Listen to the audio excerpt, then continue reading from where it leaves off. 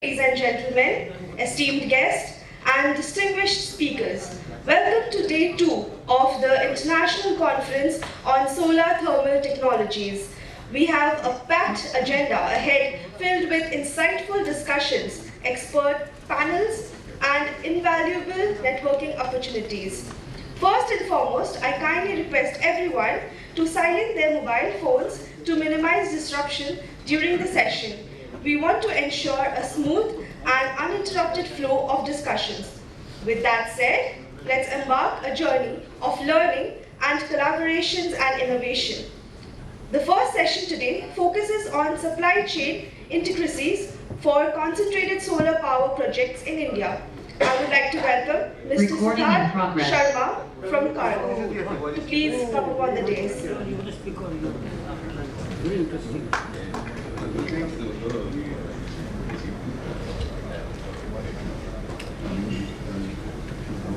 morning to all the respected seniors.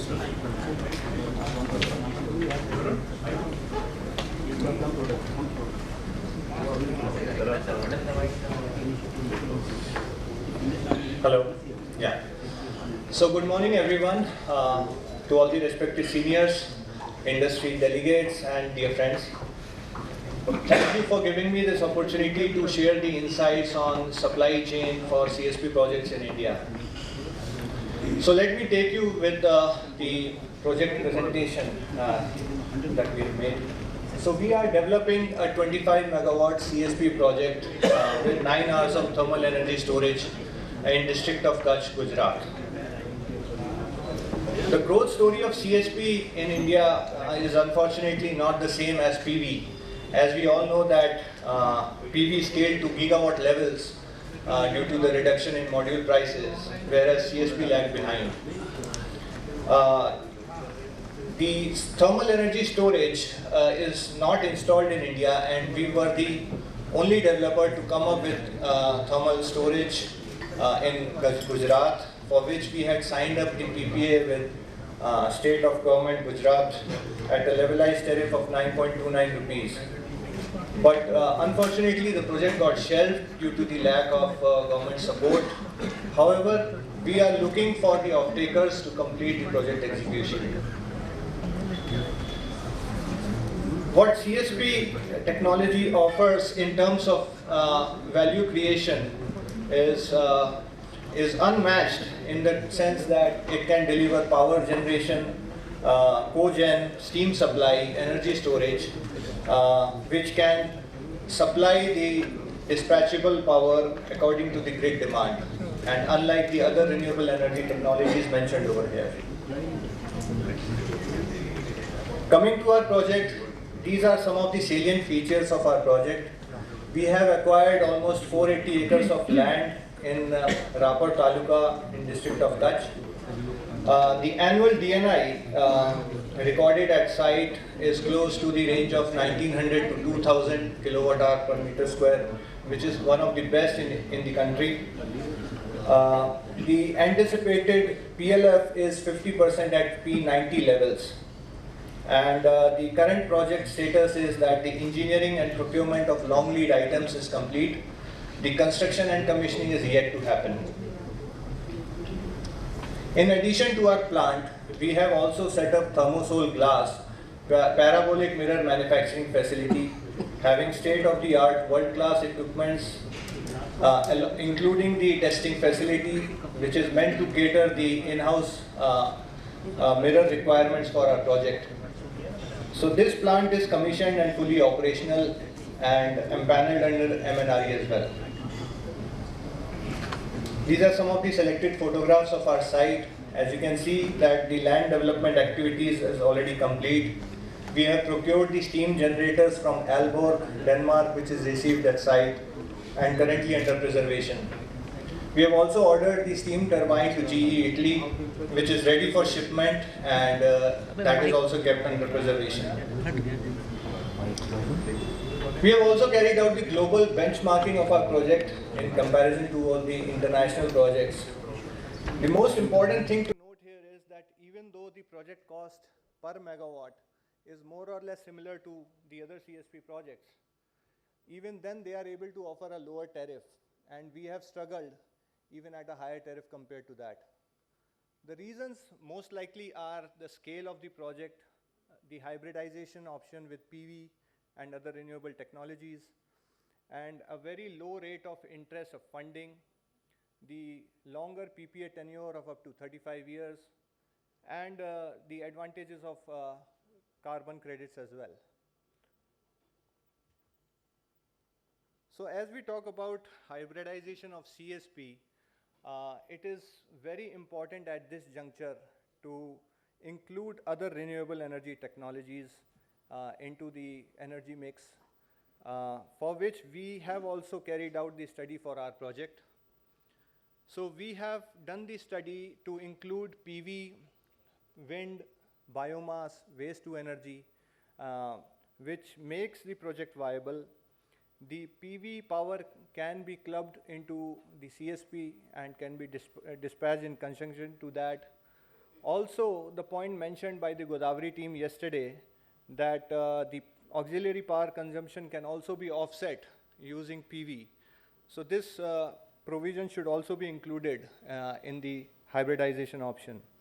Similarly, for the heating of the STF, the option of exploring biomass heating for the STF, thereby optimizing the thermal energy storage, can also be done.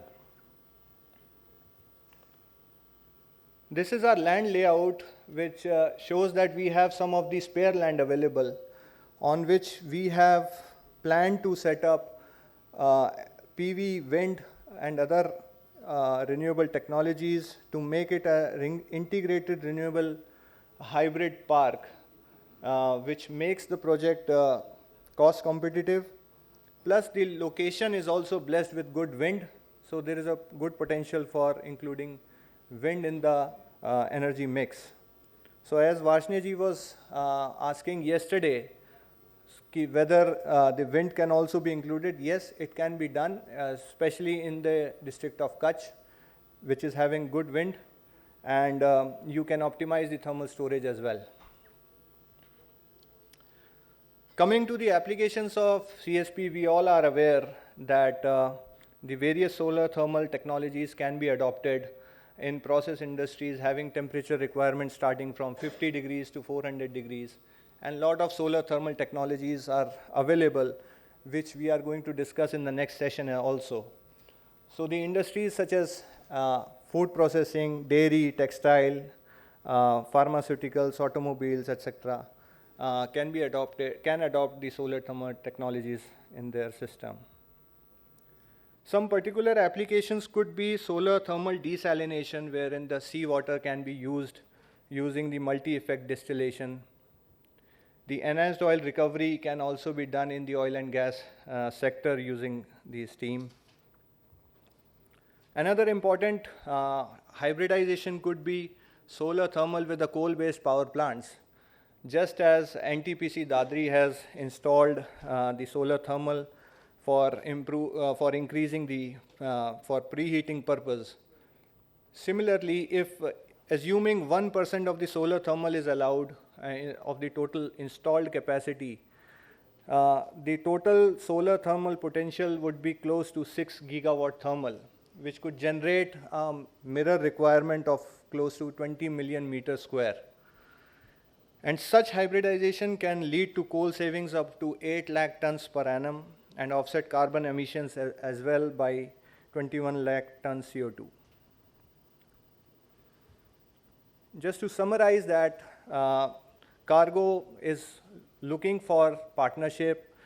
We are open to partner with any developer or government entity or GenCos.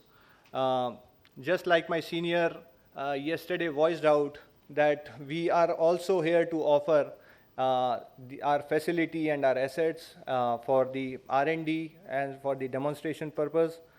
So with all the reasons that are mentioned herein, that the project is already in the advanced stage, we have the land available, there is a good potential for hybridization, and plus the parabolic mirror facility is also nearby. With all these reasons, I believe that we welcome all the developers and potential partners to come up and do the partnership. I would also like to mention here is that we have the relevant experience, knowledge base, and infrastructure to promote the CSP with storage, as we have been doing over the last decade. We have carried out the financial modeling and viability analysis for different combination of hybridization models, including PV, wind, biomass, at different capacities. The CSP hybridization with thermal storage can prove to be cost competitive for the supply of 24/7 power. We have also done the feasibility study for a longer project life cycle, and it has been, it is already been proven that the projects like SEGs in California, they have been operating for last 40, 50 years. And likewise, we have the advantage of the parabolic mirror facility as a promoting this local supply chain for the project. Also, I would like to propose some of the recommendations to the respective ministries in order to promote the CSP as well as improve the local supply chain. First one is the policy framework for the CSP development. So we need a clarity as a developer on the capacity allocation for CSP sector in next 10 years, so as the manufacturer or the developer has the idea as the vision to go ahead. The longer PPA tenure, which was mentioned yesterday also, that we can adopt a longer PPA tenure up to 35 or 40 years. The commissioning period of CSP with storage projects should be kept as minimum 36 months. The reason is because of the supply chain. As of now, there are very few local component manufacturers, and that is why for the project to commission, the minimum gestation period should be kept as 36 months. The migration of state government PPAs into center can also be looked at. The exclusive RPO obligations for solar thermal to provide more impetus. And similarly, the REC mechanism for solar thermal energy generation should also be provisioned. Then, looking at the local supply chain, we have been promoting the local component manufacturing in terms of the parabolic mirror. But for that, we also require the exemption of the waiver of custom duty for the imported raw materials or the equipments that we have purchased, and likewise for the other developers as well. Similarly, 100% waiver of GST for solar thermal project component services, so that at least in the first phase or first 2 phases of the tender, such kind of waiver should be provided till the time the indigenous and local manufacturing starts. Potential involvement with international players is also required, since they have the technology expertise and we can go for the JVs and partnerships with them. Expertise in component manufacturing and services is also can be looked at. Another important area for the support is the financial incentives that we require for a CSP to work. The central financial assistance at concessional rate of interest and loan tenure, whether it is in terms of low interest green loans or clean energy fund. The payment security mechanism can also be adopted using coal cess funds to incentivize the CSP power producer. And similarly, some depreciation benefits will further improve the project viability. And lastly, the mechanism for promotion of R&D and I projects should also be there, so that we have the R&D framework and we can fast track technology demonstration projects. Thank you.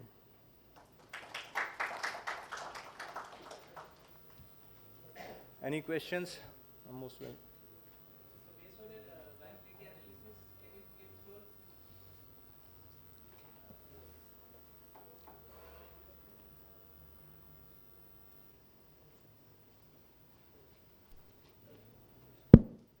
Yeah, hi. So based on your viability analysis, can you please throw some light on the tariff ranges on hybridized models? See, there are a lot of financial models that we have worked out. A lot of inputs are there in the sense what capacity you are looking at what rate of funding. So there are sensitivity analysis that needs to be done with respect to every input. So it depends on what capacity you are looking at, what funding rates you are getting, and likewise what generation, and that will define the LCOE and what tariff can be worked for a developer to have a attractive IRR also. No, I'm aware of the parameter inputs. I just wanted to know, get an idea if you have a 50 megawatt ISTS connected project, if we are attempting at as from SECI. I mean, that would be my first target, Right. 50 or 100 megawatt. If you can just give a tariff range, nothing particular, because we'll also have to discuss with the procurers in these ranges. For that, I have already mentioned that CSP hybridization with thermal storage can be cost competitive. Again, I would not like to tell any figure for the tariff because we need to understand what sort of funding we require and as a developer what IRR we are looking at. So based on that factors only we will be able to decide at what tariff we can propose the project. So this 25 megawatt project, so your offtake would decide based on the investor tie-up you arrive at. Okay, thank you.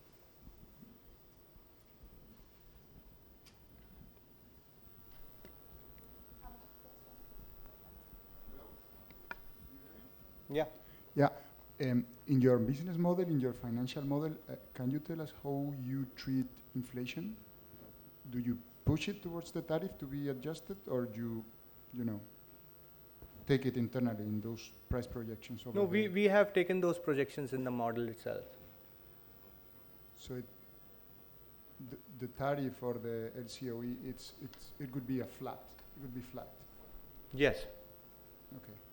Have you done the exercise on how aggressive could you get if you push inflation towards an adjustable tariff? Right. So we have in our financial model we have included the inflation. We have considered the inflation for the components, for the services as well, and defined the LCOE for the project. Okay, thank you. Thank you for the presentation. This is Ravikna from ID Delhi. Just I would like to know what is the heat transfer fluid planned in the solar field, and what is the storage media you're looking for in the storage in the 9 hours? For our project, we were going with the molten salt-based thermal energy storage. And how about the heat transfer fluid in the solar field? Heat transfer fluid is therminol. Therminol PP. Fine. Thank you. Hello. Yeah. So two questions. Yeah. The one is that what is the real reason why this project could not come up? And two, you mentioned DNI of 2149. And I'm sure for last 10 years we'll be measuring it also. What is the difference? See, coming to your first question, there have been series of unforeseen circumstances with the project because our PPA got lapsed on account of force majeure, and by the time we got the extension, the tenure was so low that we could not go ahead with the financial closure. The promoter had already invested 240 crores of its as a equity, but because of the funding issues, we could not go ahead. And again, we went back to the regulatory commission asking for the minimum PPA for 24 months, which was denied, and that's why we were unable to execute the project. But since we have the assets available with us, we have the land and the infrastructure available, we are at this forum again looking for such developers or who can come and develop this project jointly, as well as we are also hoping that with the off-takers in place and such options of hybridization are being allowed, can definitely help us as a developer and as a partner to go ahead with the project. Secondly, you told about the DNI. So the design DNI was mentioned in the slide of 2149 kilowatt hour per meter square. That was a design DNI on which we have done the initial study. After that, we had installed the weather monitoring station at site and regularly monitoring the site ground DNI data. And what we found is that we are getting consistent DNI in the range of 1900 to 2000, which is close to the design DNI. So And on coming back to the first question, so debt is not tied up. that is what? Debt is not tied up. Financing I'm talking about. So you said equity is done. Yeah. You've invested. Debt is not tied up. No, Okay, thanks. that is not tied.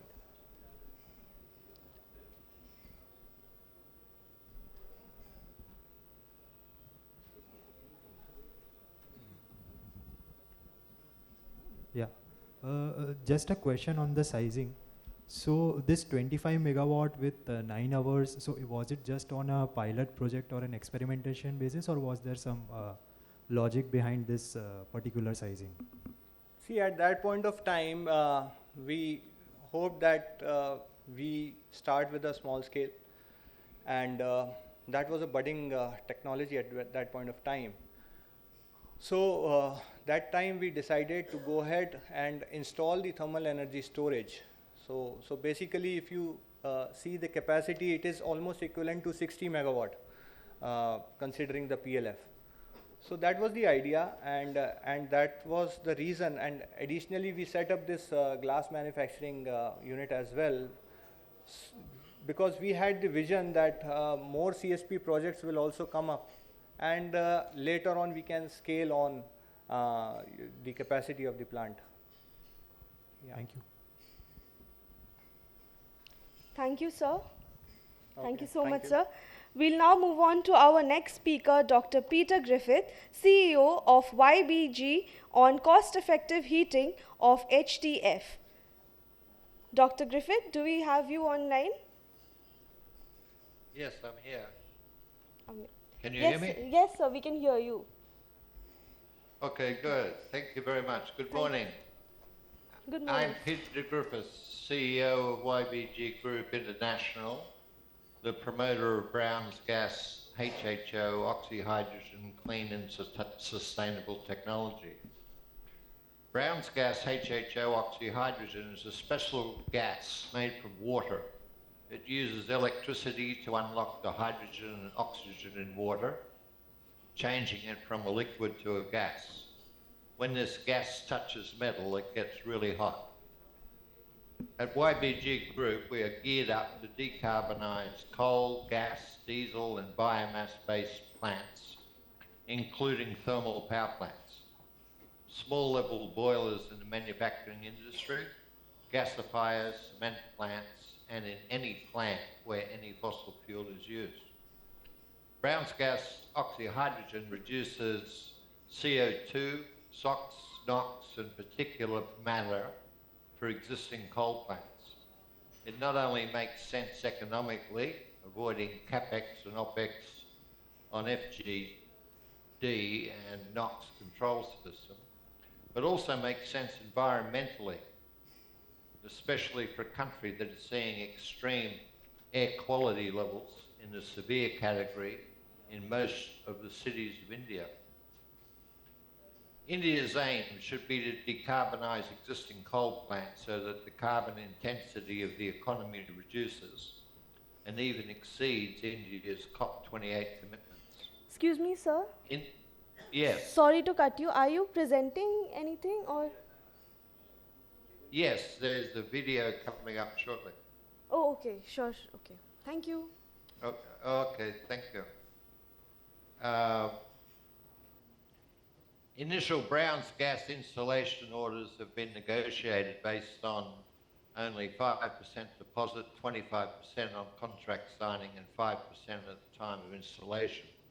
These new orders include 200 megawatt coal power plants and also petcoke for cement manufacturing.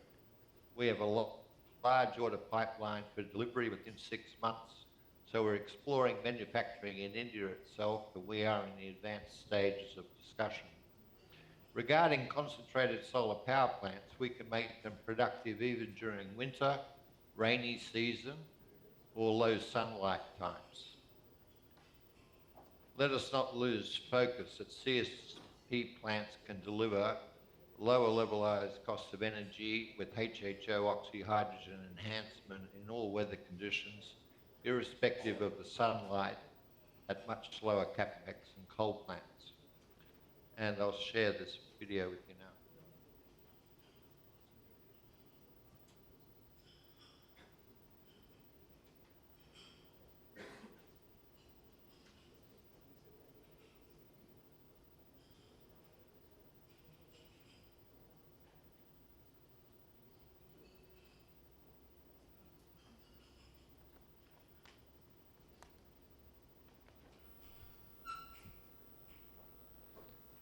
Sir, did you start sharing?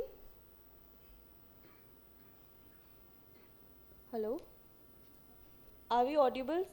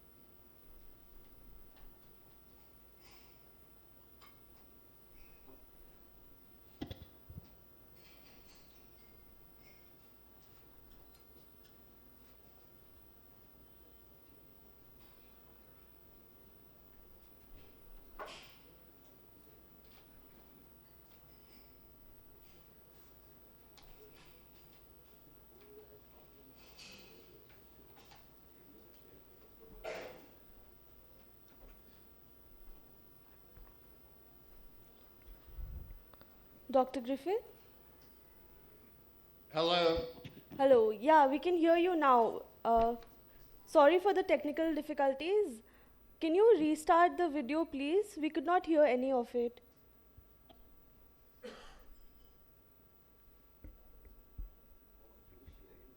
Okay, just a moment. Also, it's not audible. If you could check the sound. Please see if you can share with sound. Sharing with sound, there is a tick. Maybe you can see there.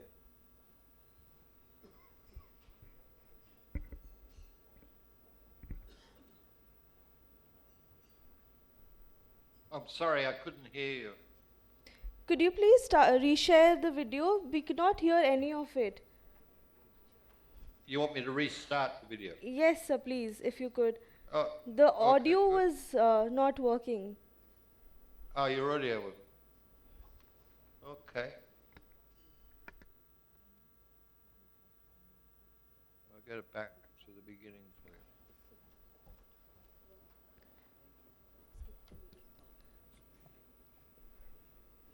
So you can switch off your video if... Is that okay? Is that working?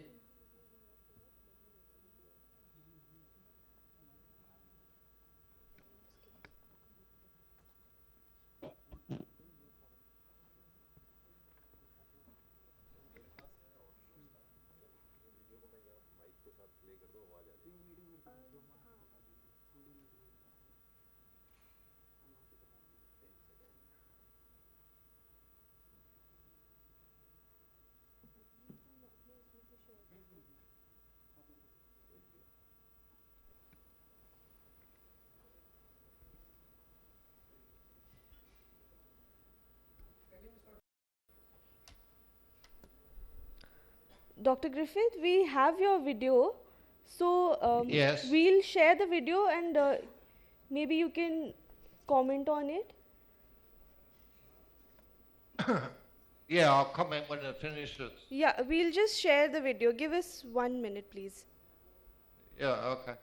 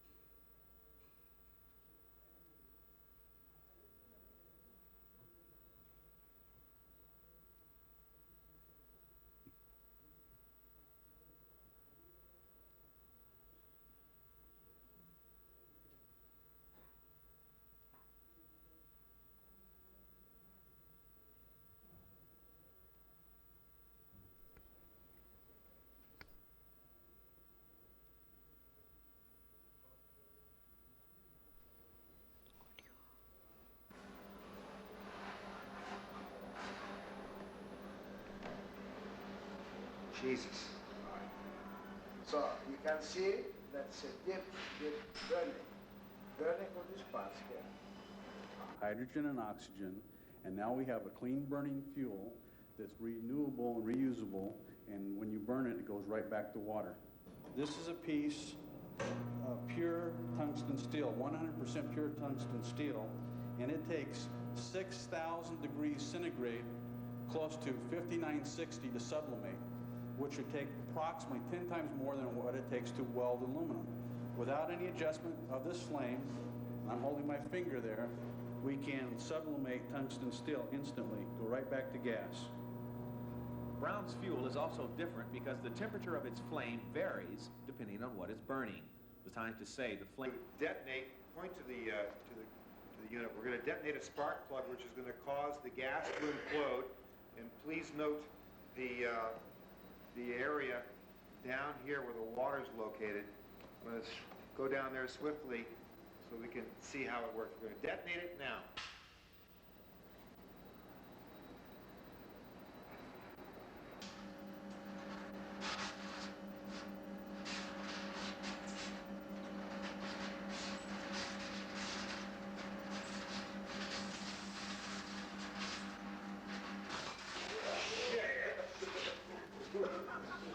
So much for your shirt.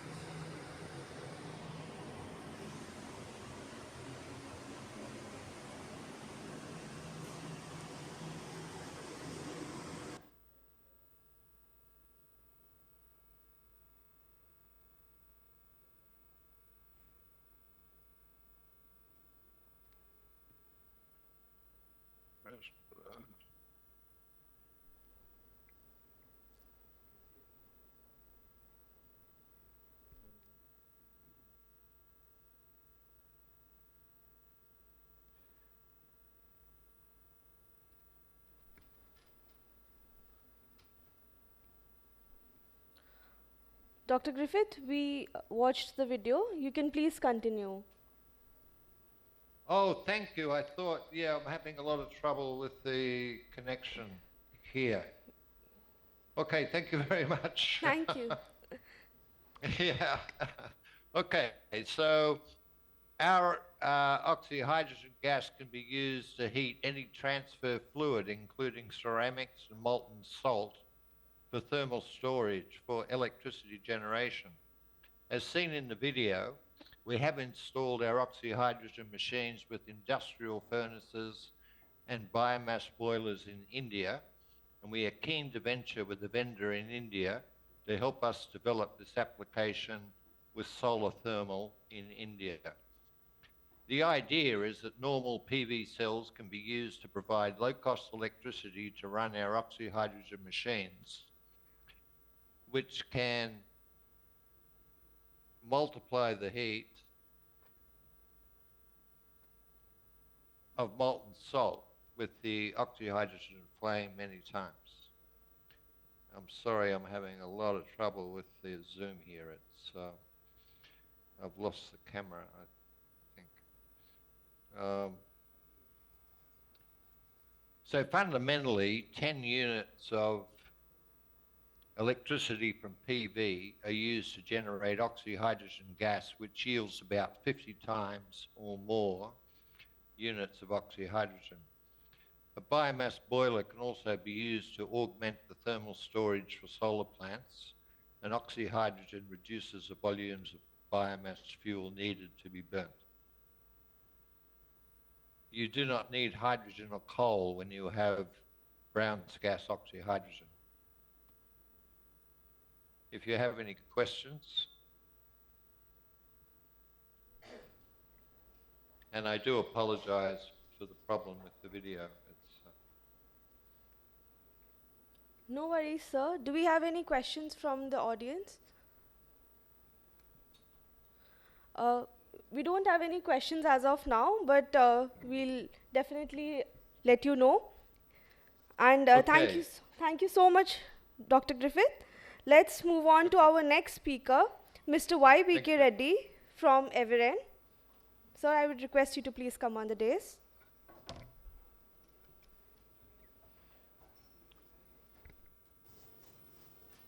Okay, thank you. Good morning, everyone.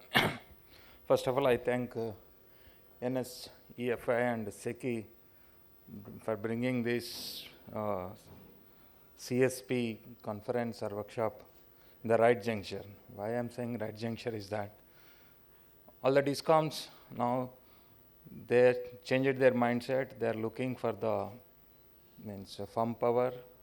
They are ready to pay more money. So the mindset is changing.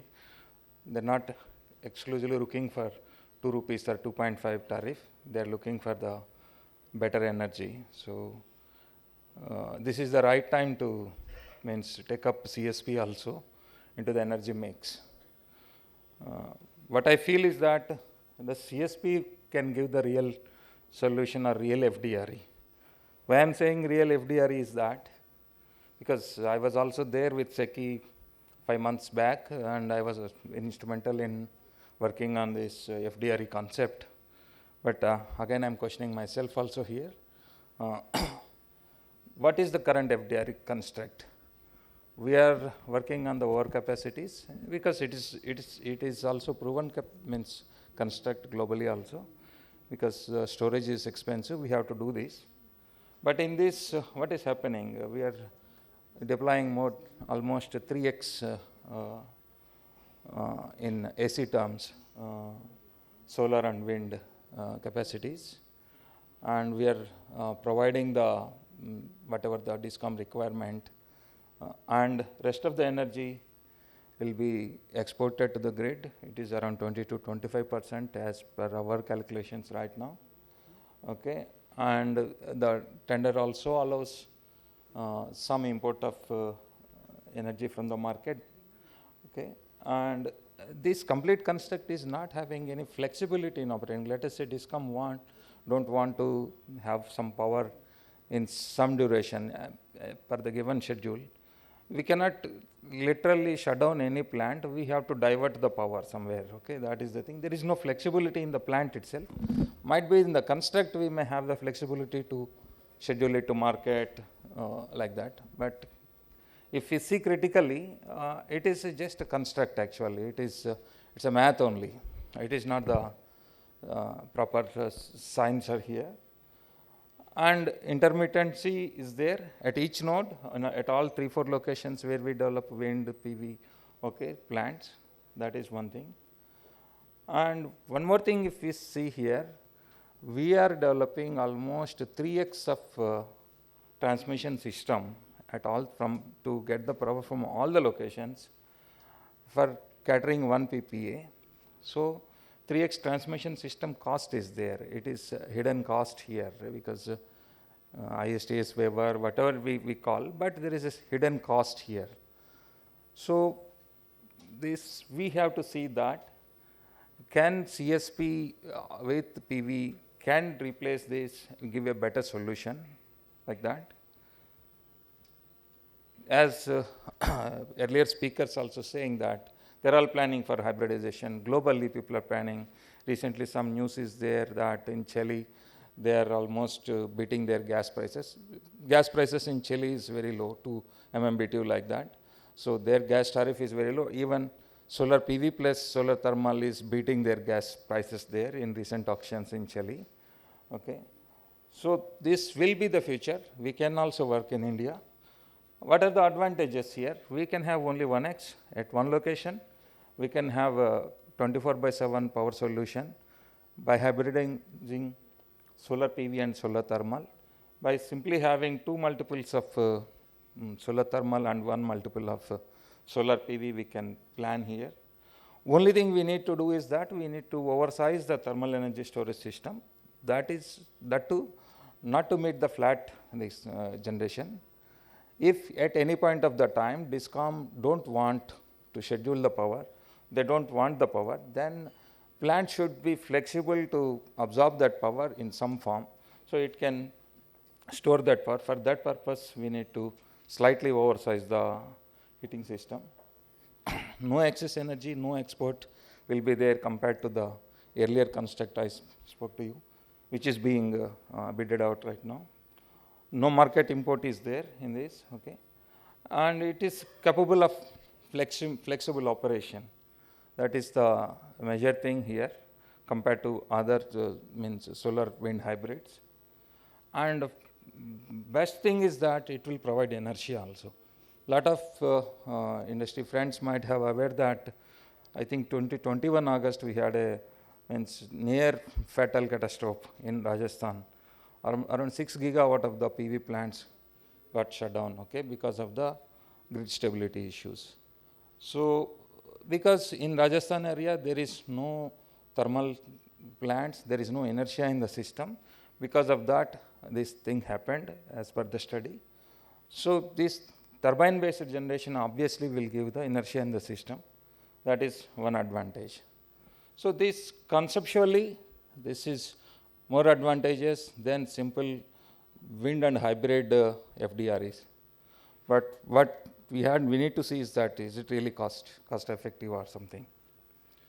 Coming to the estimate, some estimates of LCOE of CSP with solar plus storage, it is shown that it is always CSP is always cheaper with the projections of energy storage cost actually. It is always cheaper. CSP with thermal storage is cheaper than the solar plus battery storage. And some estimate by NREL that what will be the future cost of the CSP plus storage. These are all for 12-hour storage, thermal energy storage. It is LCOE is estimated at 2 different classes. They have a defined number of classes. Class 2 is high DNA location, like around 2,200 like that. DNA of 7.5 per day. And class 8 is around DNA of 6.0, which is almost close to Indian conditions. If we closely observe whatever the tariff means quoted shown by the earlier speaker also 9 rupees or something, it is almost there in the right now. It is estimated to go down by around 50 cents or 60 cents by 2030. A lot of work is happening also on optimizing solar thermal systems also. All big labs are working, Sandia, NREL and other labs are working on this. So their estimates is that their goal is there, they work on this goal. So by 2030 it may touch around 50 cents in Indian conditions, in the class 8 level Indian conditions. So maybe 6 cents per kilowatt hour means around 5 rupees or 6 rupees we may get in Indian conditions. So it is the future estimate. And with this estimates, if we calculate what will be the FDRE cost, I did a very simple math, no financial model is involved here. Okay, if we consider 9 rupees of, as the earlier speaker also shown that their estimated cost is 9 rupees right now, around 9.2, and PV tariff of 2.5. If we blend it 60 and 40% or 70-30%, we may get the FDRE cost of around 6.5 to 7 rupees per kilowatt hour. And as per the estimates, by 2030, it may touch around 5 rupees per kilowatt hour. But we need to see that. I stressed on the transmission system, means absorbed costs are there in simple wind solar hybrids. There is 3x transmission system is there. If we consider the cost of the transmission system there, if we compare the cost even right now also, even 7 rupees per kilowatt hour also, it is cheaper than the anticipated FDRE cost in the coming bids. We may see maybe in a month time. So what I feel is that it is the right time to work on CSP based FDRE. I think SECI is working on the bid. It is right time. It is feasible. I am confident that it is feasible. Okay, and the companies like the earlier one, they are without anything, they went ahead and developing the plant, means people are interested. I think with this type of PPS, it can be done at 7 rupees PPA. It can be possible. And the hybridization, we can do hybridization. I think 10 years back, I was in another organization where we worked on a medium temperature parabolic trough. We proposed a solar, thermal and biomass tariff of around 7 rupees in Tamil Nadu. At that time, again, the mindset of the DISCOMs was different. It couldn't go through. But the concept is that, so because low DNI location, low DNI is the main problem here in India. For that, we have to work on the suitable solutions. What we found in that organization is that, so if you see in the Rankine cycle, so in the boiler, we need to reach the saturated temperature, we need almost 80% of the energy. From there to ramp up to 450 degrees, it needs only 20% energy. For that, with that, what we can do is that we can use solar thermal to reach around 250 degrees. From there, we can use any of the fuel to reach the rest of the temperature. With that, it is a feasible solution. This can also result in generating power at attractive rate of around 7 rupees or 6 rupees right now. And if we operate in low temperatures, there is a big advantage is that CSP field losses are very less here, because T power 4 is the loss actually. If temperature is more, field losses are more, and this will be more efficient, means solar to thermal, efficiency is better. And this same system can be used for solar thermal as a heat applications, process heat applications also. So this is one of the things we can rework on this also. If proper PPAs are there, proper concepts, proper support is there, we can work on these things also. It's a hybridizing with biomass or anything, we can do that. And coming to the crux of this particular session, indigenization, is it really possible? It is possible. These are the pictures of two troughs. This trough is by Thermax. That was my previous company, that side one, right side one. So, and Cargo is also developing a beautiful setup for making troughs. So making troughs is not a big deal, we can do. But only thing is that tube. For tube also we thought of something in my earlier company. We can do that. In India we can manufacture the tube. That is one thing. 80% of the field components we can manufacture in India. That is not a problem. HTF, 100% we can do in India. I remember that Dr. Umesh was leading some R&D project in IOCL to develop heat transfer fluid. That is one thing. Power block, anyway, India is having enough means expertise or enough setup there to do all the thermal means industry suppliers are there, we can do that. Services and site works we can do. So what I mean to say is 90% of the system components can be made in India. It is not a problem. We can do that. So this compared to if we consider this one also, this is good for India to promote solar thermal along with other RE technologies. I hope this will take a light in near future, maybe within 1 or 2 years. Okay, thank you.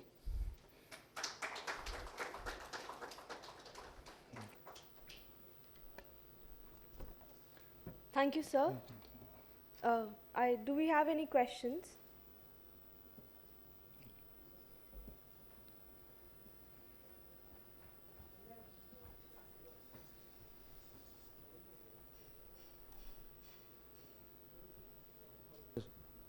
Thank you for the interesting presentation. In one of your slides, you mentioned that the cost projection by NREL, the class 8 and class 2 for different DNI. If you look at the LCOE is going down, but in 2045 there was a little bit increase in LCOE. 4045? 2045. 2045, yes. Yeah, may I know why this increase in LCOE in 2045? I think by that time the cost of the components may go up or something, okay.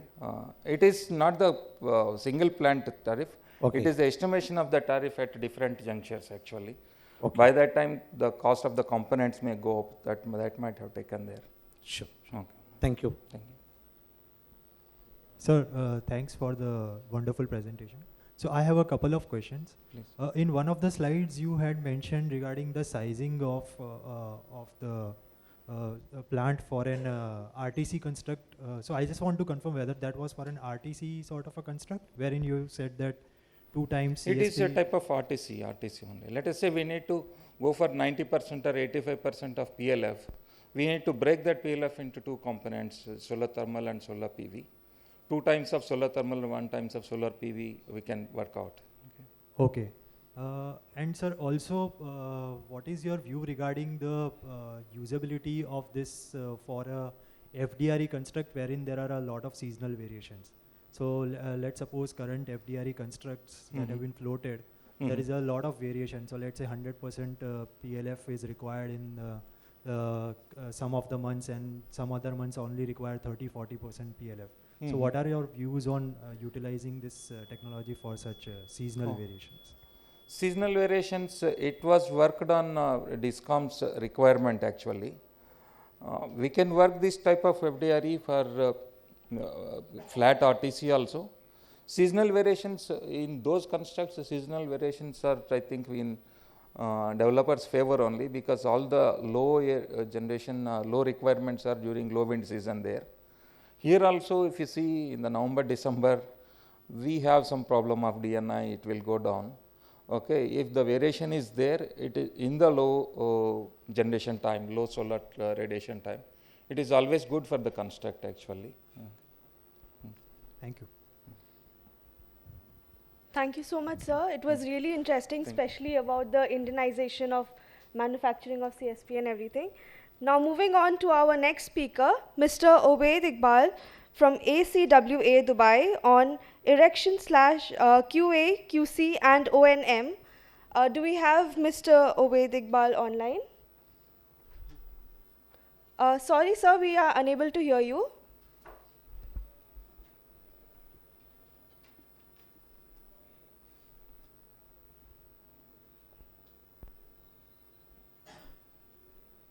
Hello. Yes, sir, we can hear. Yes, sir, we can hear you now. Okay, thank you. Thank you so much. Good morning. Good morning, to everyone. Yeah, I am working in the Noor Energy, world largest solar power plant, CSP plant. So how to erection the things? So I will be share the presentation.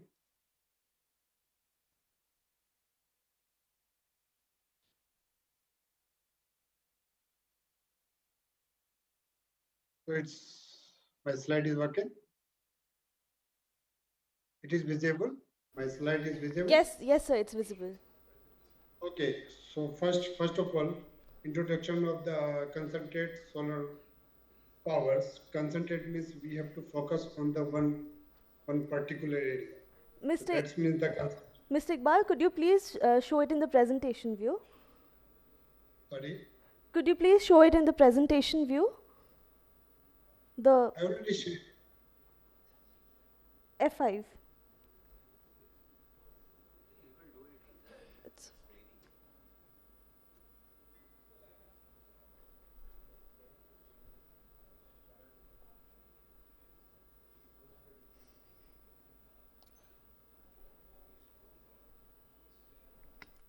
must be some technical.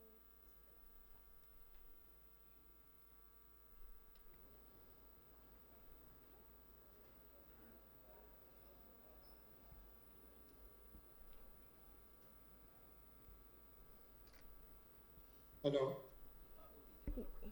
Sir, the button in the taskbar, the slideshow. Yes, that one.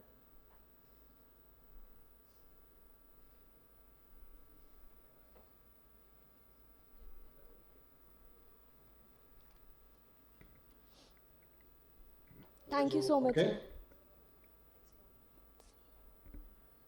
Okay, we have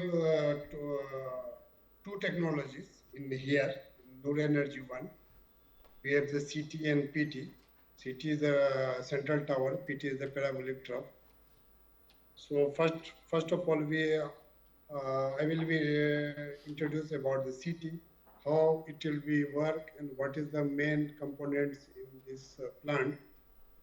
So so there's some few components in this list, like a heliostat, receiver, molten salt tank, SGS area, ACC air cooling condenser, steam turbine, molten salt. Which one is, there is the two component, sodium nitrate and potassium nitrate. Mr. Iqbal, are you changing the slides? No. We are still on the first slide, introduction slide. No, I already changed. Now I'm in the third slide. We would please request you to present it again.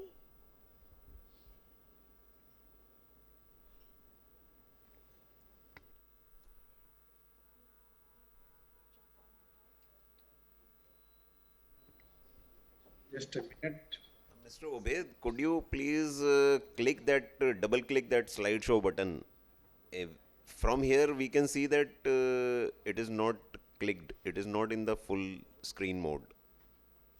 Just a minute, sir. I have to.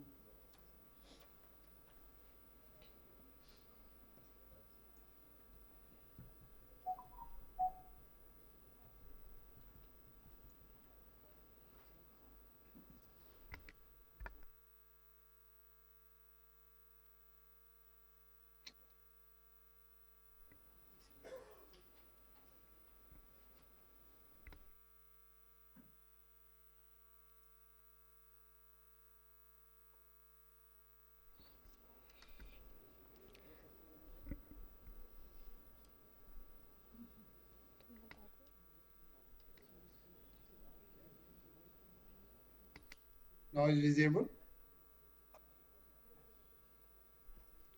No, sir, it's not open. Sir, I think your laptop is in extend mode. So if you click Windows and P at the same time, it will duplicate. So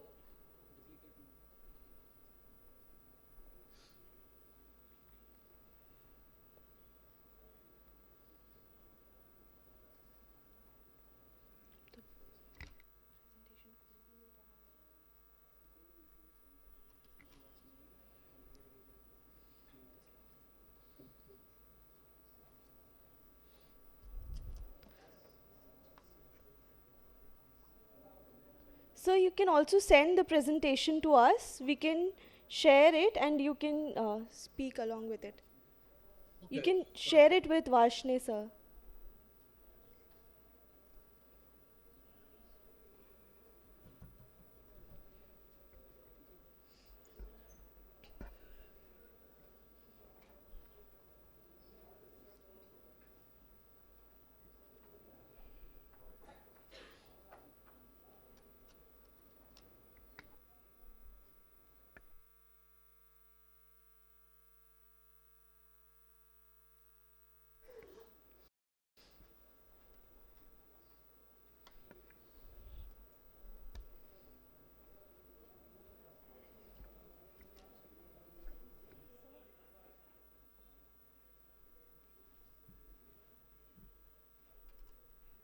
Have you got it?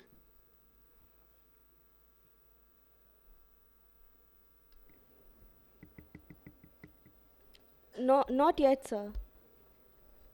Now it's uploading.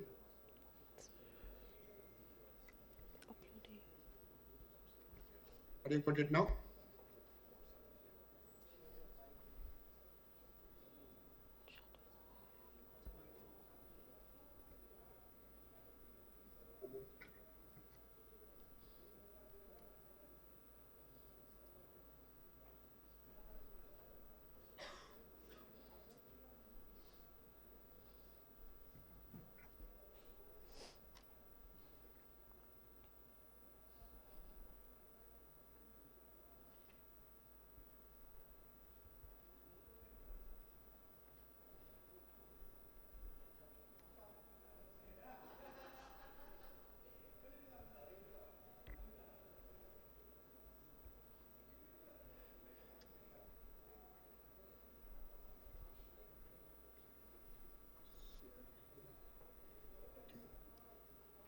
We are just opening the presentation. Thank you so much everyone for being patient with us through our technical difficulties.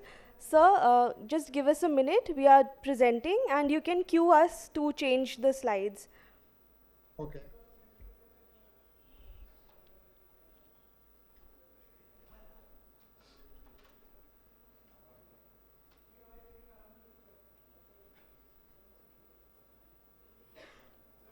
Can I present now?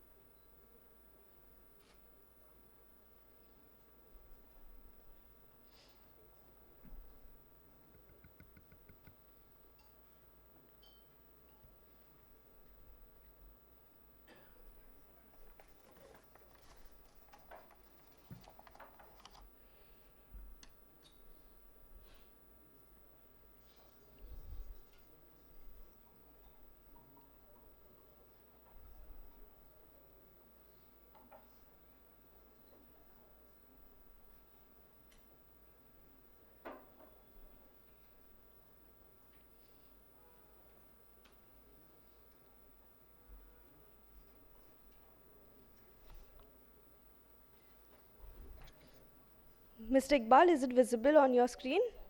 Yeah. Yes, sir. Please continue. Thank you for being Okay. patient with us. Okay, thank you so much for your cooperation. Okay, first introduction of the concentrated solar power. Concentrate means the focus of the any particular area, like a tower or tubes or something. So we'll go to the next slide. Can you? Yeah. So there is the two type of technology in here in Nur Energy one. One is the CT, one is the PT. CT is the central tower. They are focusing on the tower. PT is the parabolic trough. They are focusing on the tubes. Could you go to third slide, please?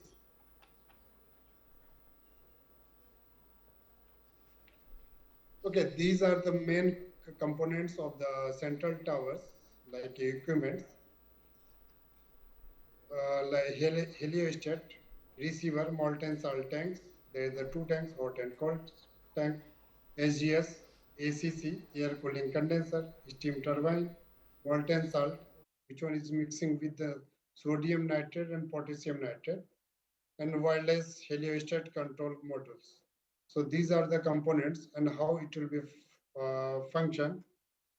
So first of all, means sunlight reflected to the heliostat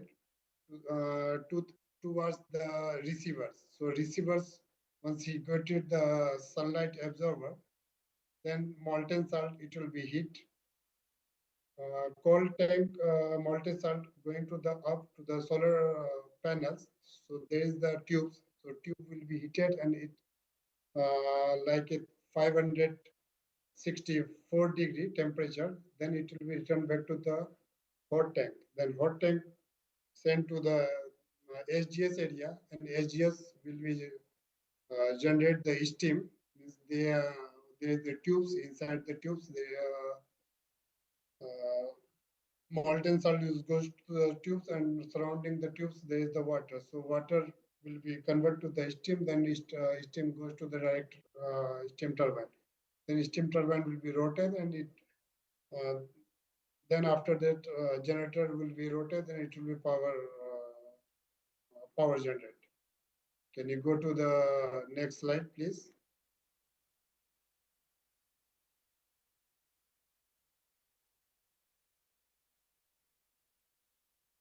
Okay, this is the full view of our projects. Yesterday, one of my CEO, he already presented about this Noor Energy project. So we have total 70,000 heliostat in this project, and 15 hours the storage capacity of the molten salt, and we have the 260-meter tower. So all heliostat focus on the tower on the top, and then the molten salt will be heated, and then circulation will be goes to the SGS area. Then SGS will be generate the steam. Could you go to the next slide, please?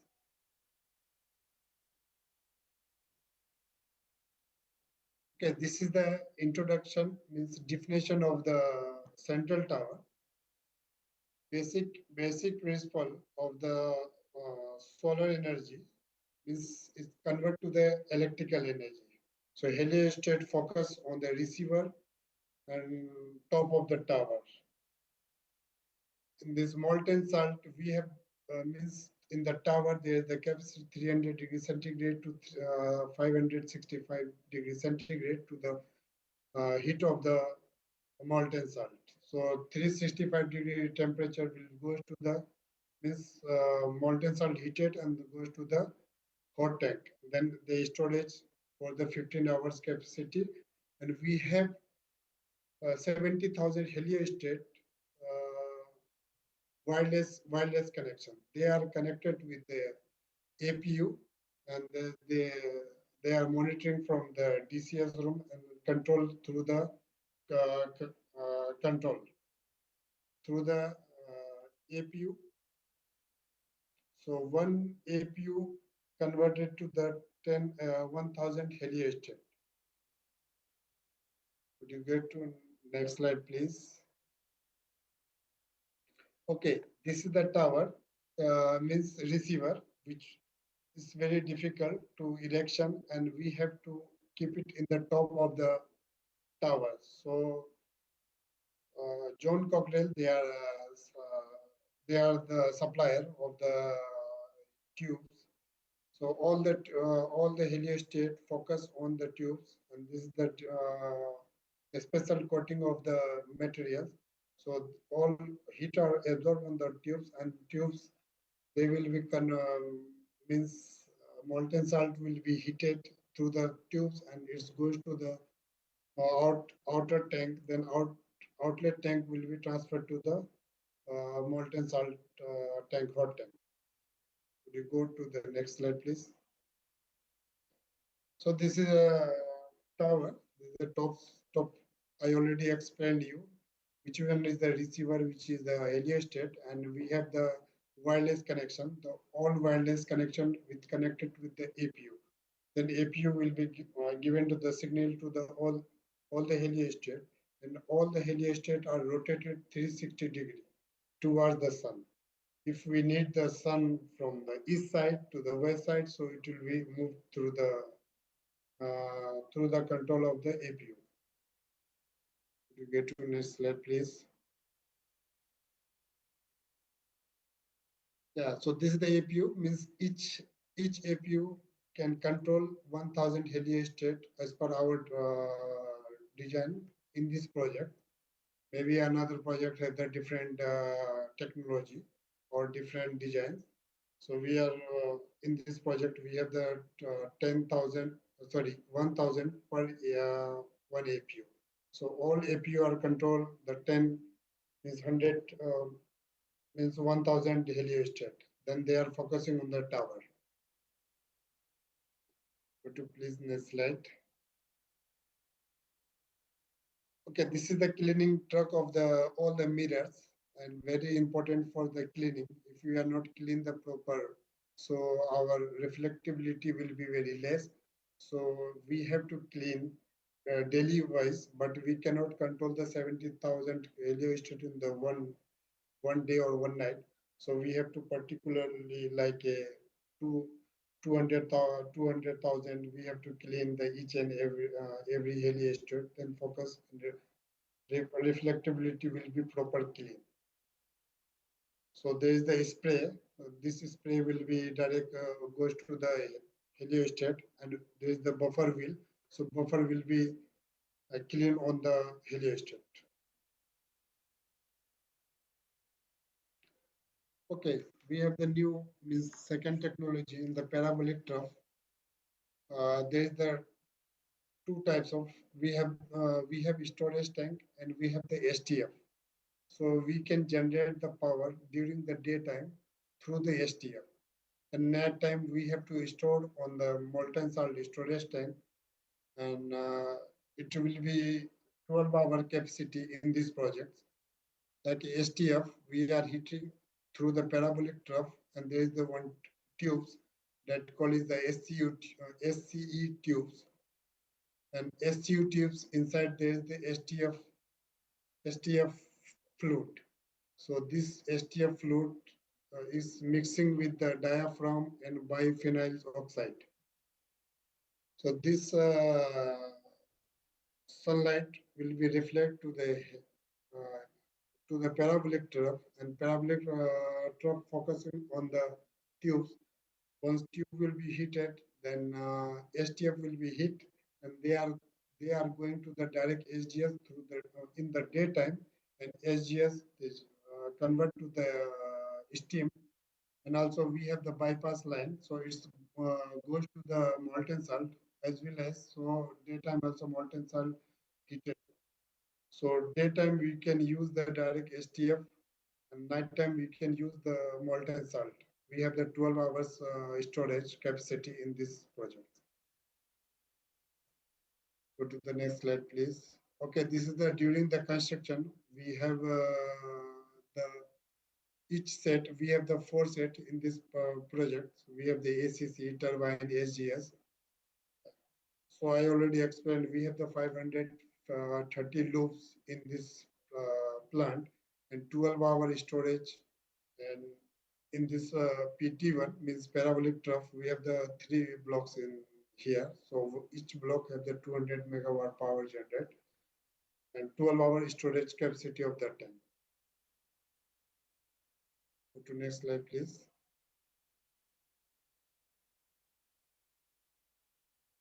So main principle of the parabolic trough is same concept of the heliostat and parabolic trough. They are focusing on the tower, and parabolic trough they are focusing on the tubes.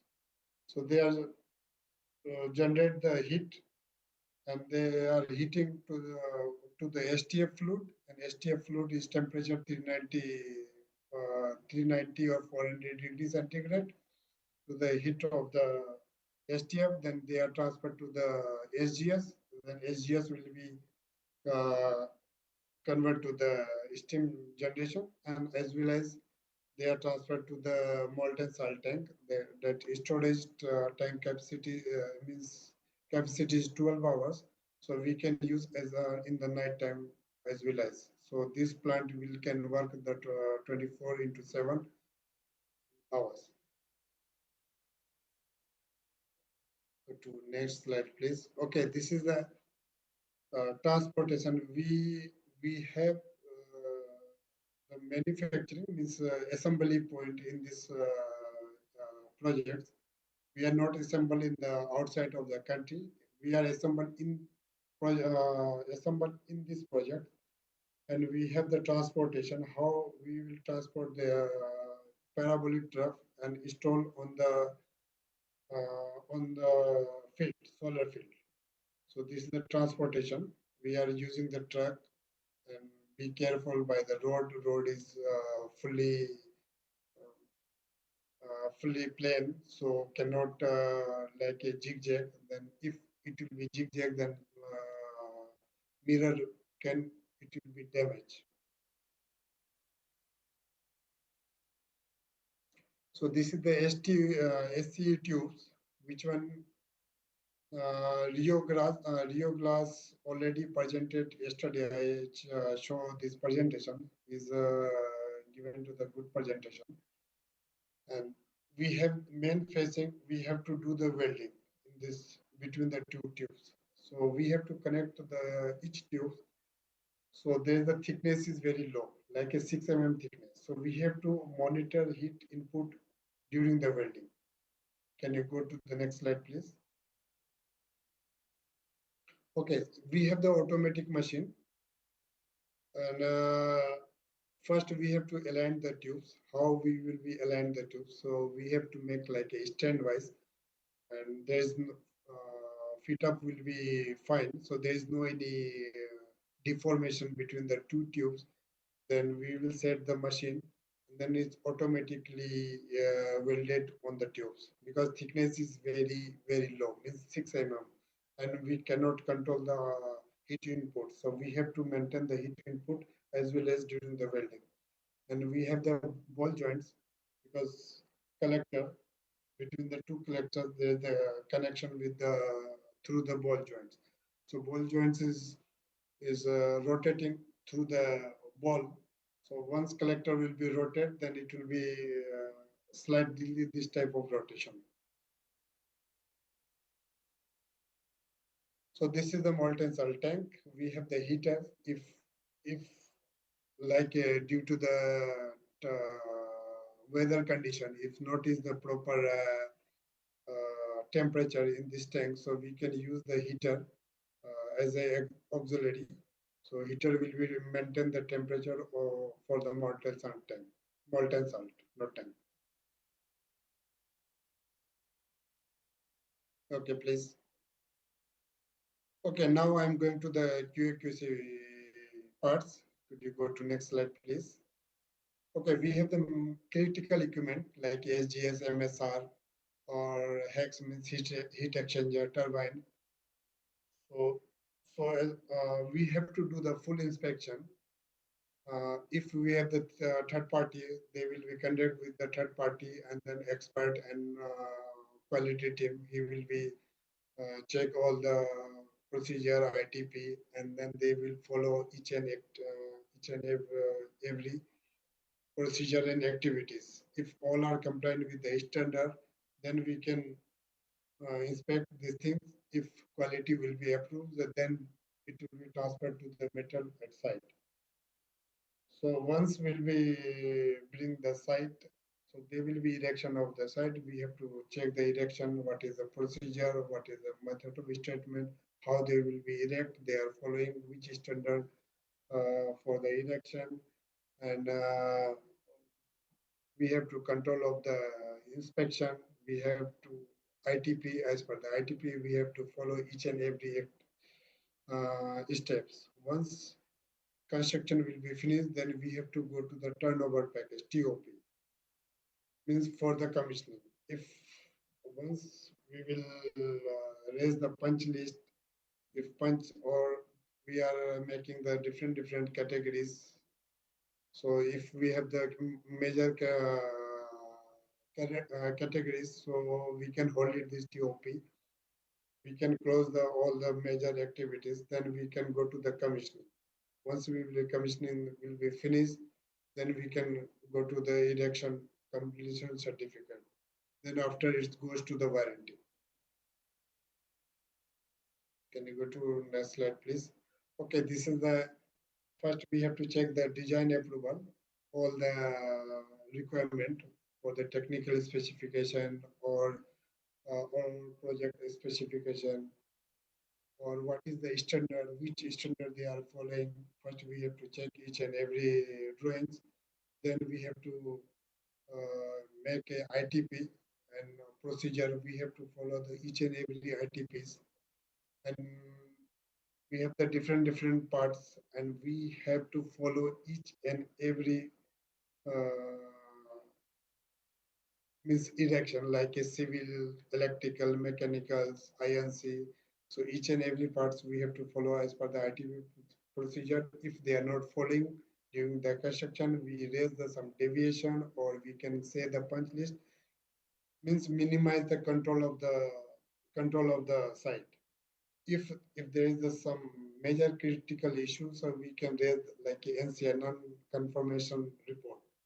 So we have the log, we can track through the log what is the deviation, how many deviation, and how many NCR we have, and we have the how many RFIs. So we have to control through the logs. So each and every documents we have to follow as per the technical specification or owner technical specification, or some standards, American standards, ASME, ASTM, or as per the country wise. Some countries they are using also British standards. So as per this one, we have to make like some rejection rate, how many failure rate. So we have to make each and every thing through the logs and technical specification. So this is the scope of the quality activities control, onshore or offshore. Then we have to manage all the documents offshore and onshore. Then we have to follow the site controls offshore. Then we have to factory acceptance criteria. We have to check each and every documents from through the factory until the site delivery. Once all the documents are received and there is no any major issue, then we have to hand over to the team. Then they will be energize the team. Then that it's means document will be closed. Yeah, thank you so much. If you have any query or if you have any question, please feel free to ask me. Thank you so much, sir. Do we have any questions?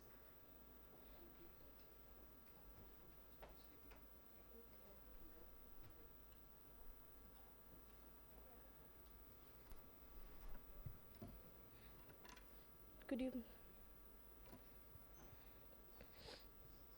Yeah, sir. Sir, what is the material of construction of these molten salt tanks?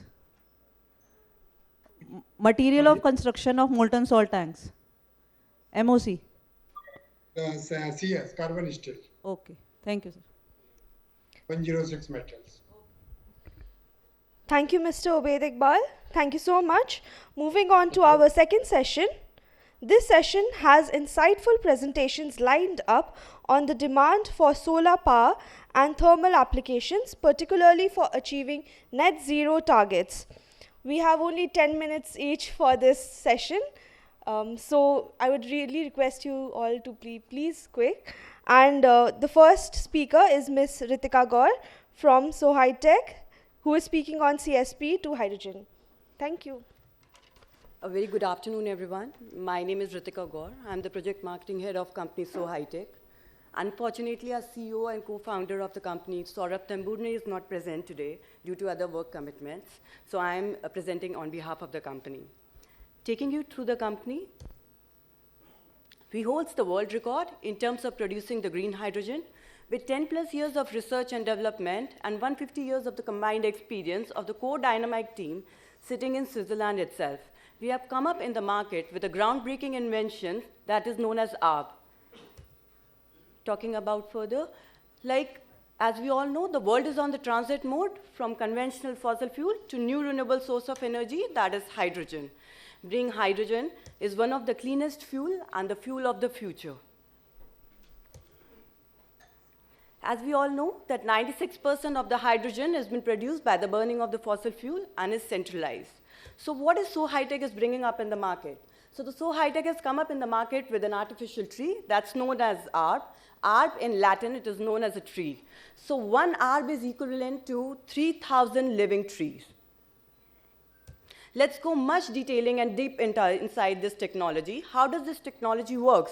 The technology is very simple. There is a concentrator. The sun rays falls on the concentrator. It gets concentrated inside the reactor. There is a photovoltaic panel which is available, and then that converts the concentrated sunlight into electricity and further splits the water into two parts, that is hydrogen and oxygen. And of course, on the other side, we are even producing electricity and heat. This whole process is known as integrated photoelectrochemical technology. Moving further, our smallest ARP saves up to 80 tons of carbon dioxide per year. It is a plug-and-play technology. There is no transportation cost involved in that, and 30 to 60% cheaper in terms of its pricing in the market. I want you to see a small glimpse of the video of the co-founder, Saurabh Tembune, who is an ex-IIT in Mumbai, who is the main mindset behind this technology.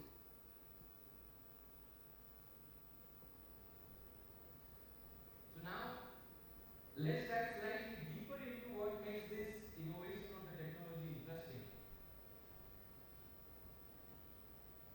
In its whole essence, the arc looks something like this. So on the right side, you see the real picture of a product scale pilot. So what you see, in fact, is a big reflector. There's nothing special. The light falls on it. It concentrates light by a factor of 1,000. But this hasn't existed since the 80s. So what's innovative here is the small device, which in fact is just this small, which sits in the center focus spot of that particular collector. And that's what is performing artificial photosynthesis. If I go in more technical now, this is the more detailed schematic, but I won't bore you with what exactly happens here. But essentially what we are doing here is we are combining multiple physics as well as chemistry in one single device, which allows us to be very efficient as well as cost effective. And in simple terms, this is how it works. So basically the concentrated light falls on that artificial photosynthesis device.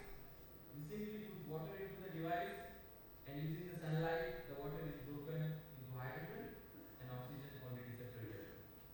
And the basic principle behind this is basically photoelectrochemistry.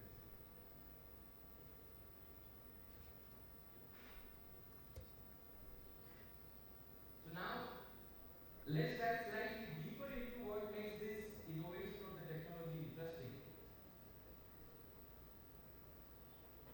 In its whole essence, the arc looks something like this.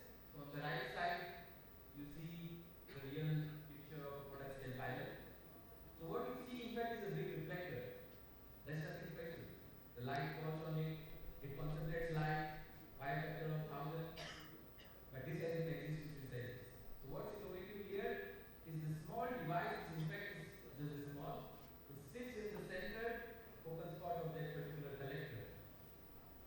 And that's what is performing artificial photosynthesis. If I go in more technical now, this is the more detailed schematic, but I won't bore you with what exactly happens here. But essentially what we are doing here is we are combining multiple physics as well as chemistry in one single device, which allows us to be very efficient as well as cost effective. And in simple terms, So here I wanted to mention that it's a groundbreaking invention so far. Going further to it, how the company is scaling up. We are coming in the market with the Garden of Arbs, Garden of Forest. 50 plus of Arbs is known as Garden of Arbs. 100 plus of Arbs is known as Garden of Forest. Going further, the durability of the product is 25 years. And of course, it is 30 to 60% cheaper, as I earlier mentioned to you. Let's go into the product readiness level. You see in the graph, they are like, we have been distinguished the graph into 5 different zones. So the ARB has already reached the green zone as mature and ready as per photovoltaic and PEM electrolysis method. Let's go, what are the products available in the market? We are come up with the market with the 3 different sizes. First is 9 meter, 13 meter, and 25 meter. 9 meters produce up to 10 kg of hydrogen per day, 20 kg up to 13 meter up to 20 kg of hydrogen per day, 25 up to 80 kg of hydrogen per day. Talking about our offerings, so of course for the gardens, customer invest, customer owns, forest, fuel and power service to the customer. We do have local partners present across the globe. Moving further, about the product positioning, you see in the graph that the sustainability level and the pricing, as per the sustainability level, the product has already reached at a very high, and as per the pricing, the product is very low. Moving further, this is one of the pilot projects which is already running in Europe itself. This is for one of the industries, steel industries.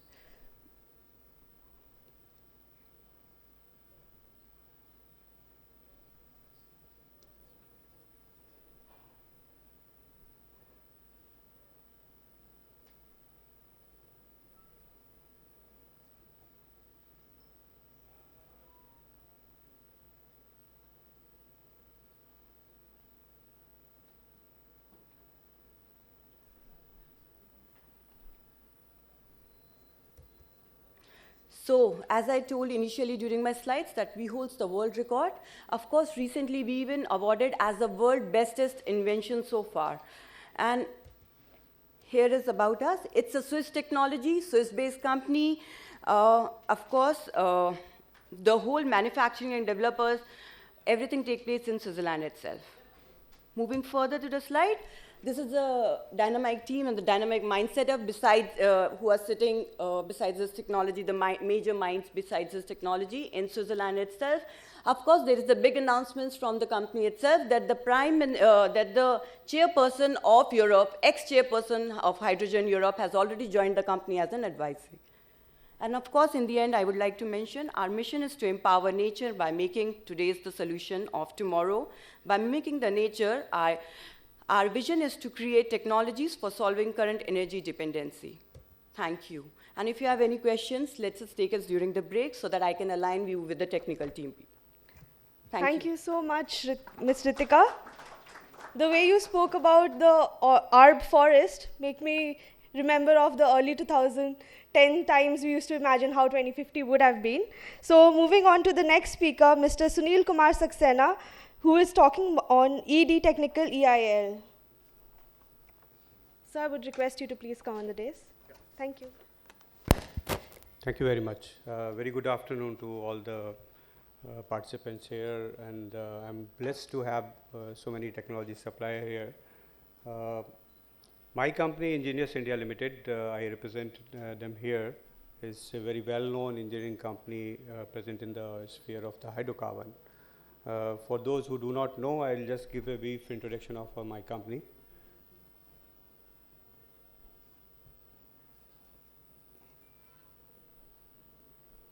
We are the wholly owned Government of India company under the Ministry of Petroleum and Natural Gas.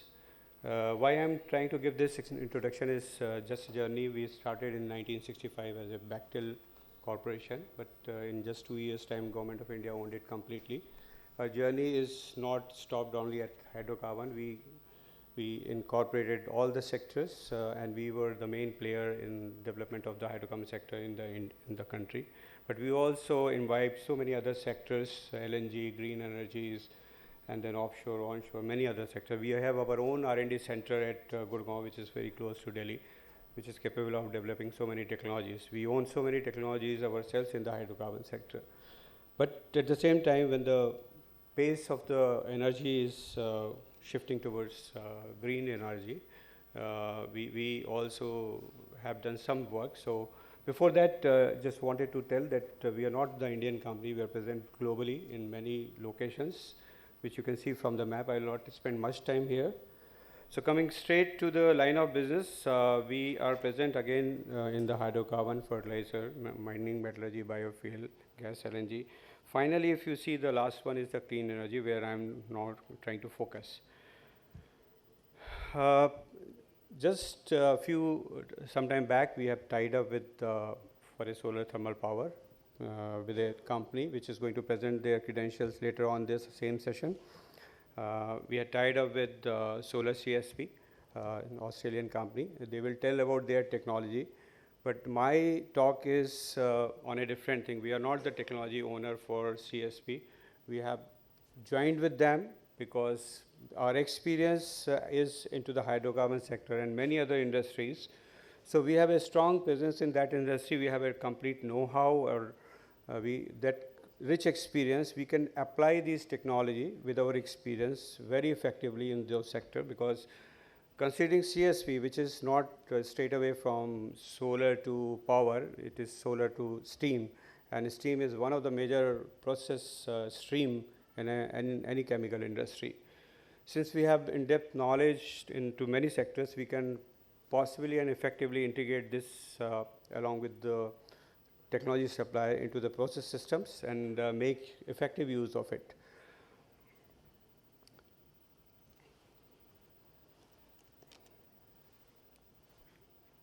So I'm not focusing on the type of technology on which we have done the tie-up with solar CSP. But before that, it's not like that EL was focusing on hydrocarbon alone, because when the hydrocarbon sector is there, there are captive power plants which are very much required for a power supplying to the hydrocarbon unit. So we have done many projects ourselves, which are based on mostly on the fossil fuel-based fuel, and many of them were coal-based, lignite-based, gas-based, liquid fuel-based, and we have also worked in the nuclear power base. So particularly in the power generation sector, we have got complete experience of doing the balance of the plant, and many of the elements of the system, power generation systems, like the utility boilers, HRSG and CFBC, we have complete experience. Most of the things are designed by us, except for the bought out equipments like turbines or boilers. Those are bought from the OEMs. So we have done many projects, even in world's largest refinery. We have done our own engineering for supplying the power plant, which was a very big, I think roughly 380 megawatt plant.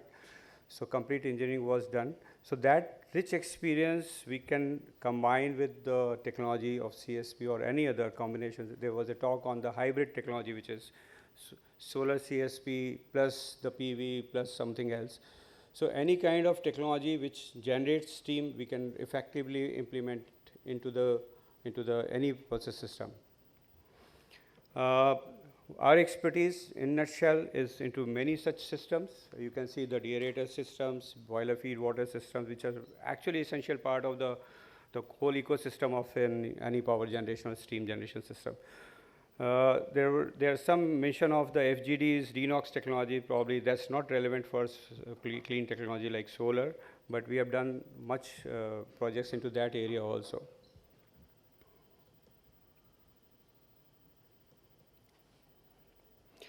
It's a brief summary of many projects done by us in the past for hydrocarbon sector. We have done projects of power generation from varying capacity in megawatts, and most of them are the combined cycle projects where steam and power has been generated, which is similar to the model what any kind of power generation which is being talked about in this section is there. And you can see we have also done projects into various modes. We have done our own engineering in EPCM. We have done through PMC and feed mode also. So depending on the nature of the project and the requirements, we change our role also. So that is based on our past experience of implementing many projects. So you can also notice here that we have done the projects with varying type of fuel, liquid fuels, petcoke, fuel oil, and we have also done steam generation fuel was high hydrogen fuel gas and natural gas. So with this, I briefly tell the technology provider to really come along with us and then join hands with us. We have much more experience in implementing projects where there's a whole lot of ecosystem. There's a lot of work, not only the technology which is CSP or solar dish or parabolic dish, but rest of the systems we are very much experienced, and anybody can join hands with us, and we can put that into the reality, not only in the engineering but also into the implementation part. So this is something which I need not to reiterate, because this talks about the advantages and opportunities in using the solar technology, which many industry experts in the morning session and maybe yesterday also must have been talking about.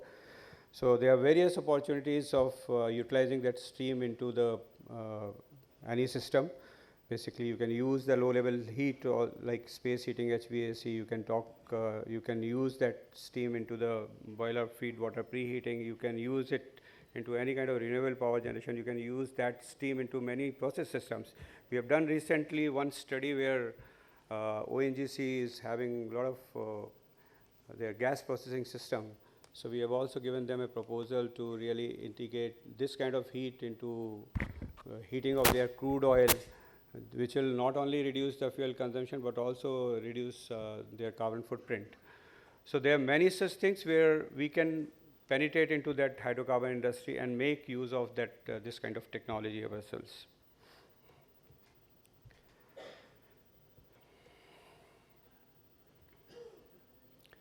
This is a typical chart we have prepared, like if you are a technology provider, if we are there with you, what kind of work we can do with you. So you can see most of the work can be done by us. You can leave it to us, and we will implement it for our systems.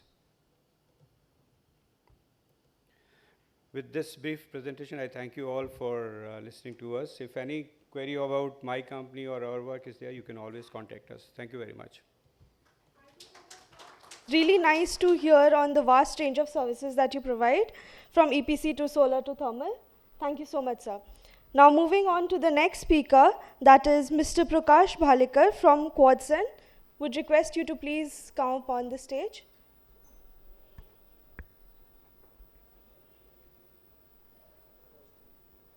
I repeat, Mr. Prakash Bhalikar from Quadson. Okay, thank you.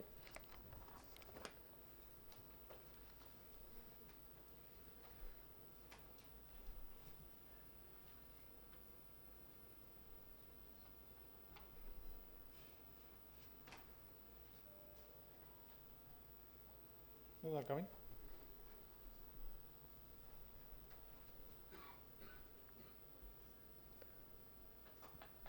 Could someone from the technical team please check? Okay.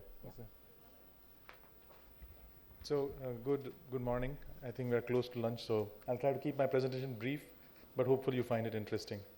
So we are a company that is focusing on clean heat and clean water, and we didn't choose to be there. We somehow migrated to that position, and I'll explain a little how we got there.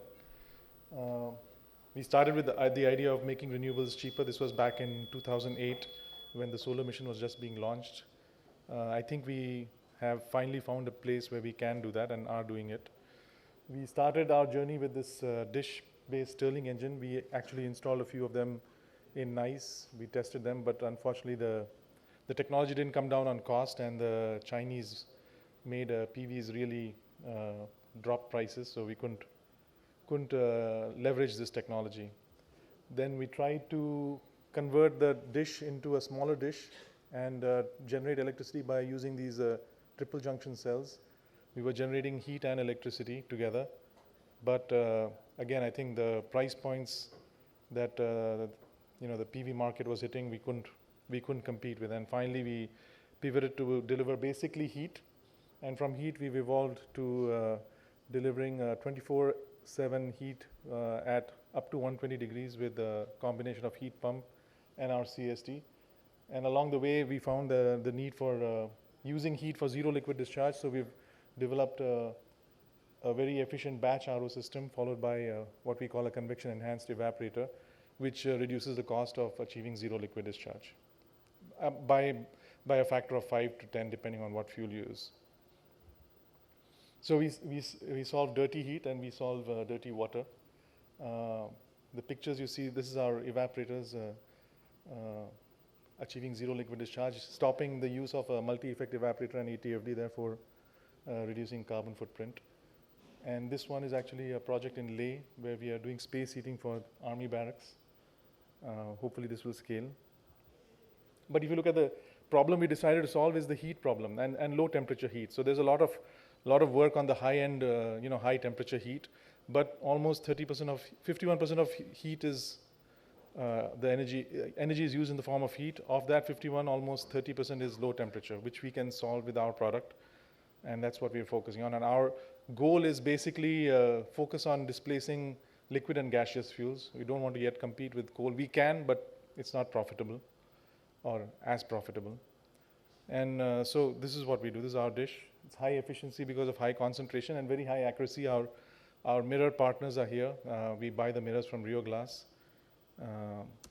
Hold on, let me see how I can make this video work, but it's a time lapse of a full day run, and maybe I cannot make it work, but I'll come back to it if I can. The mirrors are reliable and durable, and the key of our dish is it's easy to install. There's no special equipment required. It's not like the big dishes where you need complicated equipment to put them up. It's very easy to, this is built by people who have a diploma, and they need 1 month to learn to build it up, and it's easy to maintain. And everything we build is in India except the mirrors. And if you look at, I think these are well known. These are the prices of heat from various fossil fuels depending on what the price point was at that time. But these are easy to beat. No? So that's what we focus on. Some pictures of our installations. We have almost 1,000 dishes, about 200 in Spain, I think, and the rest in India.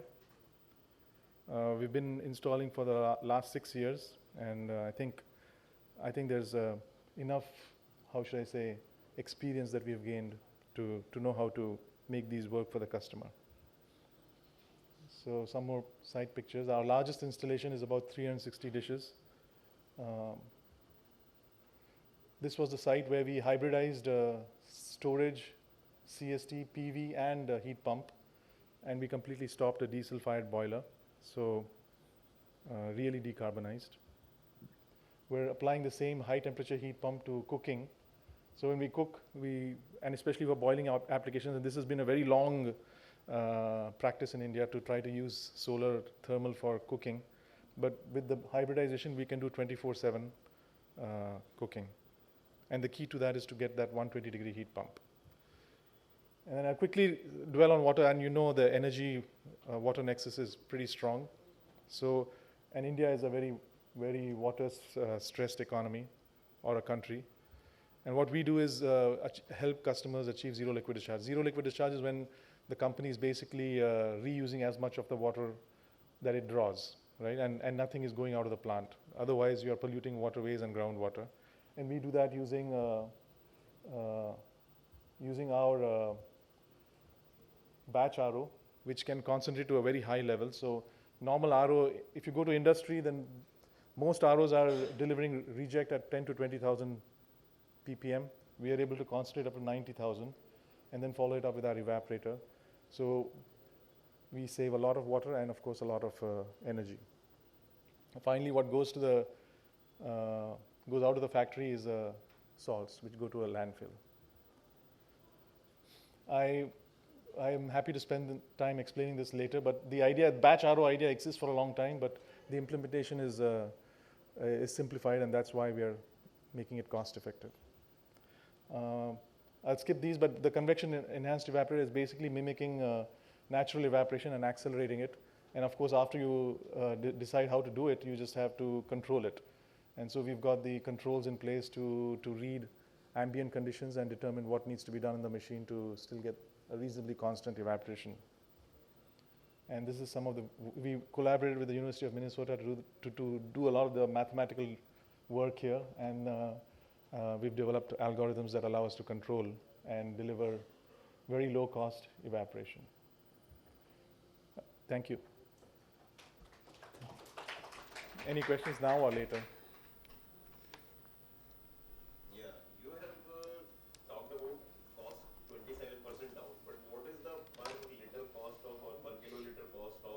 Evaporation. Yeah. So I'll answer that in two parts. The batch RO itself is less than 2 kilowatt-hour per meter cube. And the evaporation, the best we have achieved in a dry place like Rajasthan is 20 kilowatt-hour per meter cube. So that's 20 paise. Oh, thank you. Thank you so much, sir. And now moving on to the next speaker, that is Mr.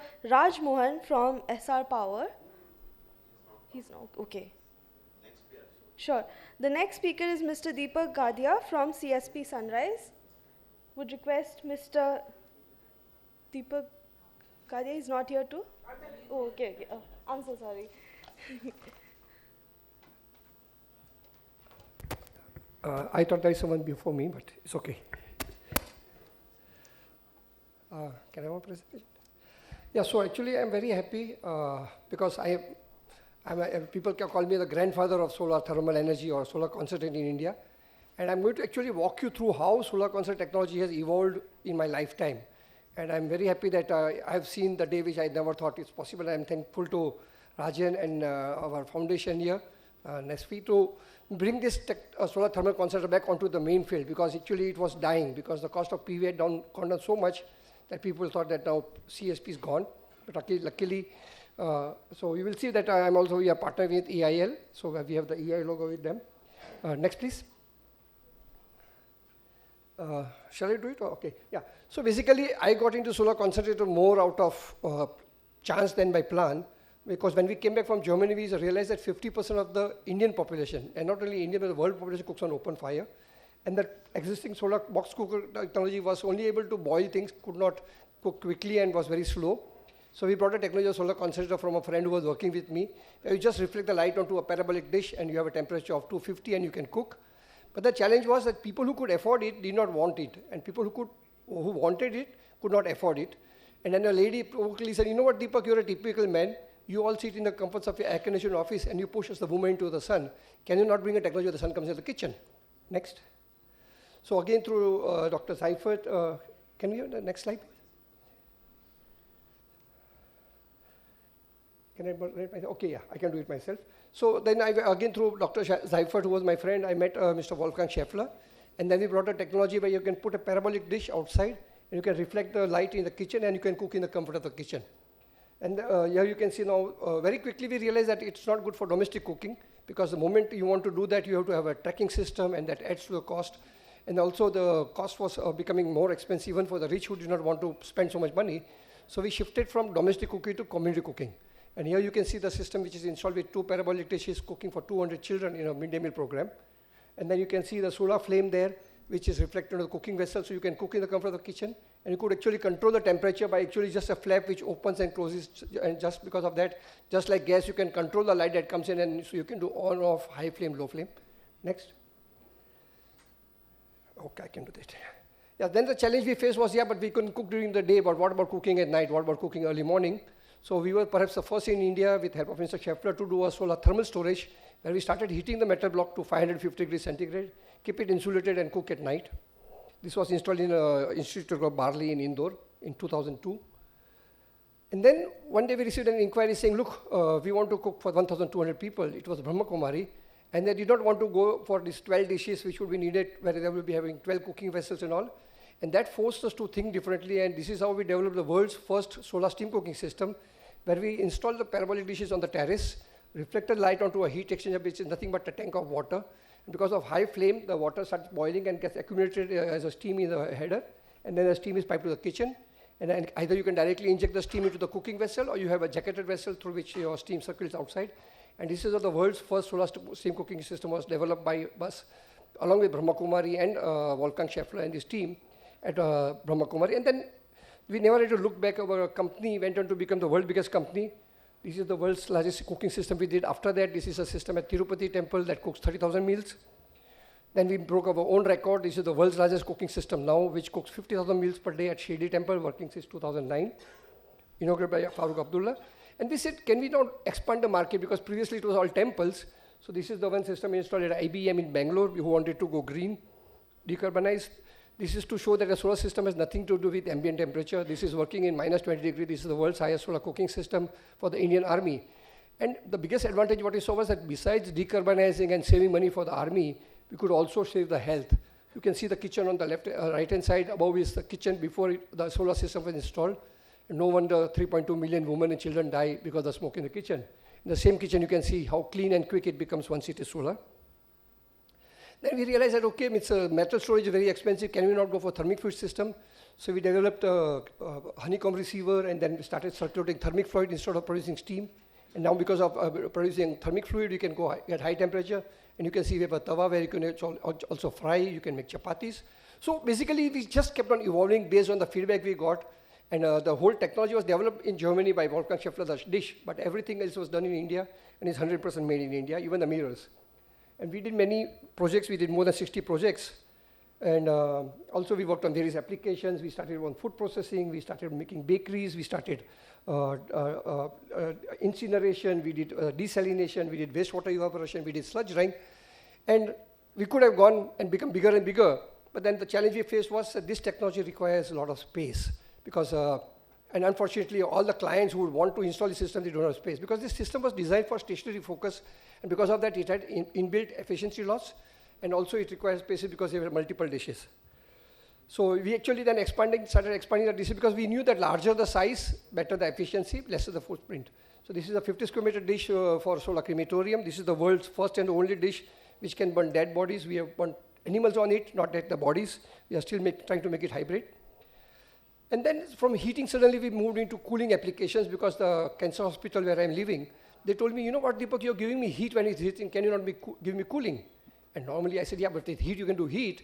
And they showed me that they were having a Thermex VAM chiller where they were producing steam in a wood-fired boiler. So for me, it was very easy. I just had to replace the boiler steam with my solar steam, which I was already doing with Tirupati and Shirdi. So this is how India's first solar air conditioning plant came up in 2005, where you replaced the boiler with 100 Scheffler dishes, and then the steam went to a double effect VAM chiller, lithium bromide chiller, and then we sent the chilled water to a 160-bed hospital. It's a 100-ton air conditioning system, worked from 2004 to 2018. But then the challenge we started, as I said, facing was the availability of space. We could really demonstrate that as this technology is there, it works, there's a big market. But the challenge, as you see, in Munisev Ashram, where we had installed, we required 2,500 square meter of land. Being in a village, they could afford it, but in any industry or any complex, they would not have the space. So now we tied up with Sunrise CSP. I'm the chairman of Sunrise CSP, where we have brought a technology where one dish of 25 meter dia, means it's 500 square meter, can replace 100 dishes of 12.5 square meter. That means it's double in efficiency, requires 1/3 the footprint. So this is, I think, the breakthrough we were looking for. Can we have a technology which is less footprint, double in efficiency, because of that less mirrors and less cost. But the technology had to be such that it should be made in India. We didn't want to import. So actually we transferred the technology from Australia and the whole system, which is a 25 meter dish, which is a 26.2 ton structure, was done all locally without a single Australian coming to India. And you can see the technology has a unique feature. It's called factory in the field.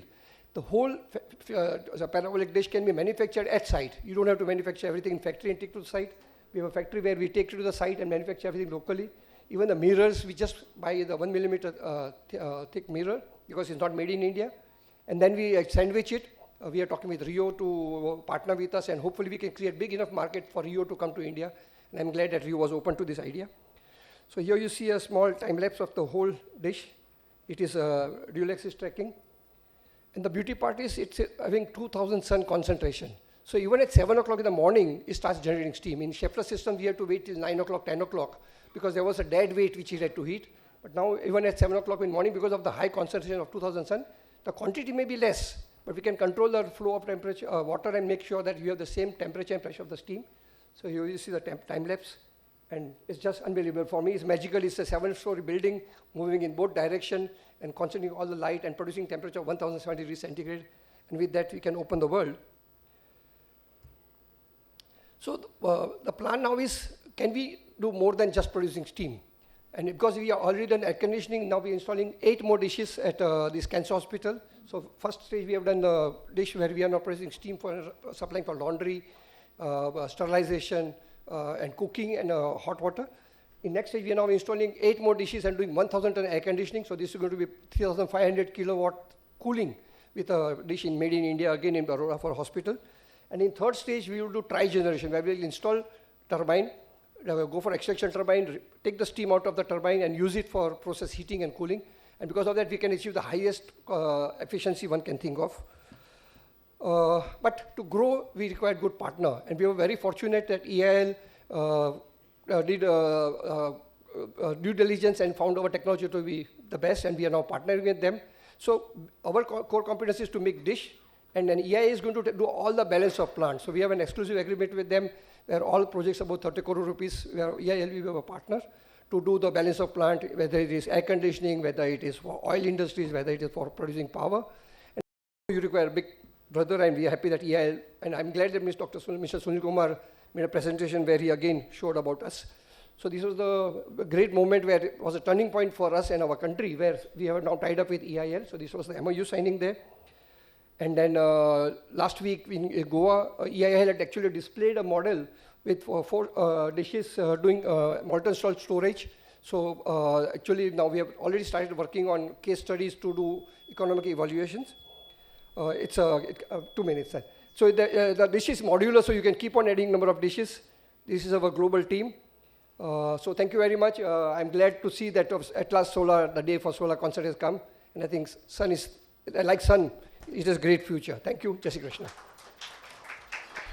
Thank you so much, Mr. Deepak. You have actually redefined technology and philanthropy, collaborating it together. Now moving on to the next speaker, Mr. Vedang Patel from Credence. I would request you to please come up on the dais.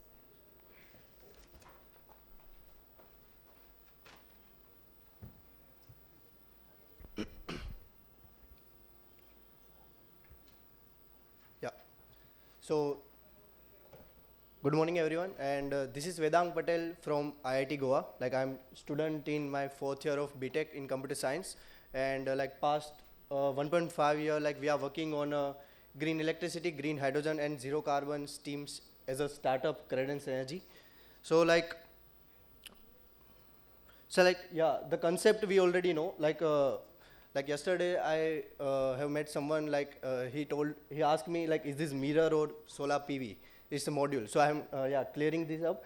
Like we just use the mirror to concentrate the sun rays at a specific point, and we like generate some heat at that specific point, and we use that heat for the further process, like for the steam generation or electricity generation or anything.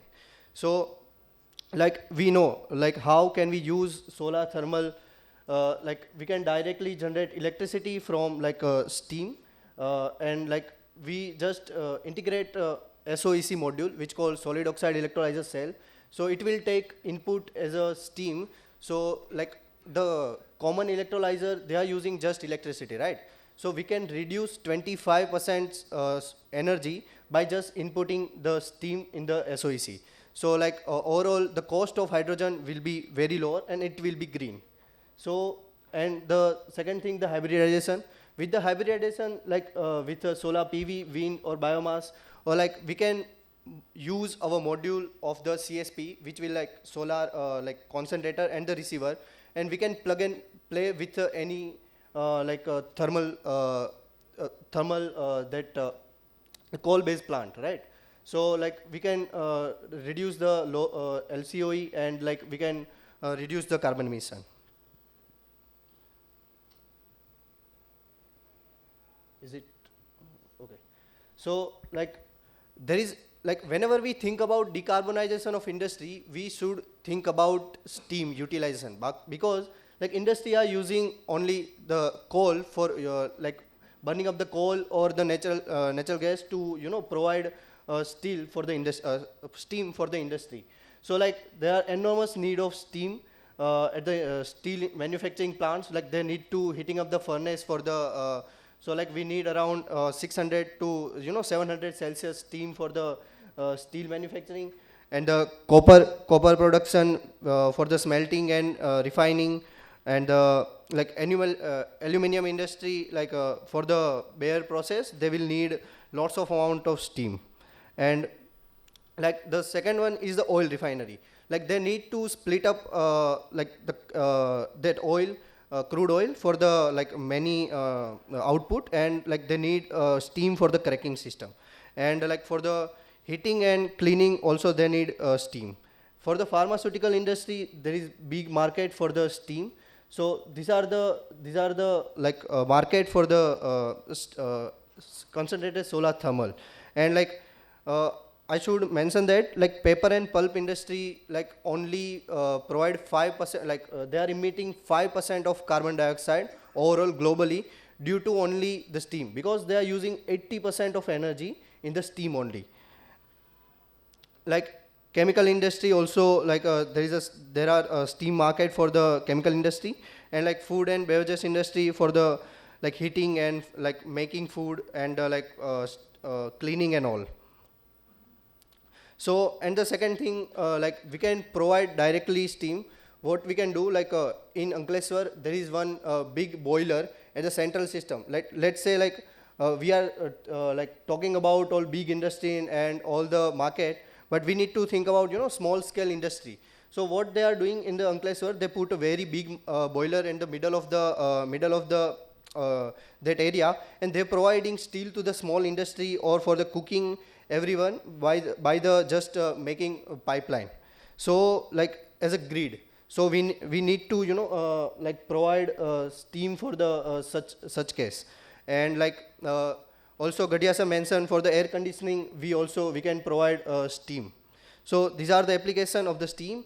But like we are okay, the current plant you can see on the like very big infrastructure. We need to put by cranes, installation cost will be very higher. So what we'll do, like we need to make modular plant strategy, right? So we are providing modular plant strategy.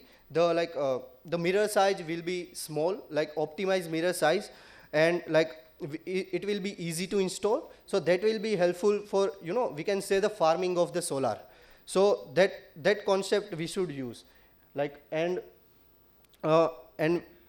the second thing is like what we'll do, like let's say someone will tell you like that much capacity we want, and what will we do for the, like I'm explaining you how will we provide. So like what will we do, like the field optimization and all.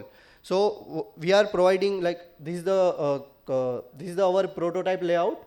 Like we have developed the software and we are providing, you know, the field layout. Like we need to think about blocking and blocking such errors like blocking and shadowing, like one mirror block another one mirror shadow another one, and we need to optimize the land usage because the cost of the solar field is 45% of total cost of total capital cost of the CSP.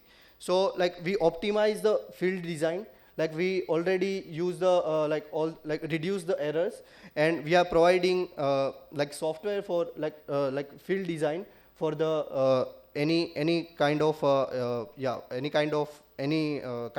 project. So like, and on top of that, whenever like we think about accuracy, whenever we think about efficiency, so there are some there are some limitation for the hardware part, but we can solve that hardware part with the help of our software, right? We can solve that errors, so we can like concentrate the sunrays accurately, and we can provide higher efficiency. So it's simple as that. Higher the concentration, higher the temperature, and higher the efficiency. So like, yeah, we are providing all the AI system mirrors, like which will make automatically micro adjustment in real time, and manufacturing and sourcing within India. So yeah. And as of now, like we have been working on this by past 1.5 years, and we already developed the single heliostat at IIT Goa, which can concentrate its specific point, and we have been granted DST, like we have been granted from DST of 1 million grant, and we are building like 10 kilowatt small setup at IIT Goa, which can generate around 130 degrees Celsius steam at IIT Goa, which will be like in less amount, but yeah, 130 degrees Celsius will be there. And like we are working on the prototype, and like we might have have less experience from compared to the yours, but like we have resilient vision for the future, as well as like we are looking for a paid pilot project. After like within 2 months the prototype will be completed, and we are totally working on a CSP 3.0, which will be like modular plant strategy, as I mentioned. And yeah, we are looking for a collaboration on a paid pilot project as well as the thermal storage. Thank you.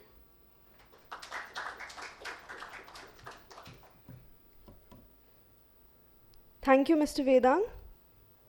Moving on to the last but not our least, Mr. Gautam Muleti from CSTEP.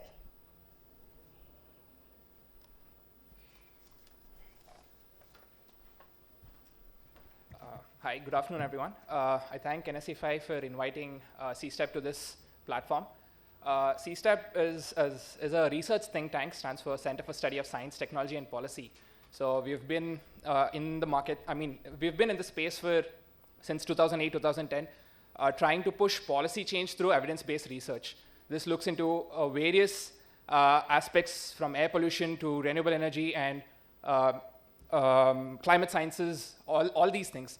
I apologize for the lack of presentation. I was told this was a panel discussion, so I couldn't prepare a presentation, but I'll just touch upon a few points which I generally wanted to share with the audience, most of which have been covered in the previous presenters that we need to emphasize more on CST, concentrated solar thermal.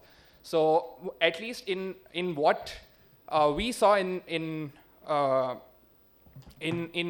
our research, especially while we were doing it in terms of industries. So I just want to touch upon the thermal applications part, which was primarily the agenda for this, at least this discussion for this slot, where you have a lot of potential for replacing boilers, diesel-powered boilers or wood-fired boilers in a lot of the industries.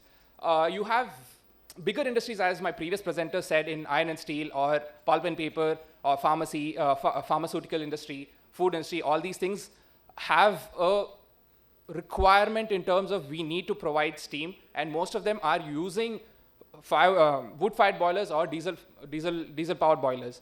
So that component, if it can be replaced through CSP technologies, is actually quite required and quite need of the hour if we are to move to a net zero target. So in this sense, because when we had MSME project, so we worked on an MSME project for 2 years, which looked at various clusters, pharmaceuticals, textiles, bakeries, and as well as aluminum die casting, all these MSME clusters. So when we saw that, so there was one particular cluster, especially in Tamil Nadu, where it's the Tirupur, the famous Tirupur textile cluster, or if it is even a pharmaceutical cluster in Alathur. So we saw their steam requirement was quite, as in most of it was through wood-fired or diesel boilers. And if we could actually replace it with even a portion of it, for example, raising the, even if we cannot provide, of course, there is a problem with three things. One, you have modularity. Second, the capital cost. And third, it is the land required. So from what I could, at least what we had experienced in these particular industrial clusters, there is actually quite amount of good space, as in a land requirement is not that much of an issue, because each of these clusters or each of these units have enough land on their industrial area to actually accommodate these technologies. And then coming down to modularity, that is something which, as the previous presenters, even from Quadson or Mr. Deepak sir from CSP Sunrise, has demonstrated that it can be actually implemented in that stage. So if we can see that, if we can at least implement these technologies in this particular lower industrial sectors, the smaller, the medium industries, you have a large portion where you can actually reduce the dependency on fossil fuels. I know this is just preaching to the choir and everyone knows this, but if we can address these things, so the capital cost and the modularity part, I think we can achieve a lot more of removing the fossil fuel dependency and then move towards concentrated solar thermal. So this actually gives an opportunity to everyone here, especially whoever is a developer and a OEM player or a EPC player who can actually target the smaller section of the industry, where, of course, the larger industries have the capital and the investment and the technical know-how to do this. But there is also a majority of share in the smaller industries which solely rely on just fossil fuels, or even just wood for that matter, for burning up their, using it as a fuel for their boilers. Even if we could get a small section by using these technologies, we could actually reduce the fossil fuel consumption of these industries and probably move towards net zero at a very, very good pace, because this is something which we have been trying to push, and we've been in talks with the MSME associations across India, where they are looking for solutions. And for them, albeit the capital cost is a very, very, very important part of it, but anything with a payback period less than 3 years is excellent for them. They would actually look to invest in such a thing where they're not dependent much on the existing fossil fuels. So this is something which I thought we could at least touch upon, ask any of the market players to actually see if they can invest in the smaller industries. That is all I'm trying to focus on. There is an actual good share of market share where you can focus not just on power production, but also towards thermal applications, especially in the lower segments of the market. So if we can target this, that would be a great way to move towards decarbonization and also towards net zero. And I'll end my few thoughts on this and then hopefully have discussions with the players to see how we can collaborate with research projects or pilot projects to implement this at a very ground stage at the MSME level. So thank you so much. Thank you so much, Mr. Muleti, and thank you everyone for being patient with us throughout the session. Now, I would just request my team members to put so we have an event on 19th on PV recycling, and I would just like to present the screen and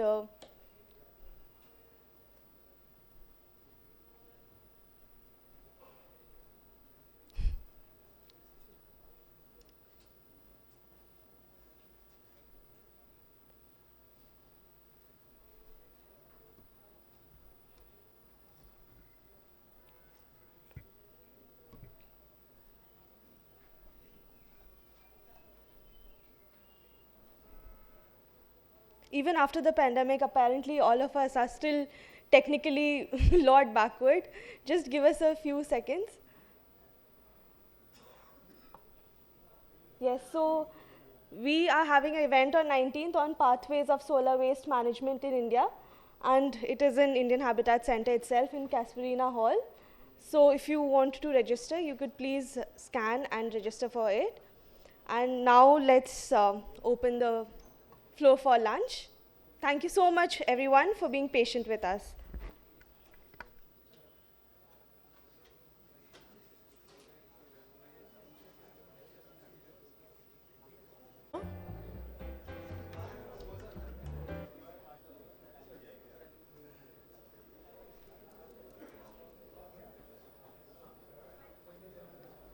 Requesting everybody to please take their seats. We'll be starting in 5 minutes.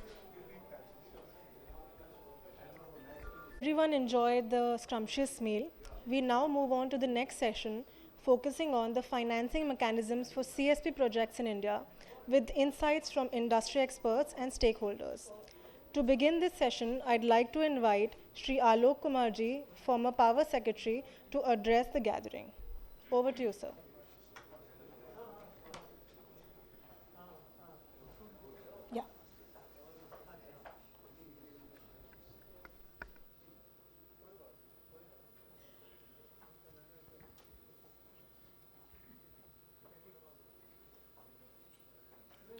A very good afternoon. I'm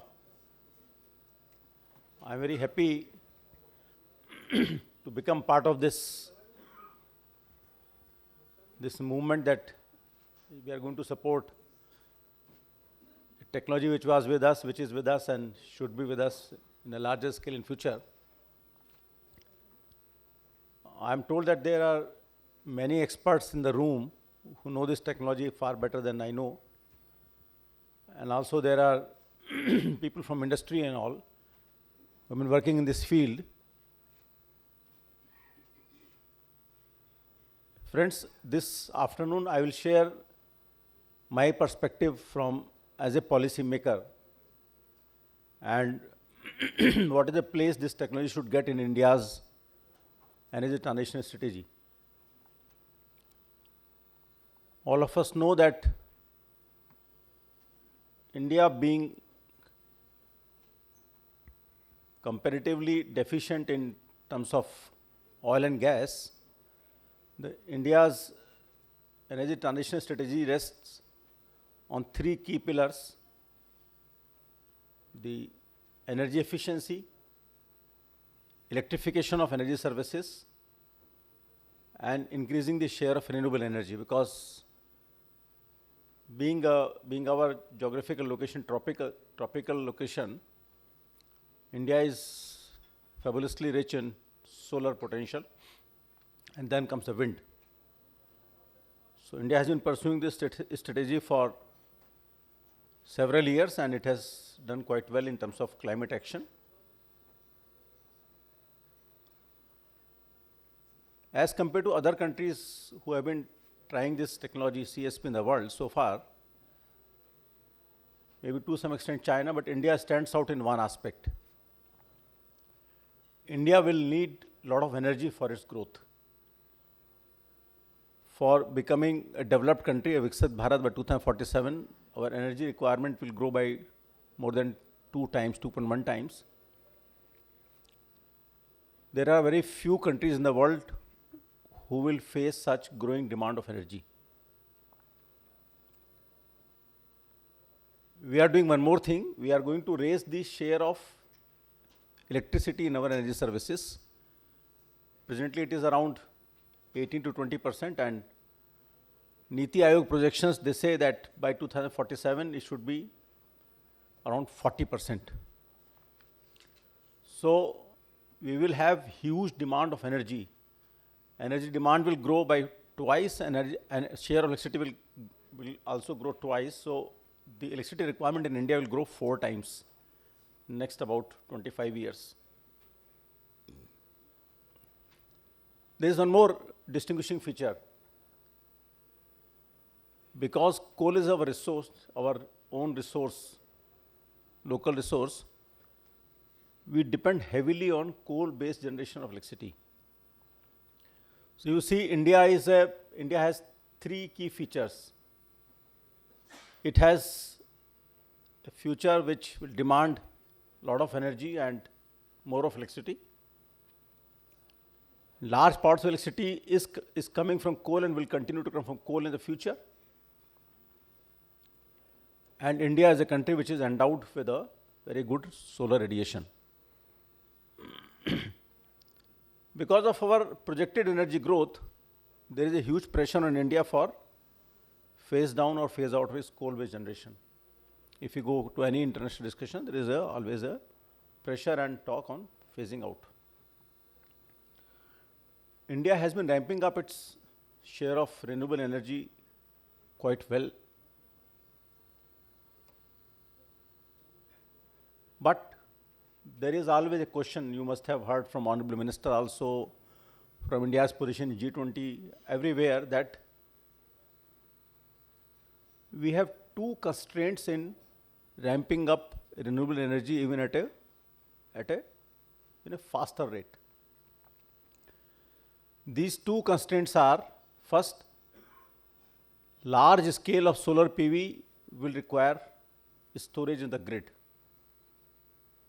which is expensive. I think this is a statement which you must have seen 100 times, must have heard 100 times. And second constraint which India faces is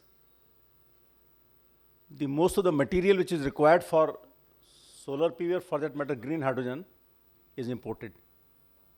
You all know there was some statement from Secretary MNRE last week that India has almost set up 50 gigawatt of solar module manufacturing capacity, but it has been able to do only 6 gigawatt of the solar cell manufacturing capacity. So in substance, we may be able to assemble the modules, but most of the cells and almost all the polysilicon ingots and all is imported. So India has these 2 constraints in accelerating its energy transition and meeting its aspiration and the world expectation to phase down its coal faster. We have been trying 2 types of storage in our strategy so far. And coincidentally, the 2 policies which Government of India brought out, they were in my tenure. We brought out the guidelines for development of the pumped storage projects. And we also brought out a first pilot for one of the largest battery storage of 1000 megawatt hour in Rajasthan, with support from the Power System Development Fund. And lastly, it was almost prepared in my tenure and got approved 1 or 2 months later, a viability gap funding scheme for battery storage for supporting the 4000 megawatt hour of battery storage with 40% VGF.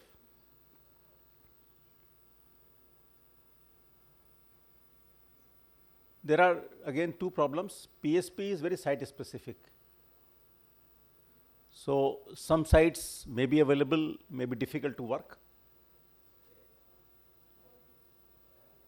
And battery, of course, has a heavy component of the imports. And battery is also economic for the short duration storage. Whereas India's power system requires more and more of the long duration storage, that is beyond 6 hours, beyond 5 hours. Battery is not very suitable. Even if we are able to manufacture it locally, it is not very appropriate, very suitable for long duration energy storage. Our demand pattern is such that India needs large quantities, large megawatts, large gigawatts of the long duration energy storage. So we have to see this CSP technology in this context. I will be happy to stand corrected but my understanding is that the type of direct solar radiation required for CSP, they are available more in these tropical areas. In some report I was reading, between 40 degrees north of equator and 40 degrees south of equator. If you go beyond it, the direct radiation of solar comes down, becomes weaker. India is fortunately located in such a place that most of it, our geographical area has a direct solar radiation. So who will promote CSP in the world? Europe will not promote. Europe will promote batteries because they have wind and they don't have a good solar radiation. US would not promote it so strongly because the demand is not increasing. China may do a bit. So I want to make this point here this afternoon with you that it is in India's interest and it is India's circumstances that we need to take up CSP on a much larger scale and as a mission mode. Nobody else will do in the world because no large country having this market size, having such huge projected demand of energy, growth in demand energy, has this good solar potential which is suitable for CSP technology. We started with both solar PV and solar CSP when we started National Solar Mission. I was part of the team in 2008-2009 with Grish Pradhanji and with Shyam Sharan and all. We were doing. And when I was working in CRC as secretary, we used to discuss that solar PV will not come. It is 18 rupees a unit. Solar CSP is better. It is only at that time it was 13 or 14 rupees a unit. But what happened, friend? Just look back. Because solar PV is more suitable for large number of countries, the whole world went after solar PV to scale it up, and in that process, its costs came down, declined very sharply. Solar PV or CSP left behind. So it's a time to pick it up again and give it its place, rightful place.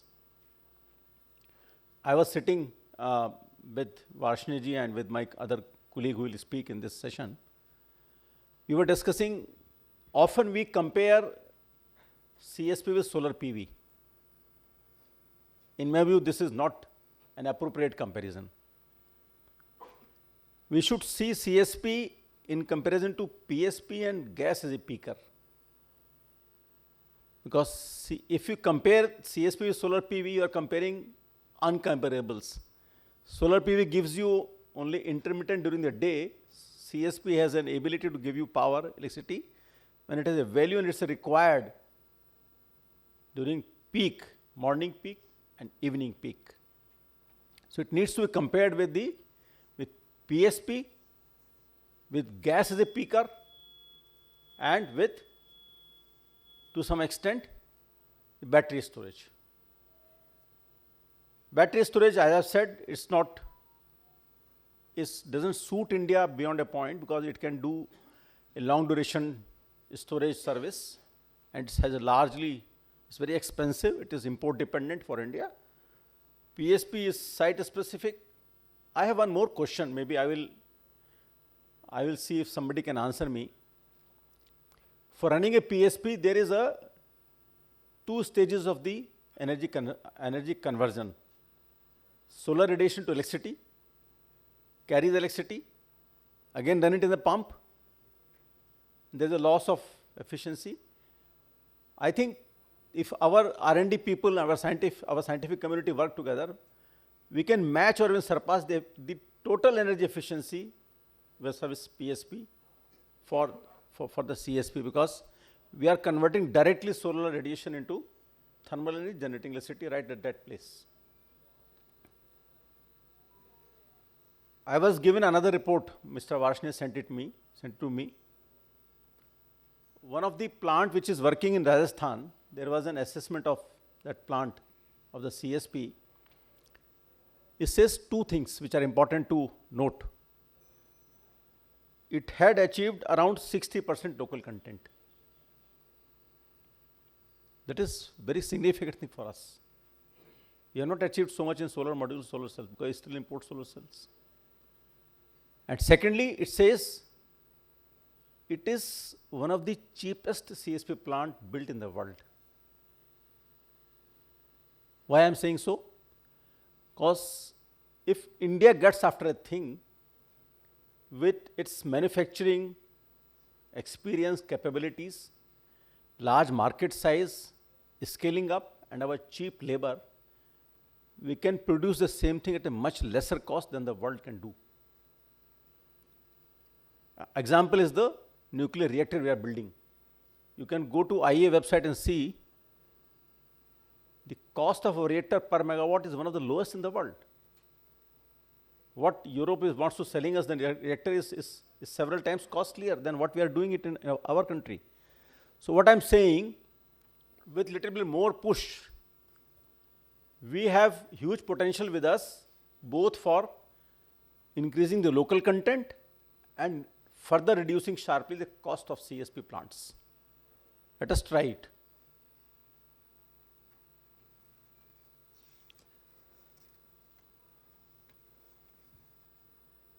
I heard that SECI is coming out with a tender, which is a good development because I welcome it. But I have one problem. In my understanding, CSP technology is still in development stage. It will be unfair to make it compete with a technology which is matured and which is being pushed by large number of foreign manufacturers, like battery technology. CSP needs to be given its due, hand-holding. That is my proposition. I'm not saying SECI should not go ahead, SECI should go ahead, but we need a national program, something like Green Hydrogen Mission, a national mission for CSP to give a CSP rightful place, because India has good radiation, India needs its long duration storage, and India needs jobs in India. We need to have local manufacturing which CSP can give. It has all the three important attributes. Talking as a policy maker, we need to work, I believe, on large size projects. That was also the suggestion which we were discussing in the morning with Mr. Varshne. You must have seen a report which has come out from TERI on CSPs very recently. I think many of us must have seen. It has made some of very good recommendations, but I differ on one recommendation from TERI. It says, let us try some small size plants of 20-50 megawatt, let industry gets confidence, then we will scale it up. I have a different view. We should do it right away, 4 plants of 1000 megawatt each, give a VGF, give subsidy, whatever you want to give, and let it come up, then we will fight battery, then we will fight PSP. It is unfair to make it a right from a small size. How will you develop economies of scale? You remember UMPP? We did UMPP when I was in the ministry. One plant of 4,000 megawatt, and you saw the tariffs coming down to 1.2 rupees a unit, or 1.17 or something in Sasan.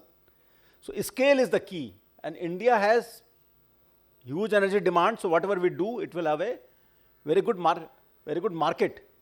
We should scale it up.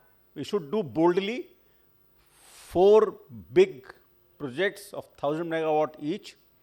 If we can do a VGF for battery, why can't we do it for CSP? Let us give it a try.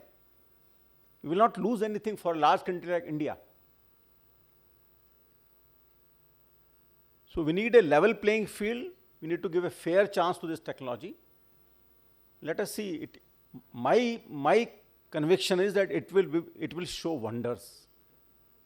So let us recommend, if you agree, after deliberations, that India should take up bold step, take up a mission, do large size CSP, and let the cost come down. We have to do few things to support the financing framework for CSP. I am going to say something which may be radical. I see CSP is like a hydropower plant. You set up a plant, you incur a capital cost, rest is not in your hand. You choose a site carefully, you set up a plant, in hydro water flows, in CSP sun radiation comes, whatever I produce. There is a time to think on two aspects. First, we should give CSP a long-term funding like we are giving for hydropower projects. I understand that 20-year loan is being given to hydro. Let us give the same type of tenor for the CSP also. Because it's one of the features is that it's a long life. It is not like battery that you have to replace it in 10 years.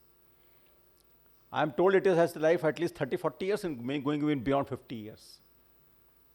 So some tariff structure is required of something like hydro to support it. A long-term PPA. I have, apart from the concessional finance in terms of VGF, so that costs can really come down and size will attract a lot of investors. One more thing I have to suggest this afternoon to you, friends. CSP has one small handicap as compared to PSP or as compared to a gas-based peaker. The day it is cloudy, CSP will not be able to give you peaking power. That is the one small handicap of CSP by nature. My recommendation is that in our contract we should allow up to 10% time supply of alternative peaking power even from coal or gas to give it a firm offering. We should not shy of it. Initially we should promote that, okay, I will give you firm peaking power every day throughout the year. Subject to condition may be that up to not more than 10% peaking power can come from other sources the day it is cloudy. It will stand on an equal footing. If we do those 3-4 things and scale it up with the government blessing and government support, I am sure India can become world leader in CSP, which is the need for India. Because we need it. We need a technology like CSP which has a high local content, it can reduce cost, and it can meet the need of a power system, and we can keep on expanding our solar PV. Other solution is nuclear, which has it is also having its own problem. If you see the track record of addition of nuclear, India has been quite slow because of the nature. We don't have uranium, we are doing thorium cycle. I feel CSP will have more takers, it will have far less resistance than nuclear, and it can succeed. Thank you very much. Thank you, friends.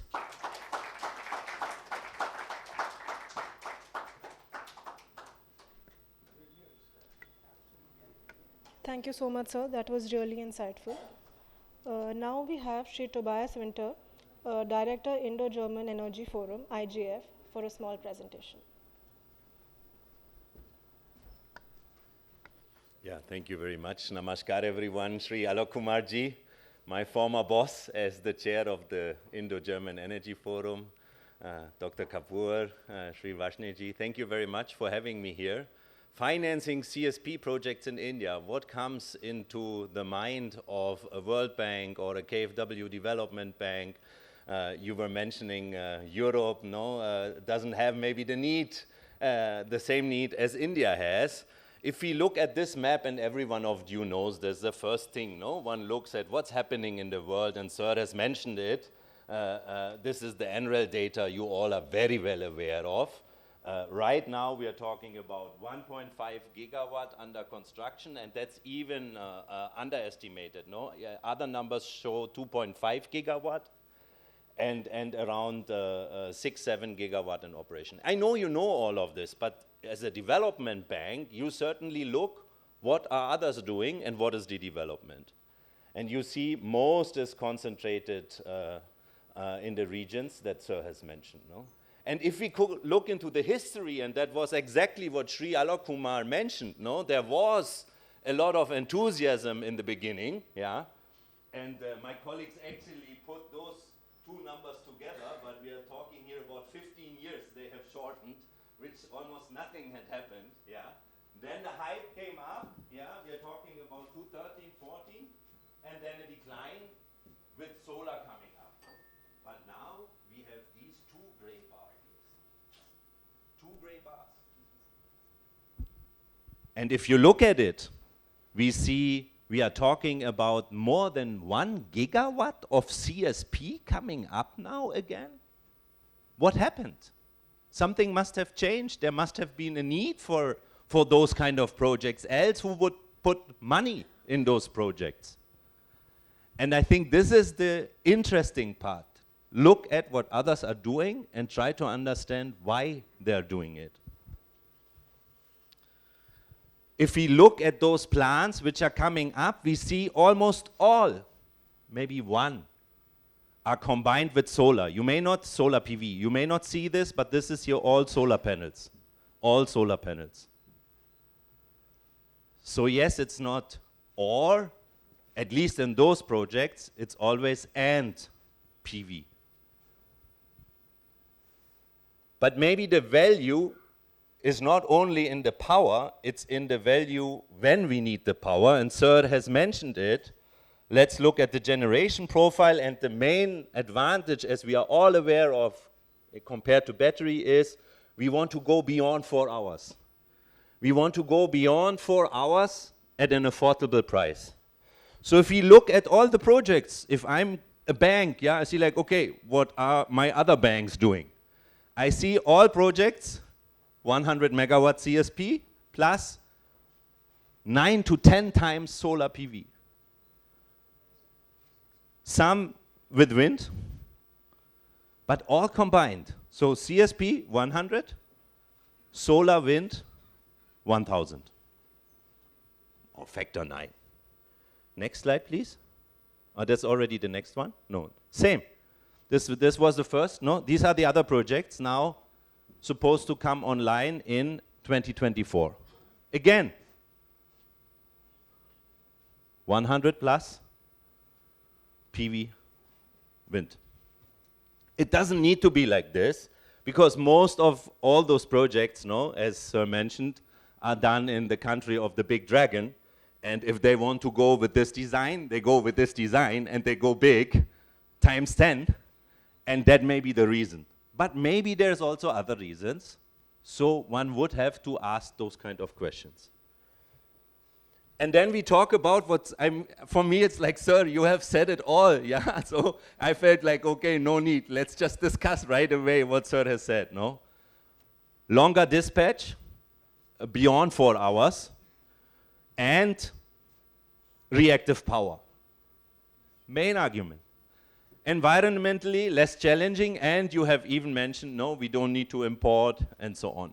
Though Europeans are actually saying the recycling rate now of battery has gone up to 99%. Smart countries are importing what they can and recycle it. It's still expensive, but the opinion there differs a little bit, because like from a foreigner perspective, you're spending, what, $200 billion in the meanwhile per year importing oil and coal and whatsoever, and you burn it and it is gone. How about importing something which you can reuse again and again? So import doesn't need to be bad if you can keep it and reuse it. But just importing oil and coal and burning it, $200 billion per year, okay, understood. And then Sir was mentioning the job part. So traditional steam-related boiler and turbine operation jobs are being maintained. Let's put it in short, BHEL will be able to keep very much in business. No? Remain employment opportunities, and we call this soft energy transition. No, we don't switch from molecules or steam to electrons. We stay with the steam, so to say, right? So yes, India is a perfect ground laid for staying in this. And then the other advantages, which I already mentioned, no, more and more projects in the world are considering it, and as NTPC Dadri is doing, no, also as steam support, where they are more interested in the, so to say, Carnot battery part, right? To actually support, and then that it can be charged with solar, that can be charged with CSP, those are the main factors. And that I put because when I saw that Sri Alok Kumarji is coming, he had actually tasked us, you please look into the steam storage.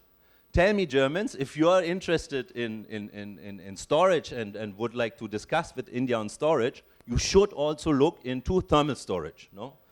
So this study has been made, and main key findings is the cost right now could be around the same as a battery, but the difference is we have to keep in mind that the cost of wind and solar is actually still decreasing, and the cost of battery certainly is also decreasing. So one says in the next 10 years, wind can be actually land at half of the cost again of what we are today. Solar also half of the cost. It's not me saying this, no, this is Bloomberg's and so on, no? And battery, one could land for 4 hours only, let's say, no, Bloomberg calculates 2 hours and 4-hour battery projects. Scale, including electricity, at 5 rupees per kilowatt hour, but when? In 2034. People, we need solutions today. So they said it. No, the sun is not shining at night, and wind may be there, which is the best resource. Foreigners feel India should do a lot more because you're lucky the wind is blowing mainly in the morning and in the evening. But what then? And this what then, right now, the answer is a lot PSP, but also thermal, coal. But that can be done today with the dispatch capabilities, and the question is, of what kind of price are we talking about? And I know it's always not so nice to put some numbers, because we don't know, is it mixed calculation, what kind of project, is this firm power 24/7, is this only like peak demand covering during the day, and so on. But there are certain consultancy firms which do calculate those prices on certain assumptions which one can clearly, transparently look at. And what one sees, if we convert it into rupees, it's also a question of exchange rate and so on. So maybe it's not wise what I'm doing, but just to get a feeling, these Morocco projects, they're saying they're at 16, 17 rupees. I may be wrong, please tell me I'm wrong, but that's like what they're saying about like firm power, no? Emirates at around 11, and that's the big question. Nobody knows the numbers from the country of the big dragon. Nobody knows. So all these projects now, which I have shown to you, it's a speculation that they're able to achieve 6, 7 rupees per kilowatt hour. It's comparable to what we are talking here in India, right? And if we see, or we may see what comes out if there is a tender, right? So I just like wrote, no, uncertainty regarding LOC in India. We know the prices you mentioned, no, from 5, 10 years ago. But we will only know if it's being tendered out, no? And Sir had said, let's go big, let's try, let's give it a try, no? if this is true, that we can get something like this, I don't know. I personally would say this country can be really, really, really happy to be able to deliver power at such a cost. Because, and that is the question, no, even then it could be, and Vajne sir is saying it could be competitive with coal. And there I know it's a big debate, no, fixed tariff, variable part. So let's talk about fixed plus variable. So fixed plus variable, where are we? Are we 4.5 rupees or are we actually already 5 rupees? So big debate. I don't know, Secretary knows better. But I don't know. I always ask, what do you believe? Or what do you know? Coal costs in India. New coal, not existing coal, no? Are we at 4.5 fixed plus variable? Are we at 5, 6? No? So foreigners and Bloomberg, no, these like analysts which advise private sector investors. Government may be different decision. But private sector investment, they're coming up with the tariff right now for India average new coal build, it's around 6 rupees, no? But that's what private sector has in mind and then deciding investing or no. But certainly in India we can take other decisions and giving a high fixed part and a little variable and then people will still go, right? Because fixed part is convenient, no? But it's a different decision for government because government wants to assure power supply when the sun is not shining, no? But if we know that we are talking maybe about something of 6.7, why not doing a tender and just find out? And yeah, for me it's like a big honor and a pleasure to be able to speak to you together with Honorable former Secretary Shri Alok Kumar, sir. And I really hope the best and look forward to India going on this adventurous path. Thank you very much. Thank you so much, Mr. Winter. We can open the floor to questions now if anybody has any questions. I'm not the expert, but I see there's a lot of experts in the room. I just tell you what happens if an international investor puts on the glasses and looks on, shall I invest in CSP in India or not, no? And certainly these are the things that matter. But if we dig deeper into the details, and sir has mentioned it, 6, 7 rupees is what, 24/7 or 10 hours a day, and each month, or only during 4, 5 months, no? So one would have to see what kind of mixed calculation it is, and that is where the detail is, right? So that is also where the tender design has to make sure it is something which serves India. But maybe it shouldn't be very, very, very strict from the very beginning. Let's first prove it's possible, and then decide, no, if you go bigger, no, if you actually widen the scope and say, okay, I don't want only 6, 7 hours storage, I want also 8 or 10, right? But that India has to decide, no? Mr. Tobias, very good presentation you have made. I'm Rajan Varshne. I wanted to understand how Indo-German Forum or GIZ or KFW, whatever big names are there, how to bring some finance in the initial tender stage of CSP from these things. How can you facilitate? I don't know if it's recorded and on YouTube, so I have to be twice as careful as what I'm saying. It is being recorded. Please give whatever you feel is correct. Okay. So my answer is that Sri Alok Kumar is right. Europe has now hydrogen and battery in mind, yeah, and therefore it will be maybe a little bit more difficult to convince these, not only KfW, but any international bank, to jump into the finance. I tell you how you can convince. But news from India about new coal capacities being added are also something which those international players are noticing. And they understand that India is doing it out of the pure need to deliver power when the sun is not shining. It is like, it's like India, no, I mean, we understand there is a need, let's be honest to ourselves. But if there is a possibility, and that would be then, I would, like, is my feeling only, it depends also on, no, how much government of India this would also want, no? Let's say the first tender comes out, and government of India, as he said it, no, we have to do it. Don't expect others to. If the first tender shows 6 to 7 rupees, I think there would be all arguments in the world to actually go back now to the international community and tell them, look, we are doing it ourselves because it showed that it makes sense for ourselves to do it even on our own. Yeah. Plus, because we promise you we will avoid each megawatt CSP, we won't build coal, I think we can convince those development banks that they would be able to listen, no? I have two more logics. If we have 24/7 renewable power at cheap rate, maybe 5 rupees, and we are using 40 units to make 1 kg of hydrogen, then 200 rupees, within 200 rupees, we can make hydrogen, and that will be nearly $2 per kg. So if Germany can get hydrogen from here at cheaper rate, they will like to promote such a thing.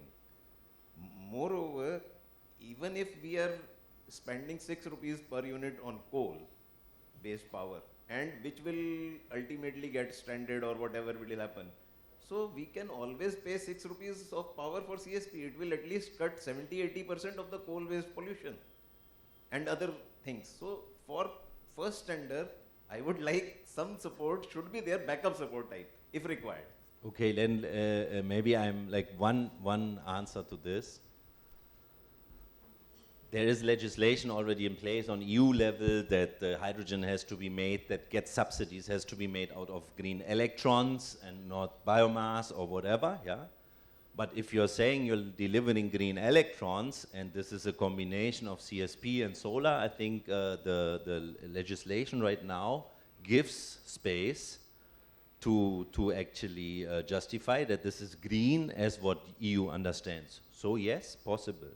Why I'm saying this, why this is so important, I don't know if everyone is aware, but KfW Development Bank has right now, deadline 1st of March, an application running of 30 million euro viability gap funding for green hydrogen production. And India is amongst the top, I think, 6, 7 countries in the world which are eligible to those funds. And not only 30 million in total to India, no, 30 million per project. The fund is a lot bigger. You can turn in 5 and get awarded if you're close to FID. And the good thing is, just an example, that those funds, they are foreseen for projects of 100 million euro and above. Yeah?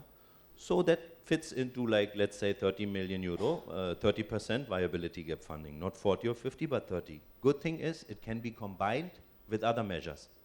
So if government of India discusses and says, look, we have an idea, why don't we put those funds together? Possible, number one. Second is, good thing is about this fund, it's a hydrogen fund, so that's why I'm happy. Let's use hydrogen funds to do what we actually want to do. No? We can still produce the hydrogen, but that is the good thing. Those funds I'm talking about, just as example, they are for hydrogen production, but luckily they include the generation part.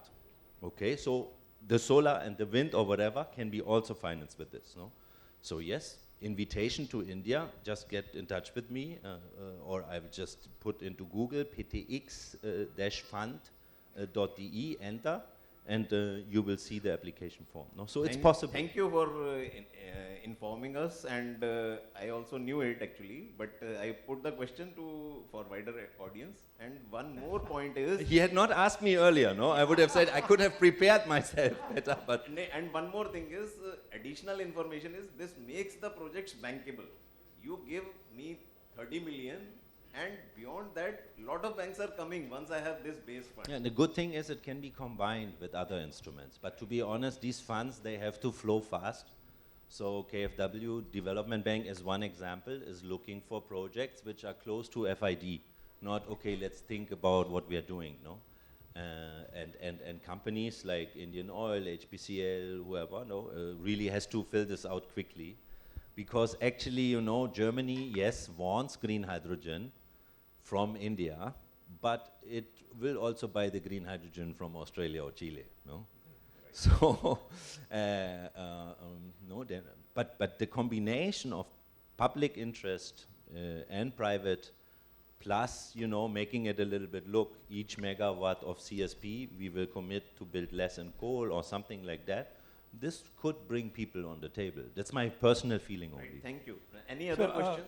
Yeah, can I just make a, sir, you said that, you know, India would need to double its power over the next, energy requirement over the years.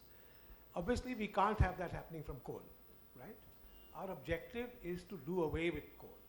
And what better technology to do away with coal than CSP, because CSP with storage has the ability to be able to give you 24/7 power.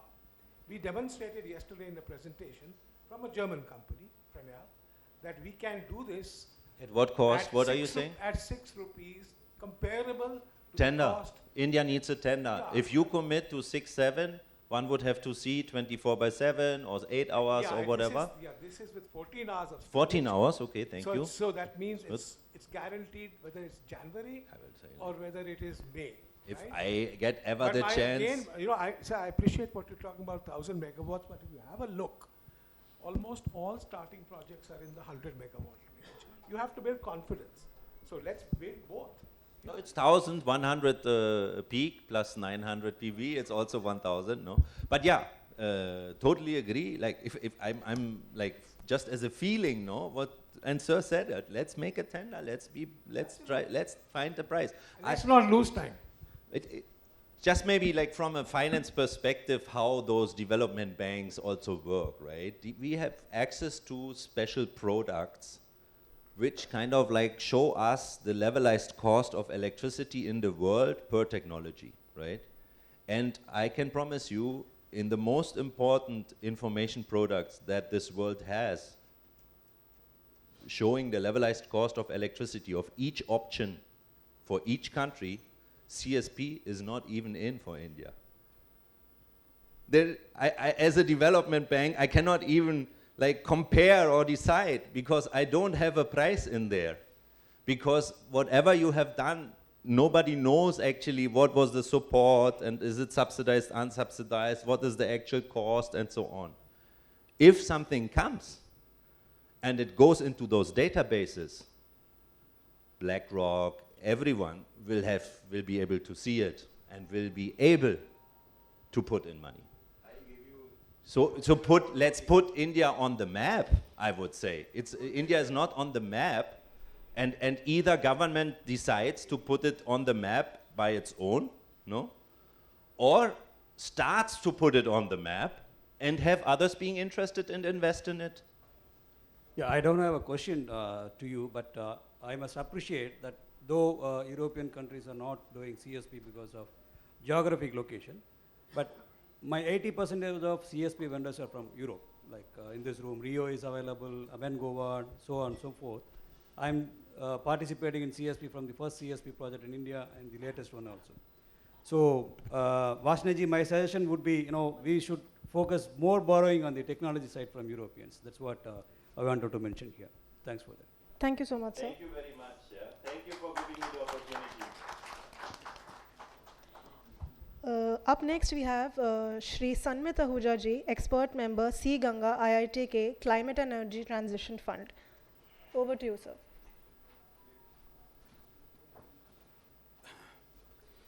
Thank you to the organizers and my fellow panelists for setting the scene. The why CSP question, I think, has been answered. But how do we finance?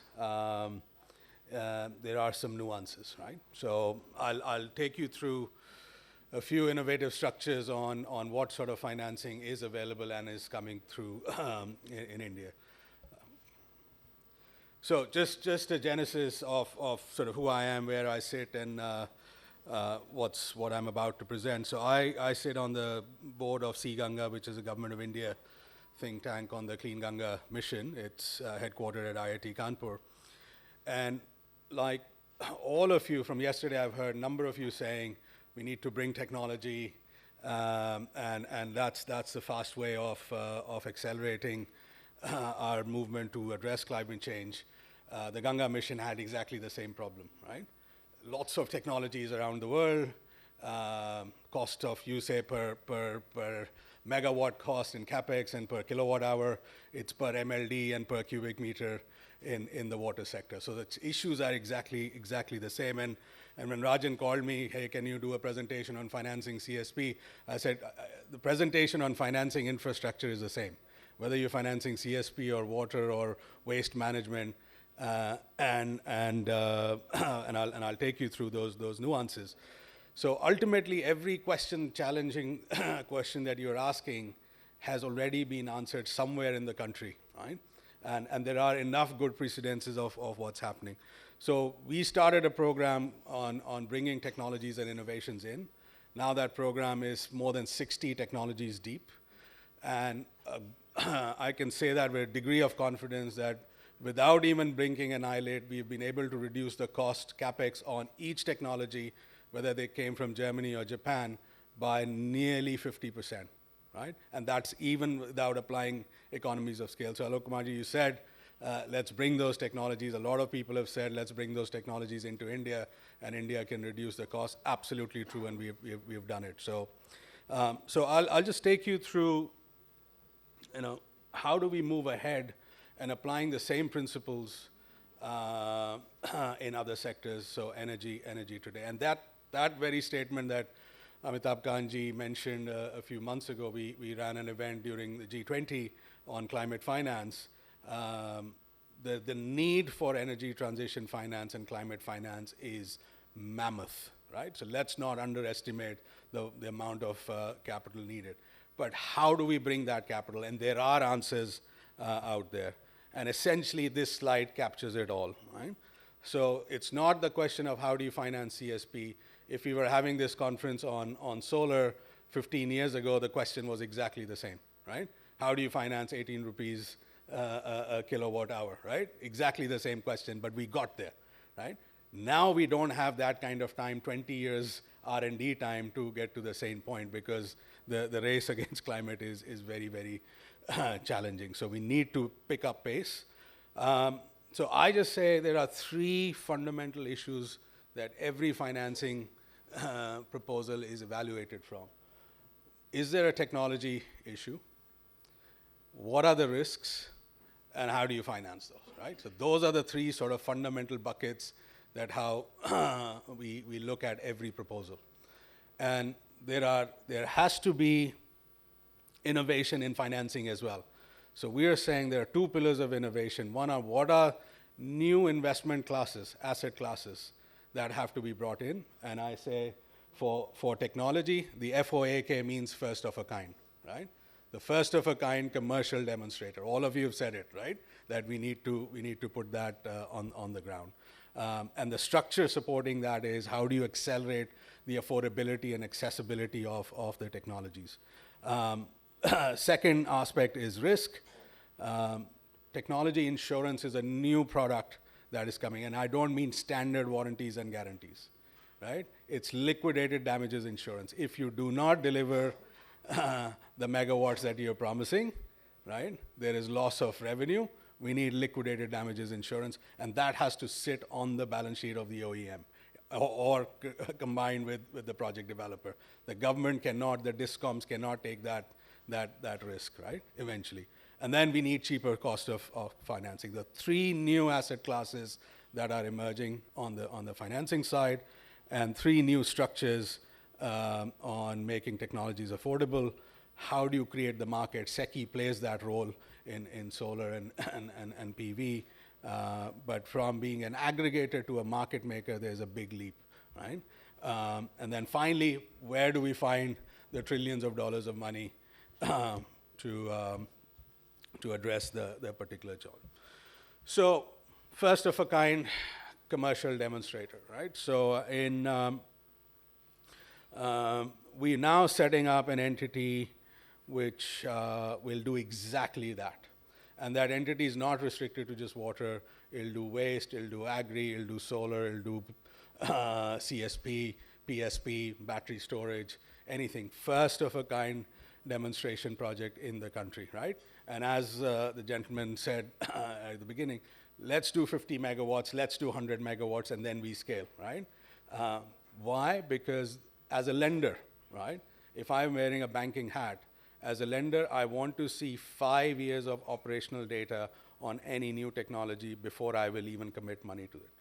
Taking investment on your balance sheet is a different mechanism. You don't grow the market by taking investment on the balance sheet. You grow the market by bringing project finance, which is non-recourse finance. And that will happen once you have demonstrated enough technology maturity, right? And that technology maturity has to happen on the first-of-a-kind demonstrator. So if there are variations in technologies, then we need more first-of-a-kind demonstration projects. And once those are done, there is enough track record and evidence to scale it up. So while it's 1,000 megawatts, I couldn't agree more. You have to bring economies of scale, but lenders will take a back seat. They will not come forward on the 1,000 megawatt projects at all. It's not in their charter. They're not allowed. So we have to start with the first-in-a-kind demonstration project first. Infrastructure as a service. For decentralized, maybe not applicable to CSP. For decentralized, solar, wind, it's all infrastructure as a service where the government is buying per cubic meter, per kilowatt hour. But this model applies to every asset class, right? And we're just doing a structure on greenhouse farming where we're developing thousands of acres of greenhouses, climate-controlled greenhouses, right? And why do our farmers have to afford those greenhouses? They don't need to afford. We set up an SPV. The SPV issues an agri-bond. The bond funds the greenhouse infrastructure, and then you lease those farms to the farmers, right? And it's an asset-backed bond, right? So ultimately, there is enough precedence out there to fund decentralized infrastructure as a service model, and we're doing something similar on the electrolyzers in green hydrogen, and I'll show you that in a second. So really, new asset class, first-of-a-kind investment, and how do you make technologies affordable? You've got to indigenize it, right? Europe, US, other countries have spent billions on innovation. 2 weeks ago, I was in a EU-India forum on technology commercialization, and there's nearly 200 billion euros that has been spent on R&D, but there's no market availability of the size and that scale. And India gives both the market, but also a springboard, right? So we have partnered with 17 countries that everything that we indigenize here will re-export it to other countries. So Cambodia signed up, Nigeria signed up, South Africa signed up, many other countries are now signing up. So use India as a base. So that's the point on the technology side. On the risk, I mentioned technology insurance, performance insurance is a new product that many insurance companies are working on developing jointly with the OEMs. Because why should a project developer, and project developer will not understand the level of details, and the banker is even further ahead, right? So far away from understanding the level of technological details, right? If this happens in so many industries, why can't it happen in energy sector, right? So this product is not your standard warranty and guarantee. This is a liquidated damages product. It sits on your balance sheet. We've talked to a number of insurance companies around the world. They're saying 100, 150 basis points, so maximum 1.5% is the additional cost of this insurance product, but the bankability skyrockets. If this insurance is given to project developers, right, the lenders are now very, very comfortable that we are happy to lend to the project. So this is a new model, and if this model is taken further in infrastructure as a service, we can bring capacity leasing into the framework. Now, I think this is the most important structure that India must implement. And I'm giving the example of a hydrogen market maker, and the same principles could be applied to CSP. So today, everyone's rushing in saying, yes, hydrogen's a new focus area, new energy that's going to usher some significant changes, but there are no long-term offtakes available, right? Nobody wants to give 10, 12, 13-year offtakes at all. So how do I make that project bankable, right, if those offtakes are not available? And just somebody playing or SECI playing a role of an aggregator doesn't cut it, right? So there are three types of risks the off-taker has to take into account. Tenor risk, volume risk, and pricing risk, right? So if I'm able to take those three risks on my balance sheet, and there are ways to fund that, then you jumpstart the market. You insulate the market, which is the developers, from the market risks, right? How do we do that? So give 10, 15, 20-year offtake agreements. Let's start with 10. A 10 project is bankable. And let's say, and I'll use the example of hydrogen. If I'm buying hydrogen at $4 or $5, but the market is only ready to pay $3, how do I cover that gap? So contract for difference is a model which is used. So H2 Global in Germany or the European Hydrogen Bank are using this model, which we say the differential has to be paid by a combination of government subsidies, green financing, right, and cheap form of financing. So if I issue a bond from this vehicle, because it's a sovereign-backed bond, right, the cost of money will be a lot lower than the bond being issued by a developer, right? So what are the levers we have available? So at $4 or $5 if I'm buying, but the market is only able to pay $3, right? So that $2 differential has to be managed, right? And whilst the government can issue some subsidies, but by doing it through a market maker, you insulate the developers, and that's the most important point even for CSP. So this is another structure. And then finally, last two on the financing side, we've developed a library of, this is one of the most advanced and comprehensive library of financial structures and instruments. The market maker I mentioned already, but the two most important ones for India or any other emerging markets this stage are a foreign exchange hedging fund, because if money is available outside, but that money does not flow easily because of the foreign exchange risk, right? And secondly, a guarantee structure, right? So, so any lender from outside India, if they're putting money into the Indian market, right? The project is earning its income in rupees, but you have to pay your borrowing in dollars or euros or whatever other currency. And that currency risk is sometimes very, very prohibitive. And if you buy a hedging instrument, that's very prohibitive. So there's a new product being developed, which is sovereign to sovereign. So India partners with Japan, India partners with Norway, and other low interest rate economies, and creates a foreign exchange hedging pool, which developers can tap into.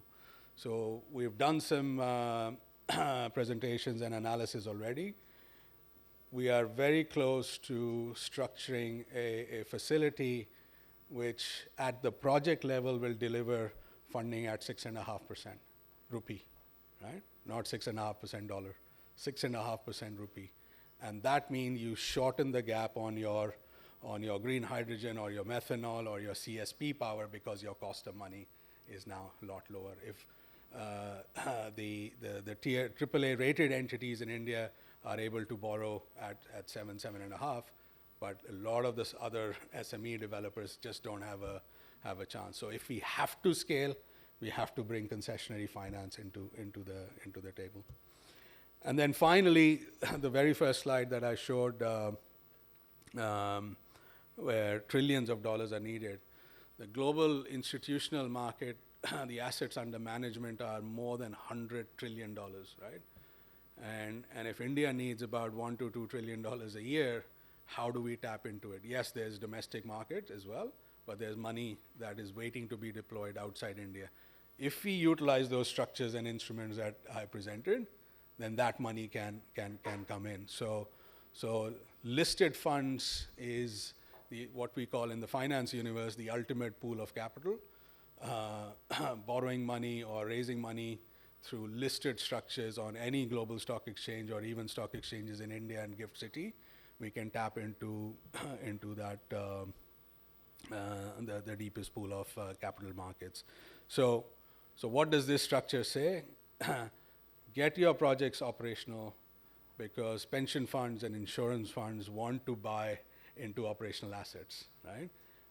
So most infrastructure, in fact, all infrastructure anywhere and everywhere in the world, eventually in 3, 4, 5 years' time, is owned by pension funds and operational funds. We are not doing enough of that in India.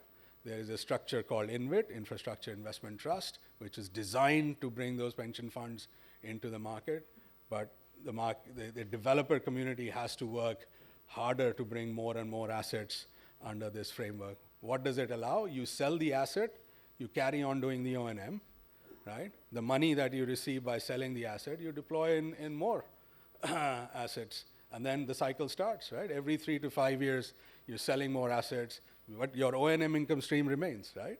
You carry on doing the O&M for the project owner, but the money that you unlock is then redeployed into the next set of projects. So the final slide is how do we develop a financing continuum? Rajan, you asked a question. We need, hey, can the development funds or cheaper form of funds put money earlier in the project life cycle? You have to define what stage of the project it is, and the risk associated with each stage is very, very different, right? So people who will invest in the development cycle are very different to people who will invest in the construction, are very different to people who will invest in the operating assets. So the color of money has its shades of green. Not everyone is the same investor. So we have to define and quantify risk and make sure we understand what my financing continuum looks like. So a lot of these things that I mentioned will be available. We're not gone public yet, but if you note these two website addresses, look them up before end of March, and you'll have all the financing knowledge and structures available on setfree.org. And the Bharat Impact Accelerator will go live, where we are now starting to develop these projects jointly with people, very, very high impact, first of a kind projects, and that'll also go live in the next few weeks. So thank you. I'll stop here. Happy to take any questions. Thank you so much, Mr. Ahuja. Do we have any questions? Thank you so much, sir. Before we get into the next session, I would like to request Sri Subramaniam Pulipika ji, CEO NSCFI, to please join us on stage and present small tokens of appreciation to all our speakers. I would like to request Sri Alok Kumar ji, former Power Secretary, to please join us on stage. Sri Tobias Winter ji, Director IGF, to join us on stage. And Mr. Sanmit Ahuja ji to please also join us on stage.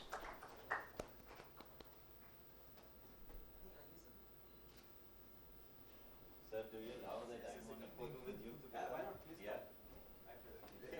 One photo together. Take the first plant.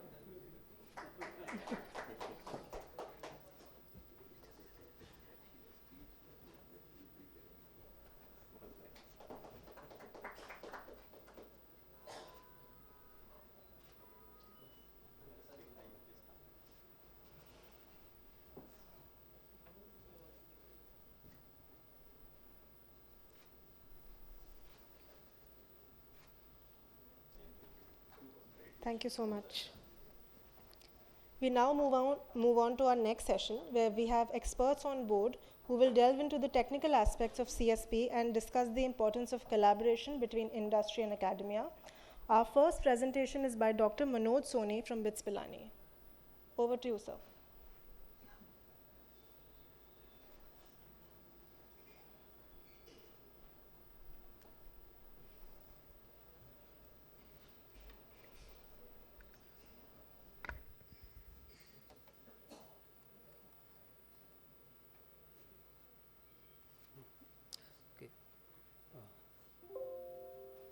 Can I change from here?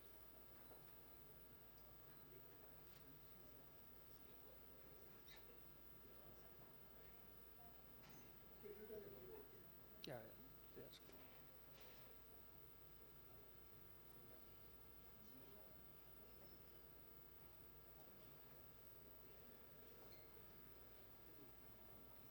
Okay. Good afternoon, everyone. Regarding industry academia, I am from academia, and since yesterday I was attending online, today morning also. I was searching for, in all presentations, where is the academia? And now I am here. I am a professor, and you are asking a professor to speak for 10 minutes, and we are habitual for taking class for 50 minutes.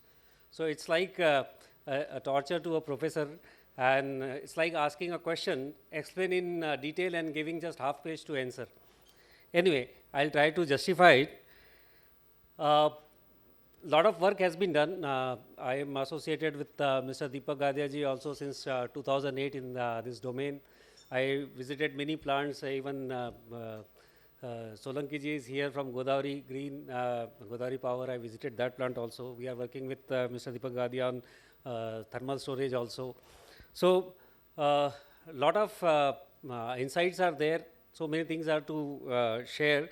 But I would like to ponder upon few important points. First, I will go through quickly the kind of work done by our student. That is, one is about the hybridization of the CSP with solar thermal. Gradually, we have to phase out coal-based power plants. So we are fortunately blessed with good amount of solar insolation throughout India, and we can start incorporating solar thermal into coal-based power plants. So what we did is we studied actual 330 megawatt plant. This is the HMBD heat mass balance diagram of actual 330 megawatt plant, and we tried to replace two hot feed water high pressure feed water heater by incorporating solar thermal. So these are the, so here this GJ1 is the first high HP feed water heater, and GJ2 is the second HP feed water heater, because that is the place where majority of energy is going. And while in the low pressure feed water heater, we are actually utilizing the waste energy, I should say. So here you have good exergy. So this energy, if it is supplied by the solar, then how much is impact on the actual plant? This we have done the study. So this is for the replacing just a second HP feed water heater, and here in this case we discussed three scenarios. So where both HP feed water heaters have been replaced. So here three options replacing just first feed water heater, HP feed water heater, second HP feed water heater, and then combine two. And what are their implications? That how much is the steam saved, how much is the energy saved, and how much will be the CO2 emission reduction, and all this we have discussed here. So there is an improvement in the energy efficiency of the plant. There is an improvement in the exergy efficiency of the plant. Exergy efficiency is a very important parameter which is neglected, which is called as the second law efficiency, or how much is the work potential of a system. So the plant may be giving higher energy, higher efficiency, but or we call it as a first law efficiency, but lower exergy efficiency, then that means it is a huge potential for going for further improvement. So exergetic analysis is very important, I would like to emphasize, and that is my expertise also, exergetic analysis. So there is a improvement in the, you can say, heat rate and all. So first we are going for the heat rate, then power boosting. So if we are utilizing that steam which was going for the feed water heater, if we are sending it to the turbines, then how much will be the additional power that will be coming, how much will be the solar collector area will be required. And here we have considered parabolic trough collector only, because PTC is the very well and commercially established technology, though now the solar tower is coming up in a big way. And I'll say if we go for solar tower, then the things will be further different and better, I should say, because there we can incorporate the steam directly can be supplied to the turbine also, instead of just going for replacement of the feed water heater. So here the contribution of the solar contribution will go on increasing with increasing number of feed water heaters, and that is what the improvement in the saving in the thermal energy, and also the improvement in the cycle efficiency that has been represented. And how much is the power boosting and the solar contribution that is represented. My detailed paper is available. You can refer from my website. And apart from that, this also helps in reduction of CO2 emission. And the LCOE, we try to calculate, it's coming around 4.5 cents or so. This is a bit higher because since when we have to publish a paper, you need to provide reference from where you have taken the price. And for that, we have to refer the papers which are available at the international market or international journals and all. So from that only we have calculated. But if we go in a big way for implementation of CSP, then definitely this price of this collectors will go down, and that will further reduce down the LCOE. These are the figures, same things here. So this is one. Second thing is, one of my PhD students also work on concentrating photovoltaic. Now he's a scientist in MNRE. So here, this is for combined power as well as heat.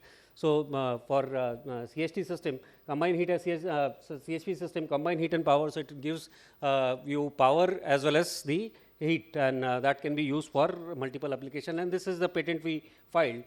There are certain issues I would like to ponder upon, that is the standardization, because we are still dependent on West for the standardization of the whether it is coming to any technology. So why can't we have our own standards? Because our requirements are different, our conditions are different. So there should be a standardization from our own end. Then test standards also. We all still depend on the others. Like if I say in the automobile sector, we have our own norms, emission norms. In the same fashion, we should have our own standards. Another important part I would like to point out here is the performance characteristic curves, because when we are talking about, see, if I talk about CSP, apart from solar field, rest balance of plant is business as usual. We have very good expertise in that domain. Like right from boiler onwards, everything we are expert in that. Only part remaining is the solar field and the hot fluid or the thermic fluid which is coming to your the boiler. So if I talk about, let us say, a parabolic trough collector, if I talk about a linear Fresnel, if I talk about a solar tower, then what will be like if I go to the market from an industry point of view, if I speak, if I go to market to purchase a pump or a turbine, then the OEM will give me the performance characteristic of it, so that I can take a call when should I go for the maintenance, when should I go for the replacement and all. So in the same fashion, when we are talking about these kind of devices like parabolic trough collector or dish or solar tower, then there should, along with that, the performance characteristics should also be made available, and those should be, I should say, set by our institutions, that okay, this trough will give you this performance after this much period of time, this much number of operation, or if you are handling X fluid, Y fluid, Z fluid, and like that. So that will help in coming years in the performance and maintenance of the plant. Another thing is, I've been to, as I mentioned, to Godavari Green and that plant. I also visited, I'm passionate about this technology. So I visited also the solar one in Prajapita Brahmakumari also. These are the state-of-art plants which are existing, but unfortunate to say that there is no propaganda of it. In the Western world, if you go, there is a slight success, and they make so hue and cry, and so not hue and cry, sorry. They say make so much show of it, but our success story we don't expose. Unfortunately, I am very unfortunate to say, but I am a professor, so I should speak that. From the government side, we go for the demonstration plants. The demonstration plants, they live only for the period for which the plant is designed, or for which the fund is available, let us say for 2 years, 3 years, or 4 years, and after that, that plant dies. So I really sometimes question myself whether that is a demonstration of a success story or a demonstration of a failure. Because after few years, once the funds are evaporated and then that plant stops, then what the message goes? That ये technology चलने वाला नहीं है करके, ये वहाँ पे लगाया था तो काम नहीं करता है करके. But if the stakeholders are involved, instead of deciding, this is my suggestion, my point of view, I may be wrong, that if you want to put any demonstration plant, call the bids from the various stakeholders, from the various industries, let them put also money and let them take the onus on it, give the funding, let them install, let them run, and you will find those will be the success stories, instead of just installing in remote locations and somewhere other. Then R&D, I've been to many European universities and all. Only in India, professors, they are sitting either in the labs, in the institute, or in the classrooms. While in the European countries, the professors, they work with the industry. In India, sorry to say, we say Guru Brahma, Guru Vishnu, Guru Deva Maheshwara, but it is only in the verses. But when we talk about coming to the industry, we don't want anybody to come and see us what is happening inside the industry. We don't want to explain that these are the problems and can you please help me. See, we are working with the young generation and they are so energetic. They come up with so innovative solutions. If you allow them to enter your premises, let them work with you, and they can give you some suggestion, and I don't know, that suggestion may be coming out to be, ultimately you need an idea, and that can be a billion-dollar idea, and it can be a totally new product. But somehow there's a big gap between industry and academia. So academia, we are also isolated, and industry also isolated. And still we rely on the Western world to provide us the technology, where we have proven that we are no less than anybody else. The COVID vaccine is an example. COVID vaccine is an example. We have developed indigenized vaccine. We have developed ourselves. If you look at Chandrayaan, we have developed ourselves. So why can't in these domains also? What is the big deal in this CSP? You need just a reflector. And you have to design that reflector. Major failure is because the shape of the parabola is to be maintained very precisely. If that is not there, that your optical, your intercept factor will be low, your intercept factor will be low, optical efficiency will go down, optical efficiency goes down, your entire plant efficiency goes down. So if indigenized solutions can be developed, we can come up with innovative low-cost solutions, then that can give you, I should say, better prospects for everyone, not only for industry, but for academia also. In 2011, I went to Purwakarta, in Jakarta, there was a plant. And we were, for 15 days, we were there. So I was just interacting with the plant head, that, okay, you have spent money and all, and you have invited us here. So you are spending money. So for that, the vision is there.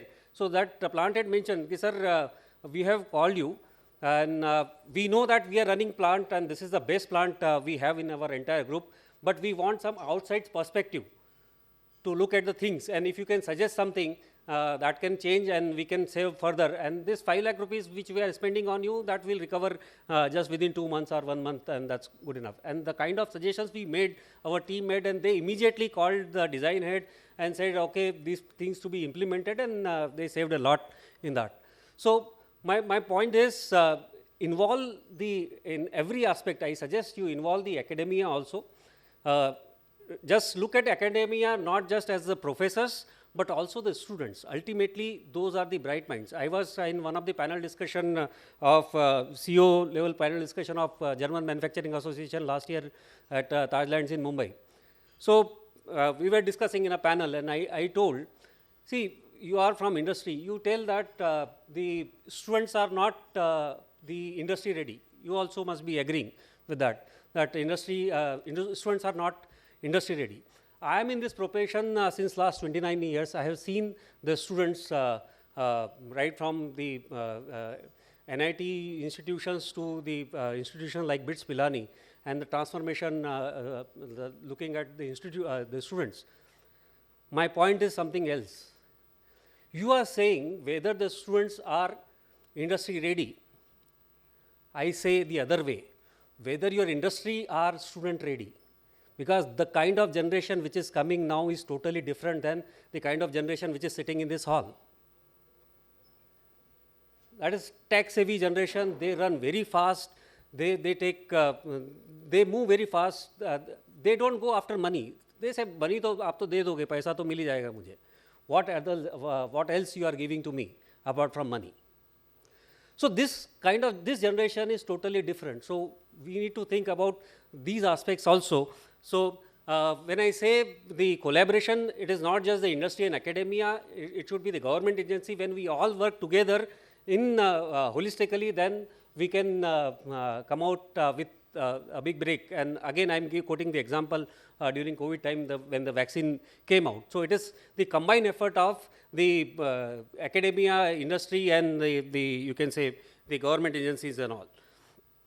I am not going to highlight here. We do a lot of this stuff, solar cooking and all, to spread the solar thermal and all. This is the kind of activity I started doing because the government has stopped pushing solar thermal, and then gradually the interest among the student is dying. But we need to keep this interest alive. So what I did is I started doing this solar cooking because why all of a sudden there is a interest coming in hydrogen? Because the government has pushed the hydrogen. Earlier PV has come, all of become PV was a buzzword. Why? Because the government has given impetus to it, and the PV has become buzzword, and everybody was running behind PV. Now everybody is running behind hydrogen. Everybody is becoming expert in hydrogen now, or started working in hydrogen. Even if the field is something else, he was for 25 years he was working in some other domain, and now he started working in hydrogen. Why? Because paisa udhar hai. So why not CSP? It's very simple. See, I'm a professor of thermodynamics. It's a very simple thing. You can get efficiency from photovoltaic panel is how much? 18%, nowadays 22%. But CSP can give you 35% efficiency for the same energy input. It's a common sense, and 35% efficiency, and apart from that, if you look at the capacity utilization factor, how much is for the PV? And when you go for the thermal storage, how much will be the capacity utilization factor of CSP? It is, I'll say it is a torture if we are focusing more on PV when we are living in India, where there is so much good amount of sunshine is available. I'm not against PV. If you want, we have done that study also. You can put CSP as well as PV combined. Supply power during daytime from PV, and then in the night time, daytime you store, and then night time you supply power with CSP. Because ultimately it is based on what is the tariff available. When the money is more, you sell that time, and your economics becomes good. So you can go for the combined aspects also. But we need to push in a big way for CSP, because when we go for CSP, we have a large amount of application for thermal or the heat application is there, process heating is there in industry. Just because the technology is, like Alok sir mentioned, the technology is not mature. Technology is not mature for India, but outside world it is already matured. It is not matured because we have not given push to it. If the government give impetus to it, automatically the experts are available, expertise is there in the industry, expertise is there in the academia, automatically the things will come up, and they will come up very fast. Like I was discussing with Solanki ji about the parabolic trough collector evacuated tube. Now this evacuated tube, if it gets ruptured, the cost of one tube is how much? Maybe 60,000 rupees, 70,000 rupees, because they are importing it. Why can't we manufacture in India? Why can't we come up with an innovative solution? I was in HAL last July. So one of the scientists I was discussing, they have developed one coating which is used for the radar to absorb the radiation. And that same coating can be used for our solar thermal application. Very beautifully it can be used. Only thing is we have to come up, we have to, unless we speak to the others, it will be difficult. So I should say we should come up with more of the industry and academia collaboration. And here what I did is we started cooking cake, pizza and all, and then also training the village women of fabrication of solar cooker and all, just to spread the knowledge, because ultimately these are the students who will be our future torch bearers, and they are teaching this village women and kids in nearby village how to fabricate solar cooker, and there is so much interest among these kids also. When then came this village woman also fabricating the solar cookers, and then demonstration here. So I am coming here, we are open for industry academia collaboration apart from research. Here we offer something called as practice school, where we send our student for internship during summer in the second year, and then during entire semester for in final year, where the students spend their full time in the industry and then simultaneously work on the industry project. And this is all structured. Our faculty member also goes with the student and help. Last year we sent around 3,333 students to the industry. These are the various industries to which we are sending our students. To name a few, these are the some important names, I should say, where our students are going. They are working for the industry. And now see, the advantage of this is the students, when they are coming, I'm just winding up, when the students are coming for the internship, now when you go for the recruitment, how much? At the most you take interview for half an hour, not more than that. For in half an hour you judge a person, whether he or she is suitable for your industry or not. But when the student is coming to you for as an intern and staying with you for 6 months, you can understand, you can know him better or her better, and you can judge, and based on that you can take a call. So it is a win-win situation for all. Industry, you can get a talented, fresh mind is coming to you, and they can solve your lot of problems. They can help you coming out with innovative solutions. The students, they will more having exponential learning, I should say. And institute, we have the benefit of having a good collaboration. We can work on your problems also. There can be joint collaboration, joint research projects, and joint patents and all. Thank you. So, Professor, I just want to add, you're talking about solar thermal right across in Delhi at NTPC Dadri. There is a solar thermal Fresnel-based system of 16 megawatts thermal which has been going on. And it's a learning thing, because when you put a plant next to an existing plant, you have to understand that the environment, the SO2, etc. Right. So, you know, it's not that it's totally, we are totally on the thing, we understand that. I'm from IIT Kanpur. Kanpur is now engaging with CII in a big way to be able, we started what we call the Prime Minister's Fellowship, but now we are taking it forward into multiple areas, so that just like in the, in the United States, you talk about that, in the United States, you get salary for 9 months, right? Yeah, I know. Here you I've get been for there. 12 months, for 9 months, for the balance 3 months, you have to get projects. Right. So this needs to happen in this country. Yes, yes. But definitely. we're on the way. We're on the way. So be positive. Happy to engage. We're doing it with IIT Kanpur. We can do it at IIT Delhi also. Right. Wonderful, sir. Thank you. The point is, when you are putting in Delhi, I think I may be wrong also. I'm not saying I'm an expert, or there are many experts here. If we look at the atmosphere of Delhi, the kind of pollution and all, so how much is the DNI available here? There are many plants across India. You go to the central part of India, near Bilaspur, Korba, there, or you go to either Vindhyachal, Rihand is there. I visited even Rajvesh Power Limited in Badmer. I visited in Ramagundam, Visakhapatnam, the Simadri plant and all. So there are many places where we have good DNI available. So it's not that we can put this CSP everywhere, but yes, wherever the DNIs are good, we can put that, and especially where we get a very good amount of DNI, we should focus more on CSP than on PV. One question. It is found that recently the solar plants are being where coal mines are there. So people are shifting all these solar plants there, mine places. So is it being helpful in this way? Pardon, sir? I'm talking these solar plants are being put there where mines are there. Okay. Instead of other places. So that can be used also, that place? Hey, why that study was because you don't have to put the entire plant. Already the existing plant is there.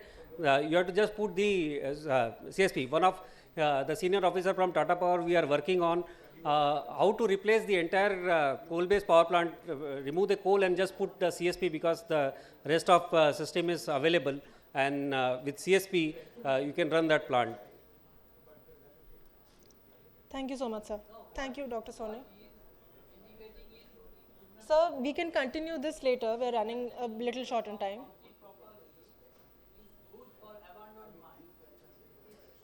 Sir, Sir, we can discuss this. Yeah. Thank you so much, sir, thank doctor.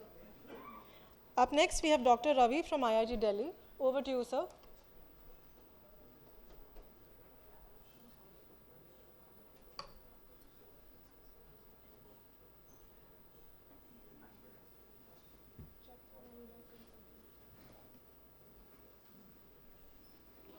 Good afternoon, everyone. Good afternoon, everyone. Myself, Ravikma from Department of Energy Science and Engineering at IIT Delhi. And here I am here to present what are the recent developments in concentrating solar thermal power technologies. So yesterday and today we have seen most of the solar thermal technologies. I'm not going to setting any background on that. Directly I'll jump onto the topic.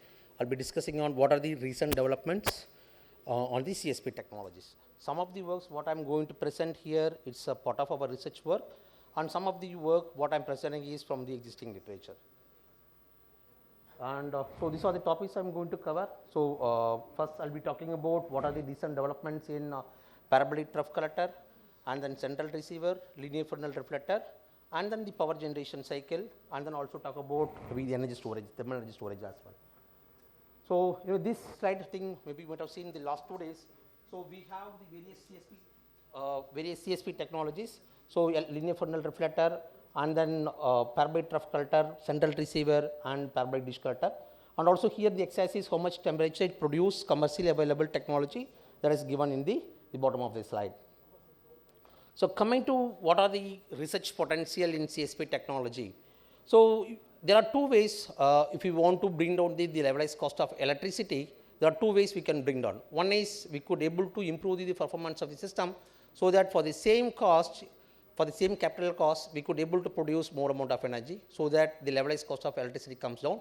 The second thing is we could able to bring down the capital cost. So by bringing the capital cost, we could able to bring down the levelized cost of electricity.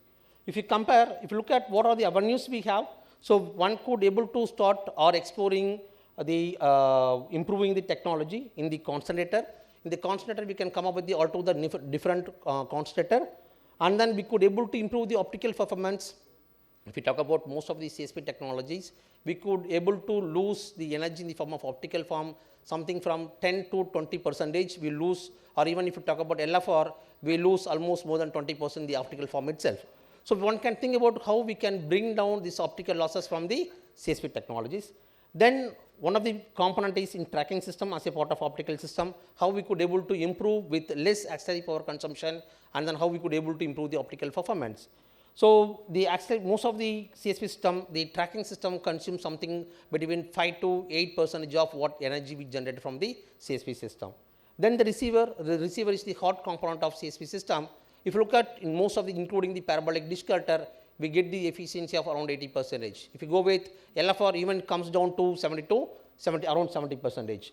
Then what kind of working fluid we can use? If you look at right now, we use most of the solar thermal power plant, particularly in the parabolic trough collector power plant, we use thermic fluid as the heat transfer fluid. This is one of the expensive fluid, and also it has the limitation of maximum temperature. It can go up to 400 degrees centigrade. So what are the alternate working fluid we can come up with, so that we could able to increase the operating temperature of the solar field, and so that we could able to have better power conversion cycle efficiency. And then also we can interact with thermal energy storage. Water right now we have thermal energy storage for all the CSP technology. We are completely blindly dependent on the molten salt. The molten salt we can go up to 565 degrees again. Suppose if you want to operate the CSP technology beyond 565, then what material we should have? So some of the aspect, just let me go through it. Fine. So moving to next. So some of the aspects. So when you're talking about the CSP technology across the world, right now more than 6+ gigawatt is installed across the world. Out of that, close to 5 gigawatt of plant is run by the parabolic trough collector based technology. So most of the plants use the Euro trough, mean that the aperture of the collector is 5.7 meter. So if you want to bring down the capital cost, how we can bring down the capital cost? There are 2 ways. One is we could able to increase the aperture of the collector, but increasing the aperture collector is not that easy job. Even in 1980s, the company called LES, they started coming up with the collector aperture of 10 meter, but somehow one other reason they could not able to deploy into the market. But thing is now there are a lot of organizations working on the parabolic trough culture. They started working on what may happen if you increase from 5.7 meter to say for 7 meter, 8 meter or 9 meter. So what may happen when you are increasing the aperture of the collector from 5.7, so the number of components in the collector comes down. But at the same time, when you are bringing the number of components, the cost comes down. At the same time, the supporting frame and the thickness of the reflector increases, then overall the cost of the technology increases. Then one has to do detailed study whether when you are increasing the aperture of the collector really cost comes down or not. Fine. And not only that, when you are increasing the aperture of the collector, the flux available on the observer surface increases, and then it needs you need detailed thermal study so that how much the thermal gradient appears on the receiver and how that affects the performance of the receiver system. And then, so this is the data. Mean that if you look at on the right side of the slide, you can see the first graph gives that the commercial available collector cost, assume it is 100%, that is Euro trough cost. And on the other side, if you increase the size of the aperture from 5.7 meter, say for 8 meter or 10 meter, the report says that it could able to reduce from around 25% to 40% by reducing the number of components. Also, it has given the different color code, how much fraction you could able to bring down each and every subcomponent. Say for the supporting structure, receiver, mirror, reflector assembly, and then the pylon and the balance of the plant. So it gets given how much. Overall, it could able to vary from something from 25% to 40%. So in this regard, one of my students also worked on this direction. So currently, there are many organizations works on the parabolic trough culture with large aperture. Some of them are Skyfuel. Skyfuel, they have two versions. One is SkyTrife, another one is SkyTrife DSP. And then Gossamer and 3M, they have LAT73. And then Flagback, they have the technology of ultimate trough. And then Abingova, they have space tube. So here I have given the configuration, what are the aperture size, what are the observer diameter, and then what's the optical efficiency, what is the one solar collector assembly length, and how much it gives the efficiency. All this information is I combined, but anyway, the slides are there with you. I am not going to read all this information. So one of my students also worked on this large aperture collector. We consider the aperture from 5.7 meter and then 6 meter, 7 meter, 8 meter and 9 meter. Up to 11 meter we consider, and also we consider when you are increasing the aperture size of the collector, what may happen, the receiver size also increases. It does not mean that we can keep the receiver size remain same. We also consider what are the sizes available in the commercial in the market. In the commercial available, we have 70 mm observer tube, 80 mm, 90 mm, and then 110 mm tube. So based on that, we consider we analyze the optical, thermal, and structural and economic analysis. Based on that, we arrive this number. If you look at here, we also analyze for with storage system and without storage system. And also we explored, instead of thermic fluid, we also explored the molten salt as the heat transfer fluid we explored. And based on that, we could able to see that something around 24% we could able to bring down the capital cost of the parabolic trough collector. So it costs something around close to 8 to 9 rupees. And then moving next, there is another opportunity. So right now, most of the parabolic trough collector propellant, we use thermic fluid as the heat transfer fluid. This, as I mentioned you earlier, even other experts also mentioned that it is one of the quite expensive fluid, and also it has the limitation of maximum temperature. The terminal BP1, we can go up to maximum of 400 degrees centigrade. And then the power block, whole power block, most of the power plant runs based on the Rankine cycle, it works maximum of 400 degrees centigrade. Then if you want to improve the performance of the cycle efficiency, then we have to increase the operating pressure and temperature. Then what one can do? Now we can look for alternate heat transfer fluid. The alternate heat transfer fluid is molten salt, what we have for the central receiver technology. Some of the power plants also people explore whether we can use molten salt. The problem with the molten salt is the freezing temperature or melting temperature of the molten salt is around 220 degrees centigrade. Mean that when you are using the parabolic field, what I find in the night time, the material gets solidified in the receiver itself. Then you need a trace heating in order to next day when you want to start the cycle. So instead of that, we can use the low cost fluid, water as the heat transfer fluid. But when you use water as the heat transfer fluid, what may happen? The water change from phase from liquid to vapor, and then this steam can be directly used in the turbine. But the advantage is there is no limitation of temperature, even you could able to go for 600, 700 degrees centigrade also in the solar field. But there are many challenges in the solar field. One thing is, if you look at in the parabolic trough collector field, the flux profile on the observer is not remain same. Even if you look at for the LFR, the flux profiles remain same throughout the day, more or less uniform. Whereas in the parabolic trough collector, Morning you will have some profile, in the afternoon you will have some profile. And then if you look at where in the morning and the late evening hours, the concentrated solar radiation falls on the where you have a steam. But if you look at the water and vapor, it has two different heat transfer coefficient. The vapor steam has poor heat transfer coefficient as compared to the liquid. Because of that, there is a possibility of thermal gradient. And once with the thermal gradient, there is a possibility of the receiver start deform from the focal plane. This is what we faced in the Dusar power plant, 125 megawatt in the Rajasthan. And then let me go for, sorry. If you look at what are the other benefits, the first, the schematic gives about the conventional parabolic trough collector power plant, mean that it uses thermic fluid, but it needs heat exchanger for preheater, evaporator and the superheater. Whereas when you go for the direct steam generation plant, you could able to eliminate heat exchanger. It has quite significant fraction of cost in the capital cost that we could able to eliminate. The second thing is we could able to operate at higher temperature in the power cycle. It offers even more than 40% cycle conversion efficiency. So if you look at when you are going for the water as the heat transfer fluid, it initially will be in the form of liquid state, and then what happened, the flow changes from liquid to vapor. It does not change just at 1 meter length. It needs series of meters of length. When you have most of the power plant, it has 600 meter length, and out of 600 meter length, almost 300 to 400 meter length depends on the what flow rate and how much DNA we have. It goes for 200 to 300 meter length in the phase change. It is not the simple phase change. Initially it will be bubbly flow, and then start the bubble flow come into plug flow, and then becomes slug flow, and then stratified flow. When it becomes the slug flow and stratified flow, where the concentrated solar radiation focus falls on the vapor, there is a higher thermal gradient and the receiver start failing. So then one of my other student also explored on this direct steam generation, that I will show you the results. If you look at the bottom of the photograph, where this axis of the, this is one mid portion of the receiver, where this axis of the parabolic trough receiver is bended, both the ends go stop, at the middle it comes down.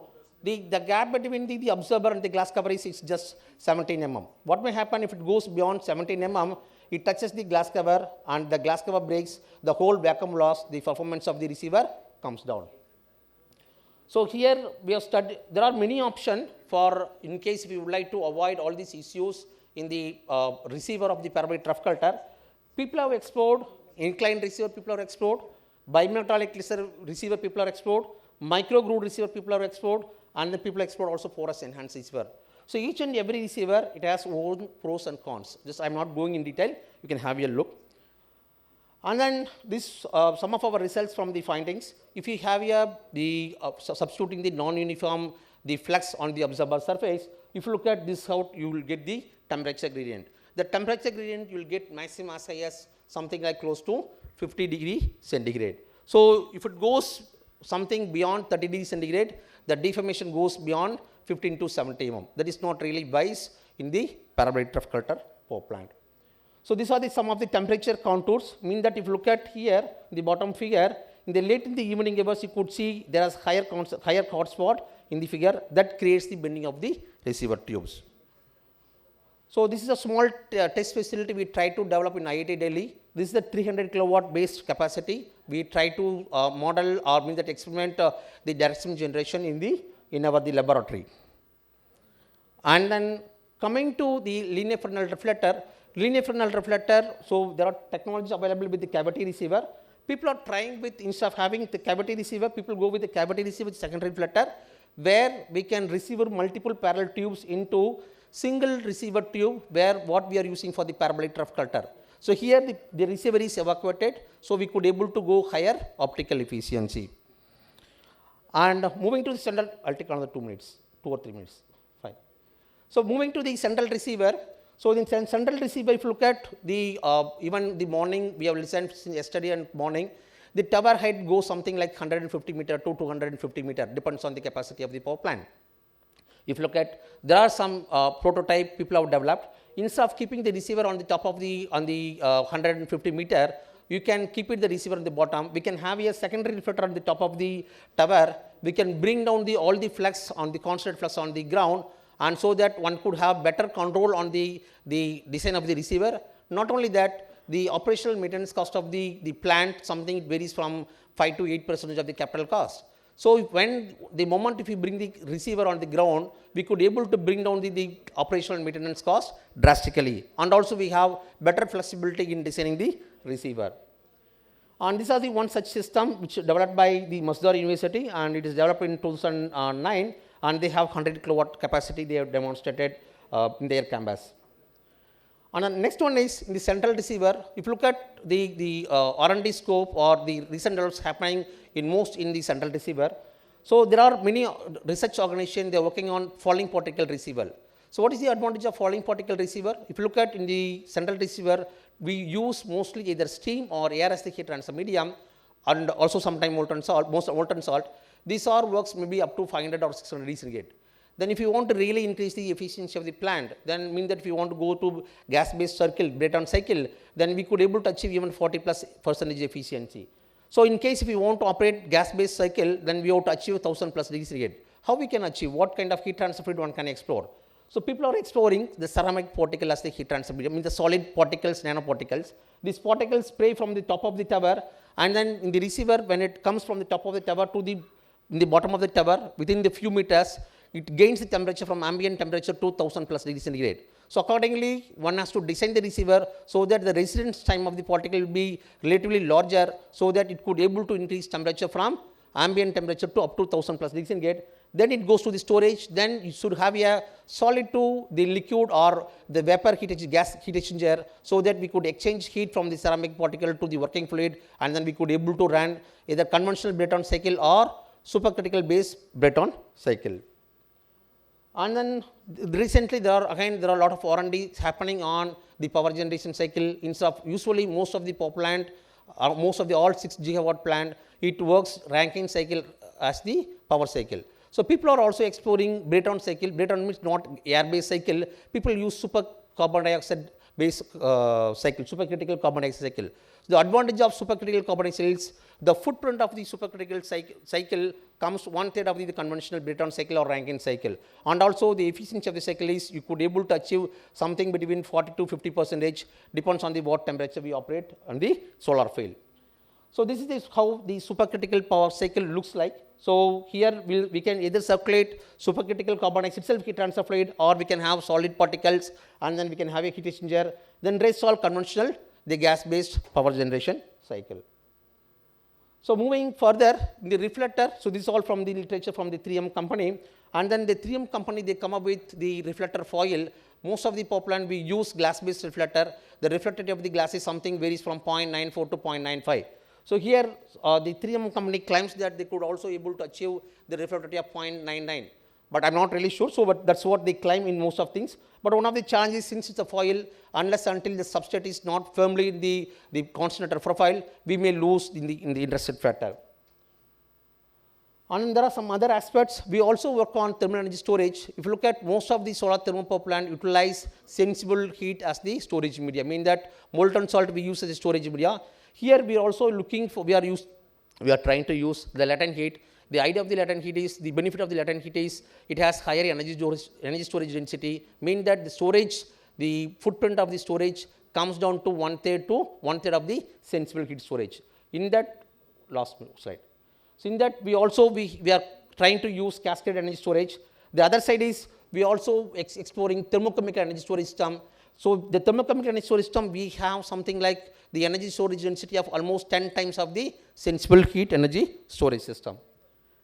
And then here the last slide from my end. So also we are looking for in the latent heat storage system, we use silicon for the PV as the PV material. The silicon material, it has higher melting temperature, something like around 14 degrees centigrade. When you melt the silicon, so what we can do is we can store from the conventional variable renewable power plant, mean that's from solar PV and wind energy power plant, we can convert the electricity into heat. We can store at very high temperature of heat, and then we can use this either supercritical carbon dioxide cycle or there's a TIPV technique, thermoionic photovoltaic system. We could able to get round trip efficiency of something close to 50%. So finally, coming to what are the status of what? Trough, right now we use thermic fluid. Tower width we use either molten salt or steam, and then the Fresnel reflector we use steam. And then technology in the final stage, people use molten salt in the parabolic trough collector. Also people are exploring the Fresnel reflector, and then the supercritical carbon dioxide or the supercritical carbon dioxide people have started exploring in Central Tower. First of its kind, people, there is power plant in the Thailand, 5 megawatt plant, people use water as the heat transfer fluid in the parabolic trough collector power plant, and then people also use volumetric receiver to achieve high temperature, 1000 plus degrees centigrade, and also people, which can be used for industrial process heating application. Technologies under development, the large aperture collector, there are many organizations started building 6 meter, 7 meter, up to 8 meter collector, particle based receiver. And another thing is liquid metals. Liquid metal means sodium, liquid sodium can be used as a heat transfer fluid. It has a maximum operating temperature of close to 900 degrees centigrade, but the issue is the safety aspect, means that when it exposed to water and air, it catches the fire. And then the development of new heat transfer fluid, and then many of you talked about the green hydrogen. We can use all CSP technology to produce the green hydrogen. With this, I'll stop. If you have any questions, please. Thank you so much, Dr. Raghu. Thank you. Sure, thank you. Up next, we have Mr. Vijay Karne from HPCL. Over to you, sir.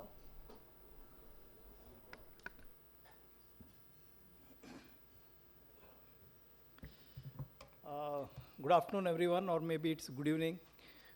Talking after all the professors, I think it's very difficult, and they were saying that their time, maybe we have given them very less time. That was their complaint. Maybe next time we should give them more time. To begin with, I'll just try to tell something about my company. Like Hindustan Petroleum Corporation started about more than 100 years back. We started basically with the US Standard Oil, and then 1951-52, we came out with 2 refineries at Mumbai and Visakhapatnam. Later on, lube refinery was started 1965. In 1974, there was an amalgamation of all these companies, and HPCL was formed. In 2019, we have become a Maharatna company. Right now, we are Fortune 500, and we had last year we had a sales of 4.6 lakh crore rupees. So, one thing regarding this forum, like why I have come here, is that we have our net zero target to do by 2040. And right now, we have a small asset base, like we have 100 megawatt of wind and 80 of solar. And slowly we are coming up with 500, in 500 acres, we are putting up a 100 megawatt plant. In addition to that, for decarbonization, our different things are like we are going for green hydrogen. We have a 370 TPA hydrogen electrolyzer that is coming up. Then we have these biofuel plants, both on 2G technology that is coming up. One thing, problem what we are facing is basically of storage, because we are looking for power with a higher CUF, higher storage. So this is where I feel like last year I read that in Europe, the prices had become negative. Prices at some time during the daytime. And that was because there was so much of solar generation, and nighttime again everybody had to depend on gas power. So what we need, even whether it's a refinery or anything, is that we need some higher CUF or RTC basis. And this technology, like maybe we take up land in Rajasthan and maybe we can supply the refineries. So that is what we are looking at. This forum for me is that this academia and industry collaboration. What happened in our refinery, we do a lot of digitalization. We do digitalization, and I was part of that. So few years back, for one of our critical units, fluid catalytic cracking unit, we thought of doing some digitalization. So we picked up a compressor, a wet gas compressor, and we interacted with another industry. And then we thought of creating a digital twin. So it was a difficult process. So initially, we did not place a purchase order. It was like we came together to do it. And it was quite successful. It was not easy going through that. We had to give all the historical data, and our interest was how do we improve reliability of the entire system with that digital twin. Later on, during the preventive maintenance checks, whenever we were doing the preventive maintenance checks, we were trying to test the data and improve the reliability of the model.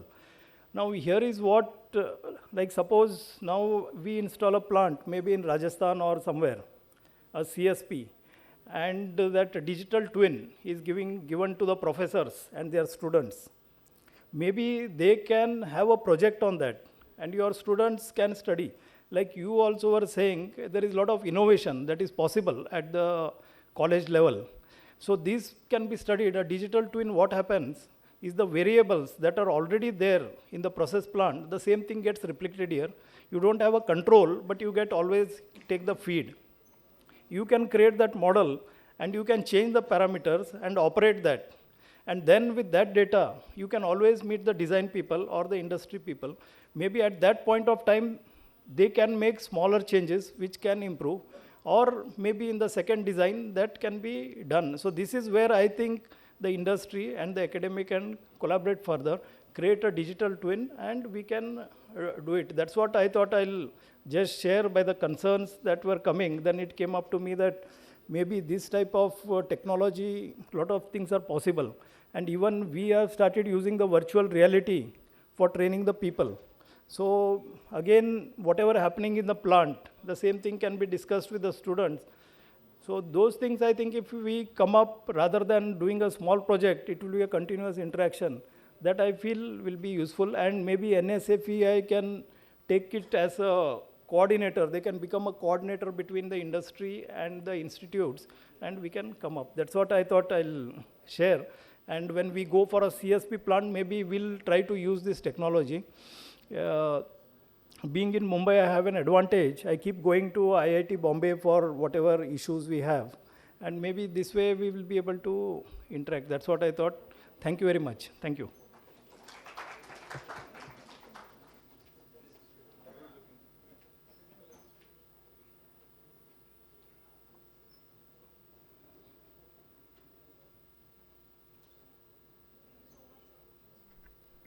Thank you so much, sir. That was a really insightful speech. I would now like to request Srimati Samriti Bajaj ma'am, DG.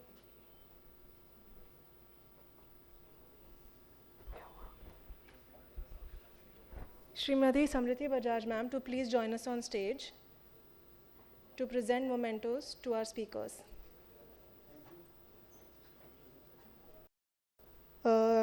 Dr. Manoj Soni from BITS Pilani, Dr. Ravi IIT Delhi, and Mr. Vijay Katneji. Sir, can we please have you on stage?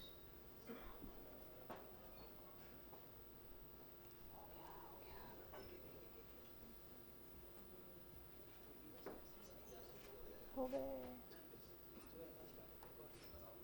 सब तो पहले बाद में सुबह से जब आएंगे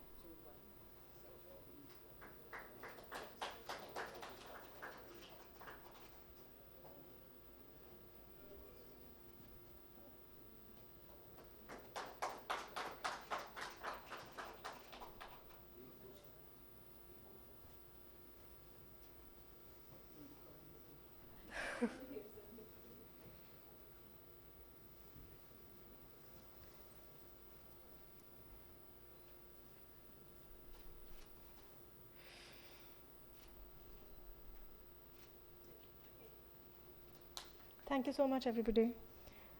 We now have a presentation by Mr. Abhishek Ranjan, partner EY, on energy transition. So over to you now.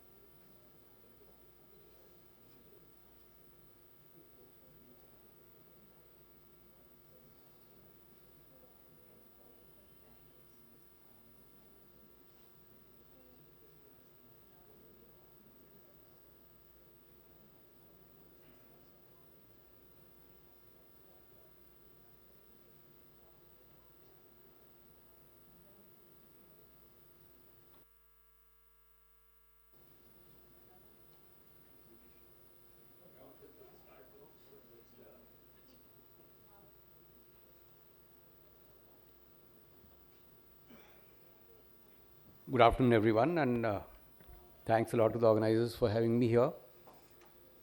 So, the topic is very generic but very pertinent today. My topic I'm talking about, which is energy transition. But in the context of CSP with storage that we have been talking about the last 2 days, very educating for me as well. In fact, we are talking about CSP, and we heard academicians and industry people. And we are confident that this is already at TRL level, maybe 7 plus 7, 8 already.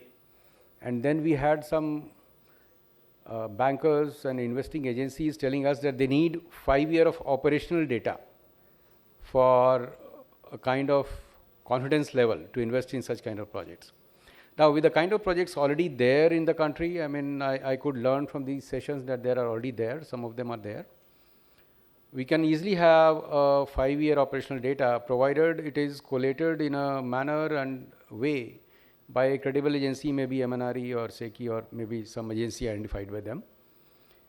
And then that becomes a lot easier for financing agencies to fund. Okay. Now, yeah, I think it is.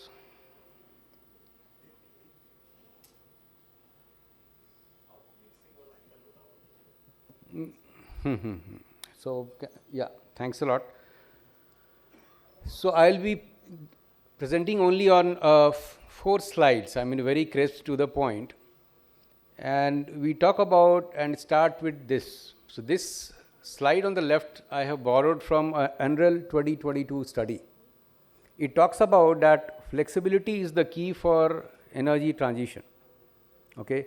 If you see the x-axis, the first one is system operation. So, when we talk about such projects, the SECI, when they come out with such kind of projects, a very key stakeholder is the system operator, so which is in our case Grid India. Okay. So, what are the low-hanging fruits which are already there? And I have circled them in red. And when I have circled them in red, that means in India, we are already there. If you see the rightmost corner of my slide, interventions in India, we are already there. Okay.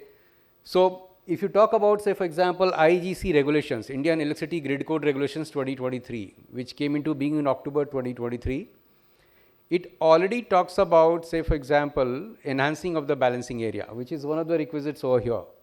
REMCs, RE forecasting, already there. Sub-hourly, that is 15-minute RE dispatch, must run is there, but dispatch also is already there now. Amendment coming into being that 7 to 8 time blocks before the gate closure has to be there, at par with the thermal and the hydro stations. That is there, the new thing which is there in IGC, effective 1st October 2023. Now, apart from that, the RE plants are also supposed to enjoy the incentives if they are supporting the grid voltage through reactive power support, and vice versa. This is at par with any thermal or a hydro storage projects. Okay. Now, apart from that, you talk about services from variable RE, which was expounded by NREL in their report in 2022. What are they? So, one of them is primary response by RE, which is now a reality in the grid code. Okay. Then they talked about flexibility of load and generation. So, CA has already come out with the guidelines for flexibilization of coal. So, MTL coming down to 40%, ramp rates of the genetic stations, so existing thermal fleet also need to be retrofitted and modified based upon the back down given to the thermal stations below 85% of rated capacity. Already there, for example. Very recently, I think they have also floated a SOP for the same, CA last week, I think. Talk about resource adequacy. Guidelines are already there. There is a chapter 2 in the IGC regulations 2023, which CRC has already notified. It is at both all the 3 nodes, G, T and D. So, therefore, when you talk about load, demand response, for example, it's already there in the regulatory framework. All I am saying is, when we try and strive to achieve RE integration and deep decarbonization of the grid, we need to have a regulatory policy statutory framework, and government is not far behind. In fact, government is a step ahead of industry. So, regulators are a step ahead of the industry, for example. You talk about CRC, DSM, deviation settlement mechanism regulations, already there. You talked about the different bands in which the penalties would be levied or not levied if you are operating. Last but not the least, CRC General Network Access Regulations, already notified and implemented as well. What does it mean? One nation, one grid. You can inject anywhere, you can draw anywhere, and there is a single CTU loss for the entire country, and CTU charges which are waived off for RE stations up to a certain sunset clause is there. I mean 30th June 2025, if you are able to commission, you are going to have 100% charges waiver, which is a very, very big boon as far as our country is concerned compared to other nations like United States, where the transmission is a big, big problem over there, right? So all I'm saying over here is A for RE integration in intermittent up to say 2 hours or 4 hours. We are already talking about electrochemical storage, especially the LFP, up to 4 hours, right? On the extreme right hand side, storage part. But you talked about long duration energy storage, that is for deep decarbonization. You want to replace coal. You want to avoid coal in meeting our energy demand. We have heard all the speakers, 2030 and beyond. Thermal storage, pumped hydro storage, fuel storage, and power to gas, which is nothing but sector coupling with the green hydrogen. These are the ones which are coming up. And very good to know is that the CSP with storage is already a proven implemented technologies. We need certain frameworks to implement it in a cost effective manner in the country. Okay. So with this, we come to how can we jumpstart and kickstart the process. Okay. Now, in the previous session, I could hear ex-secretary Alok Kumarji talking about UMPPs, ultra mega power projects, thermal sector, right? So he gave example of Sasan ultra mega power project. What was the design there? So the end procurers were already identified, and there was an intermediary procurer, I believe it was PFC, which has collated their demand. And those days there was no demand profile, so it was only a contracted capacity because it was a coal-based project. And then it was a case 2 bidding. That means the land was identified, clearances were already in place in the SPV, which was to be transferred to the L1 bidder or selected bidder. In other words, all these statutory clearances, procurer, evacuation, and land, including coal linkage, all were in place, all the critical elements of a successful power project, and therefore the result is in front of us. The tariff was 1.17 levelized cost of energy. Okay. Come 2024, and in fact in 2023, Ministry of New Renewable Energy came out with a guidelines for competitive discovery of tariff for firm and dispatchable renewable energy in June 2023. It was notified on 9th June. Okay. And we have seen, at least I remember, 5 such tenders under FDRE mechanism where has been floated by SECI under different stages. Now, if we see this map of India, for example, the concept is very simple. The entire nation, the transmission grid is same, one single grid, GNA in place, right? You can set up plants in any part of the country. So be it a offshore wind in the southernmost part, or maybe CSP in Gujarat, or maybe in Ladakh, or maybe a pumped hydro or a hydro storage somewhere in Karnataka, Mangaluru, or maybe in Purulia, Bengal. You have a grid connected storage which might be co-located with RE, that is solar, in Rajasthan, or a co-located site in Rajasthan or Gujarat where wind and solar plus battery storage are co-located. Anything. They are all connected to CTU point, which is central transmission utility point. Okay. They all form a mega scale virtual power project, which is a national level project, right? Now, what is the moot point over here? The point is very simple. On the right hand side, if you see D1, D2, D3 and corporate, the small ones, right?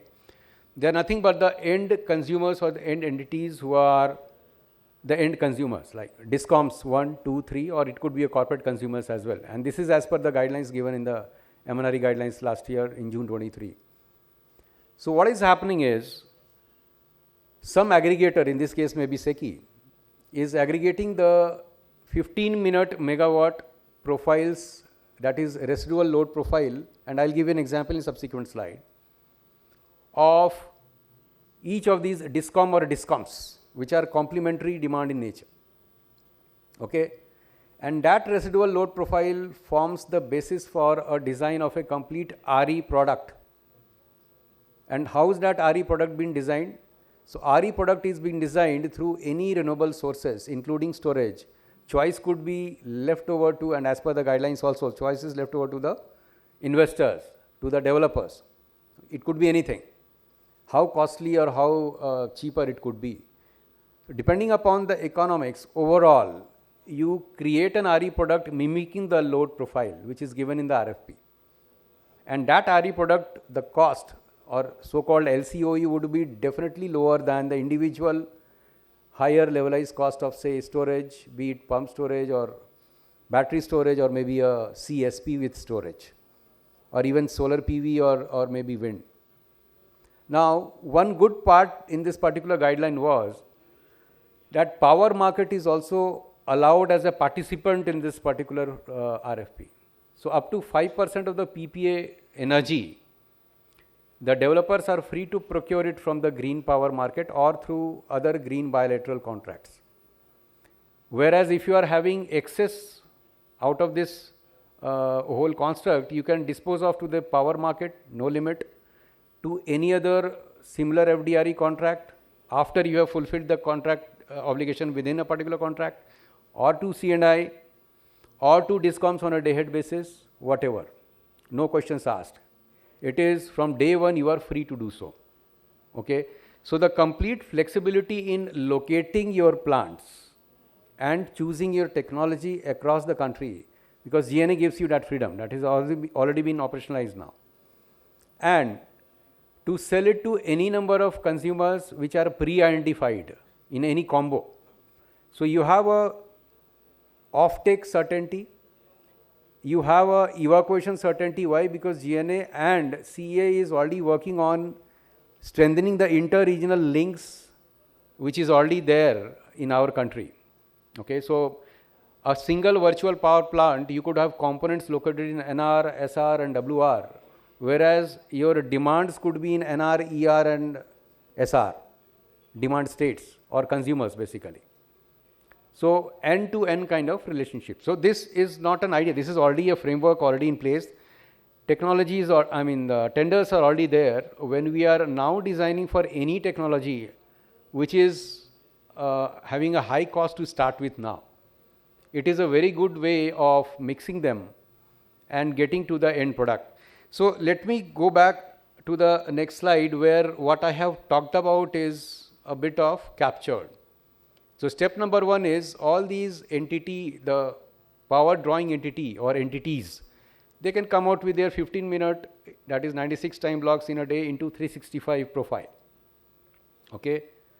And it is the job of the modeling or the intermediary agency, maybe SECI or somebody else, which is going to decide which one are the best fitted in terms of to have a maximum utilization of the RE resources in the PPA through the modeling exercise, because you are modeling wind, you are modeling solar, you are modeling CSP, you are modeling hydro, you are modeling maybe PSP, all in a single construct. Okay? Now, these RE profiles can be customized to meet the load serving entities profiles which are already a part of the RFP or tender, offhand. Okay?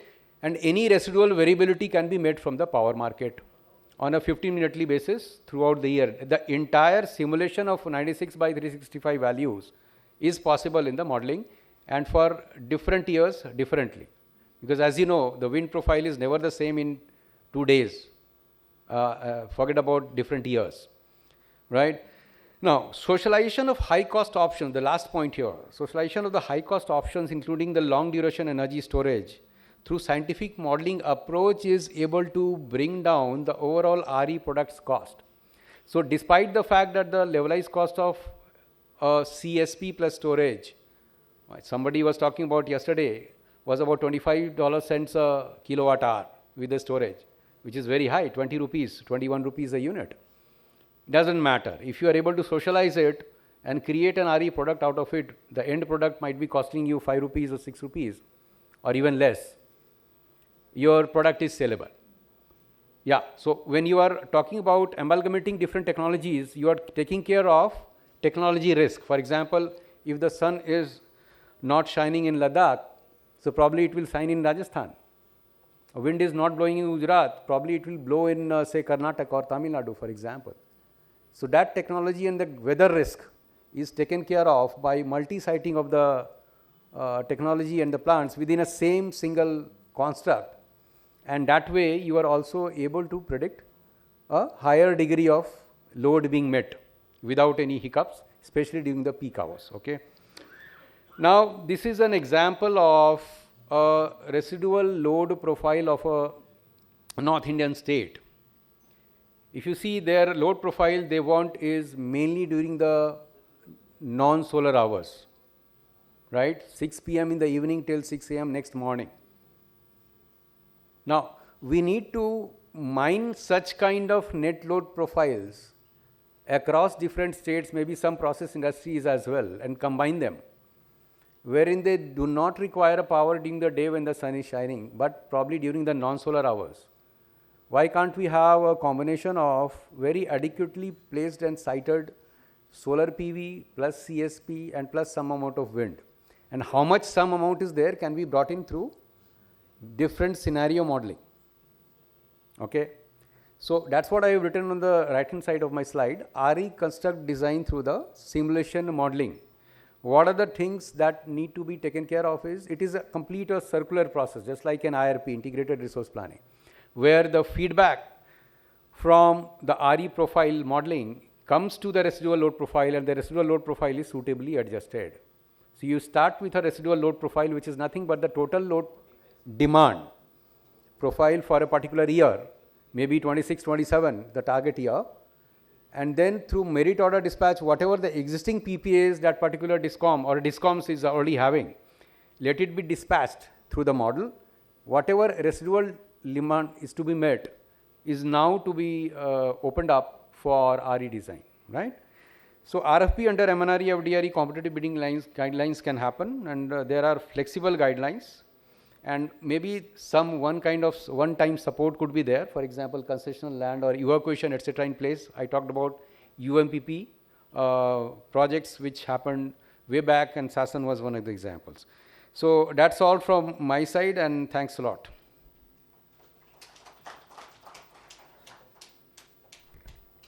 Thank you so much, sir. We'll now proceed for a short tea break, and then we'll reconvene around 4:45, 4:50. Pathways for solar waste management in India. I'd request everybody here to please register for this event and also join us on 19th. Thank you so much.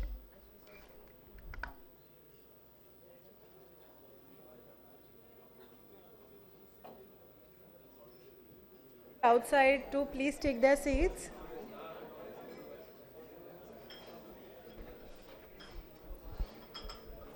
Requesting everybody outside to please take their seats.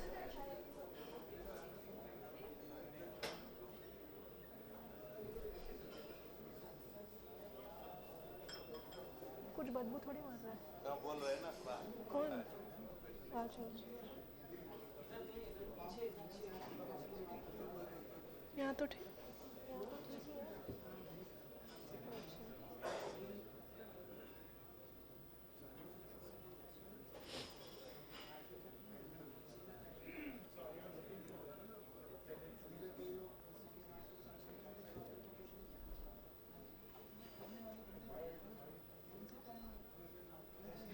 I hope everybody is feeling refreshed after that short tea break. We now move on to our next session, Indigenization of Concentrated Solar Power and Storage Technology and Overview. Our first presenter for this session is Mr. Umesh Srivastav, ED IOC. Over to you, sir.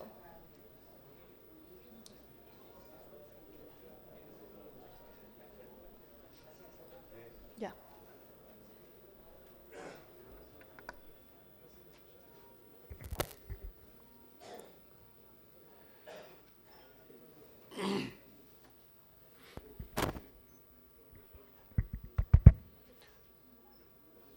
A very good afternoon to all. My name is Dr. Umesh Srivastav. I am Executive Director in charge of alternative energy, and there is a new energy area that Indian Oil is setting up a separate research center at Faridabad, so I'm looking after that. And I'm very happy to be here, to be invited by the organizers to speak on CSP, because CSP is something that we have been working on for a very long time. And when I was occupying that seat here, so my the gentleman sitting there asked why Indian Oil is into CSP, and my answer was that that's the only synergy that Indian Oil has with solar energy, because we are into oil and gas, we use a lot of heat, and we consciously decided 10 years ago that if we have to do any business in solar energy, you know, whenever an oil and gas person is asked to do something new, we try to find out if there is an oil which is used anywhere in that particular area. And we found within the solar energy ambit, the CSP is something where oil is used. So we thought that's the lowest hanging fruit that we should be plucking. And from there we started into it. And we are reaping some very rich benefit out of our efforts in CSP. So I'm here to present all the indigenization efforts and all the work that we have been doing in CSP. And at Indian Oil R&D, at least, we have invested all our resources into working in the solar thermal and going up to the CSP areas. So this is a snapshot of what is the landscape of our R&D activities. Heat transfer fluid, as I said, way back in 2011-12, when the National Solar Mission was launched, there was a great setback in the country where the HTF was, the availability of HTF became difficult. And that was the time when MNRE thought that the oil company should be developing the heat transfer fluid. And I'm happy to share that we developed the heat transfer fluid in 2014. Which goes up to 400 degrees centigrade, exactly equivalent to what is being used worldwide. And we could not get any CSP project, of course, from there on, but we incidentally found that a lot of heat transfer fluid of that temperature was used in our petrochemical plants, and we are using it in our petrochemical plants for a very long time now. So that is how we, as R&Dians, see when we develop the product, it may not find the intended application, but then we always find some other application where it can be used.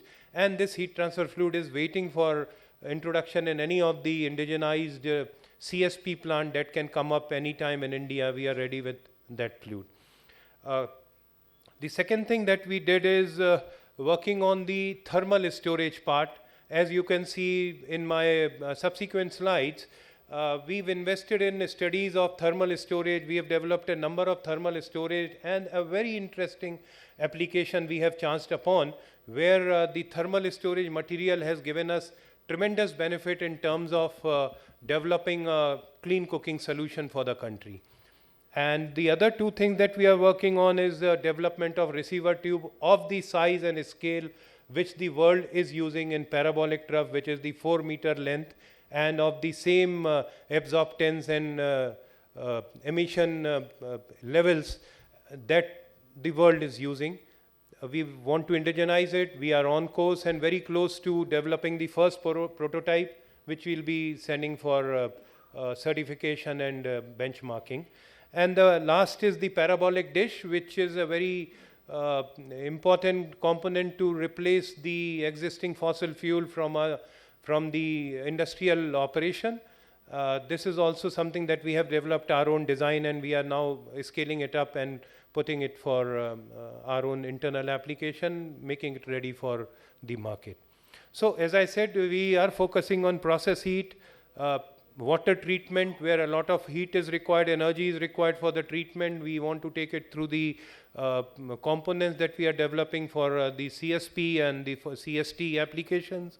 Clean cooking is something which has given us tremendous benefit in terms of storing energy in the form of heat and using it for cooking. And of course, the green hydrogen, there's a project which we have planned to do, but we've not it's not taken a shape as of now. So Indian Oil already had a number of heat transfer fluids right from 270 degrees centigrade to 400 degrees centigrade, as you can see from this slide.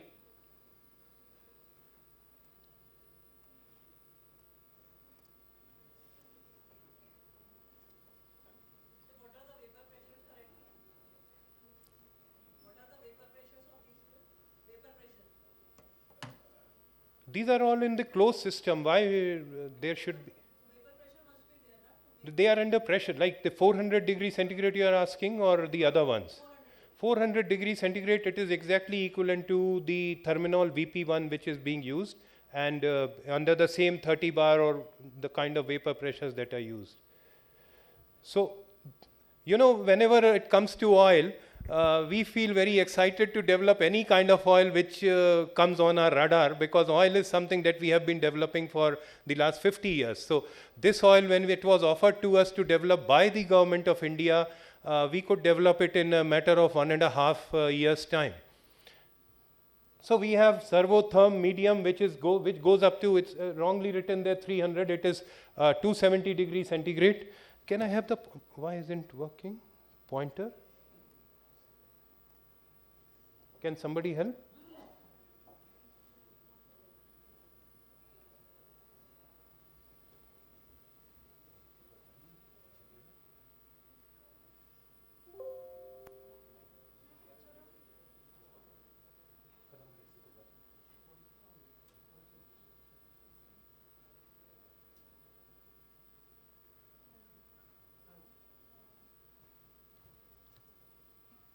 Leave it.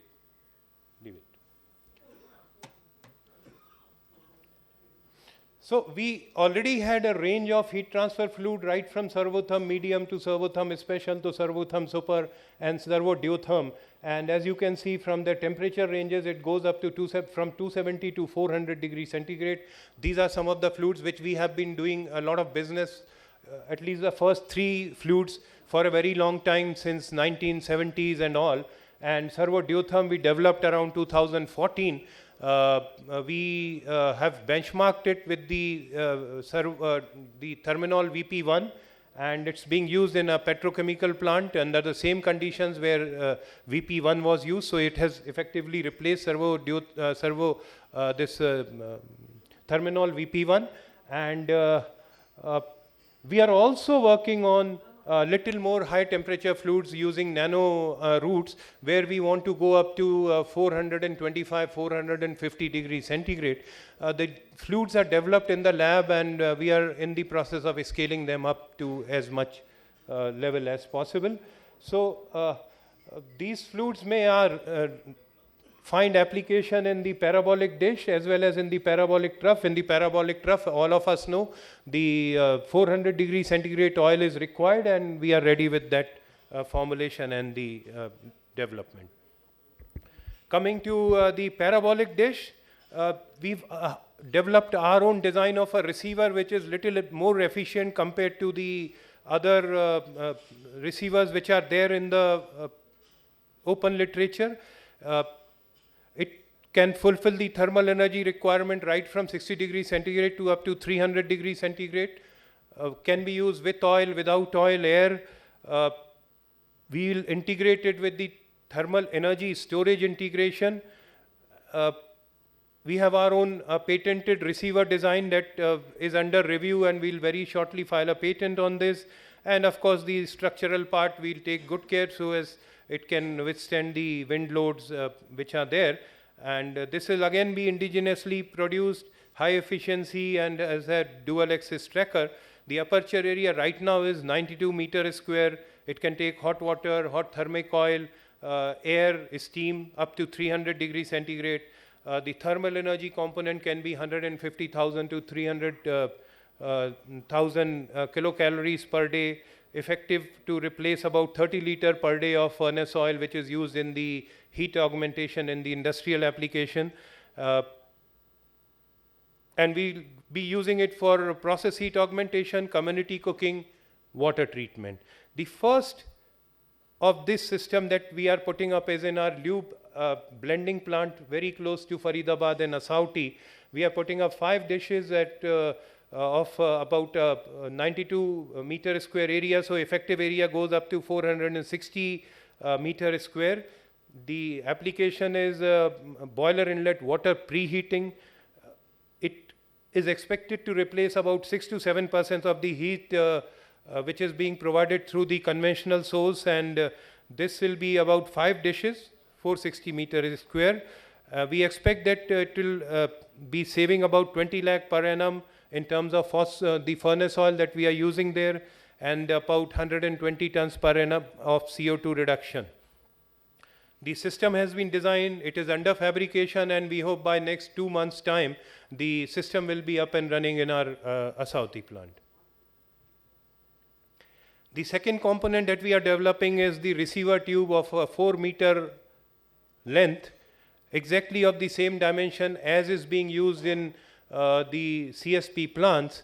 We intend to actually develop, experiment with a lot of other diameters and other lengths, but somehow we feel that we will start with something that is already in use, and then we'll try to like to innovate upon them, or like to modify the dimensions and designs and see how it is performing.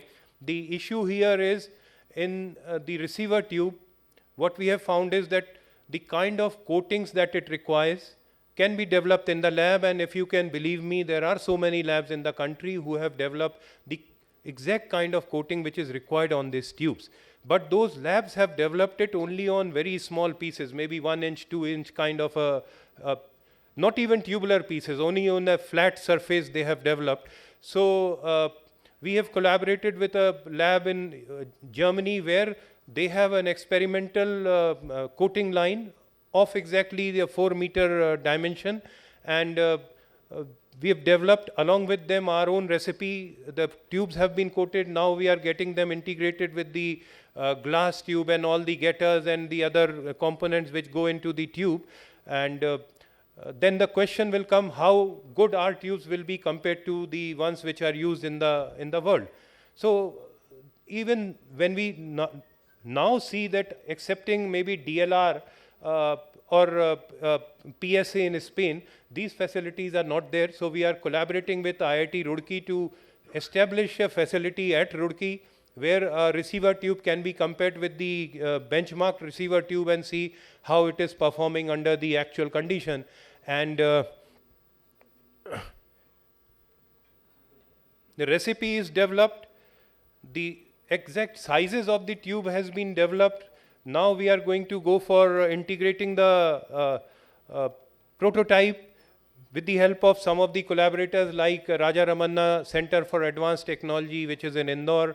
They are going to help us in getting the glass to metal joint, and we are going in this field with a very clear mandate and mindset of actually manufacturing these tubes in the country, where Indian Oil has its own cryogenic facility at Nasik.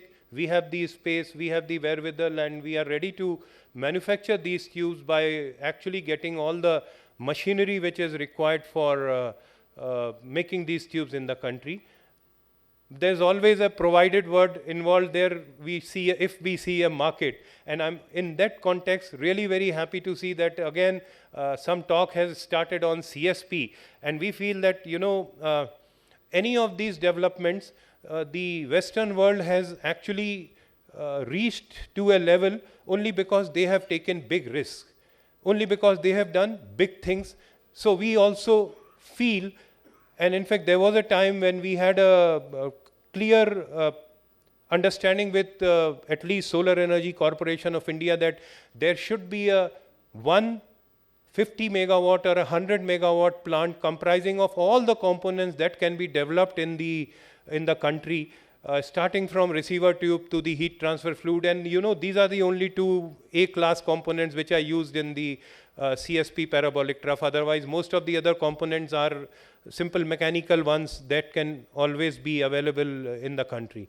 So we still feel that once we develop this tube, once we have our international certification, we'll again approach SECI, we'll again approach MNRE, NITI Aayog, and whoever is ready to collaborate with us to showcase a national level 50 megawatt or 100 megawatt CSP plant up and running as soon as possible. We've always believed that, you know, the energy storage is not only about storing electricity into electrical batteries. The energy can also be stored in form of heat, and it is here that we have collaborated with some of the very front-running institutes in the country, IITs, and have developed a number of sensible heat material and latent heat material. We have a complete album of these materials and their the capacities, abilities to store heat. We feel that it is always going to be more cost effective to store heat and use heat for whatever intended application, because eventually it is the heat that is required in other the industrial processes more than the electricity. So this is something that I like to, I'm really proud and happy to be presenting this, because, you know, just about 2 years ago, 2.5 or maybe 3 years ago, there was a huge effort by most of the companies where Honorable Prime Minister had asked that we should be developing a solar cooking system. Actually, he did not say that it should be indoor solar cooking system, but he said that it has to be a solar cooking system that can cook all kinds of food and catering to a family of 4 to 5. And we've developed it using the energy storage material for heat. The only competing product for this product is induction cooktop, where it can, of course, take the solar energy, solar panels, where the electricity can be routed through the induction cooktop, but one will require battery storage to have a firm power going to the induction cooktop. We have developed this product, which is known as Surya Nutan. We have launched it in the country. It is available for sale, and we are deploying it at various locations in the country. This is where we are generating solar energy using solar photovoltaic, bringing the energy inside. The energy gets converted into heat, and it is the heat that we are storing inside the product, and it is the heat that we use for our cooking applications. So this is a very successful product. It can make all kinds of food, goes up to very high temperature, chapatis, pakoras, and all the things that Indians eat, and eat very interestingly, very nicely. This can make, and we are extending this same concept for because we designed it for a family of 4 or 5 people. So we thought there was a lot of demand for having a community cooking concept on the same design. So now we are ready with a community cooktop, which will utilize solar panels, which will utilize solar heat, which will utilize grid electricity, all in combination or simultaneously or parallelly, standalone basis. And this community cooktop is on display at our R&D center, and we are going to deploy it for trial basis in some of the army locations very soon, and then take it forward from there. So I again wish to say that we invested as IOC into the research of thermal side of solar energy. At that point of time when we started working in this area, the situation was very different. Things were very rosy. But for some reason or the other, the CSP and the CST part has taken a back seat, primarily because of the imports that are coming from the PV side. there are many in the CSP industry, and I can see a few faces. Mr. Gadia is all one of them. There are many who still feel that CSP will have its own day. We are going ahead with this belief and investing into the research, readying ourselves for a time when India can showcase its own indigenously developed, completely Indian solar CSP plant. And I hope and pray that the day comes very soon. So I like to finish with saying that no matter how tall the mountain is, it cannot ever block the sun. Thank you. Sir, I have a question. FDRE tenders by SECI are already there. If your CSP technology can be demonstrated or included by PV and wind vendors who are doing only PV, wind and battery for FDRE. So would you be open, you feel that it will be cost effective at 50 megawatt or some scale? We have to look into it. I mean, frankly, just 15 days ago when you contacted us for this workshop, we got to know that there is some talk of CSP again in the country. Otherwise, you know, for the last 3 years or so, not much had happened in this area. But we'll definitely like to look and take some bold steps if needed. Soon, the tenders are already open. SECI will, you can contact We'll be in touch with SECI. And there is a limit of 50 megawatt minimum bid. So if you can do it independently, it is much better. You can do with PV, make some 20 megawatt this, and some 40, 50 or 100 megawatt, whatever you can do to make FDRE. We'll definitely for 50 like megawatt. to see it. This tender is closing very soon, actually. So you discuss with them and Who's do something. I'll get the name from the and, right person's and name. Later on, maybe next month, another tender which will have a special mention that CSP should be providing 51% of the energy component of the FDRE.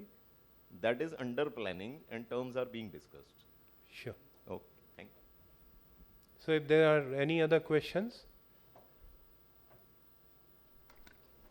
So maybe for the benefit of all of you, I can say that we have established a lab in IOC R&D Center, which is on par with some of the best solar thermal labs in the world in terms of the equipments that we have with us.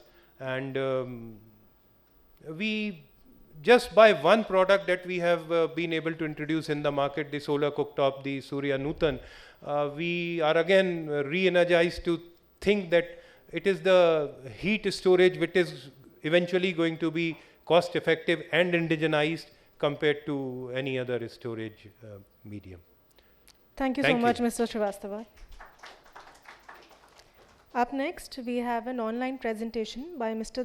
Dennis Thomey from DLR on thermal storage, solar sulfur cycles.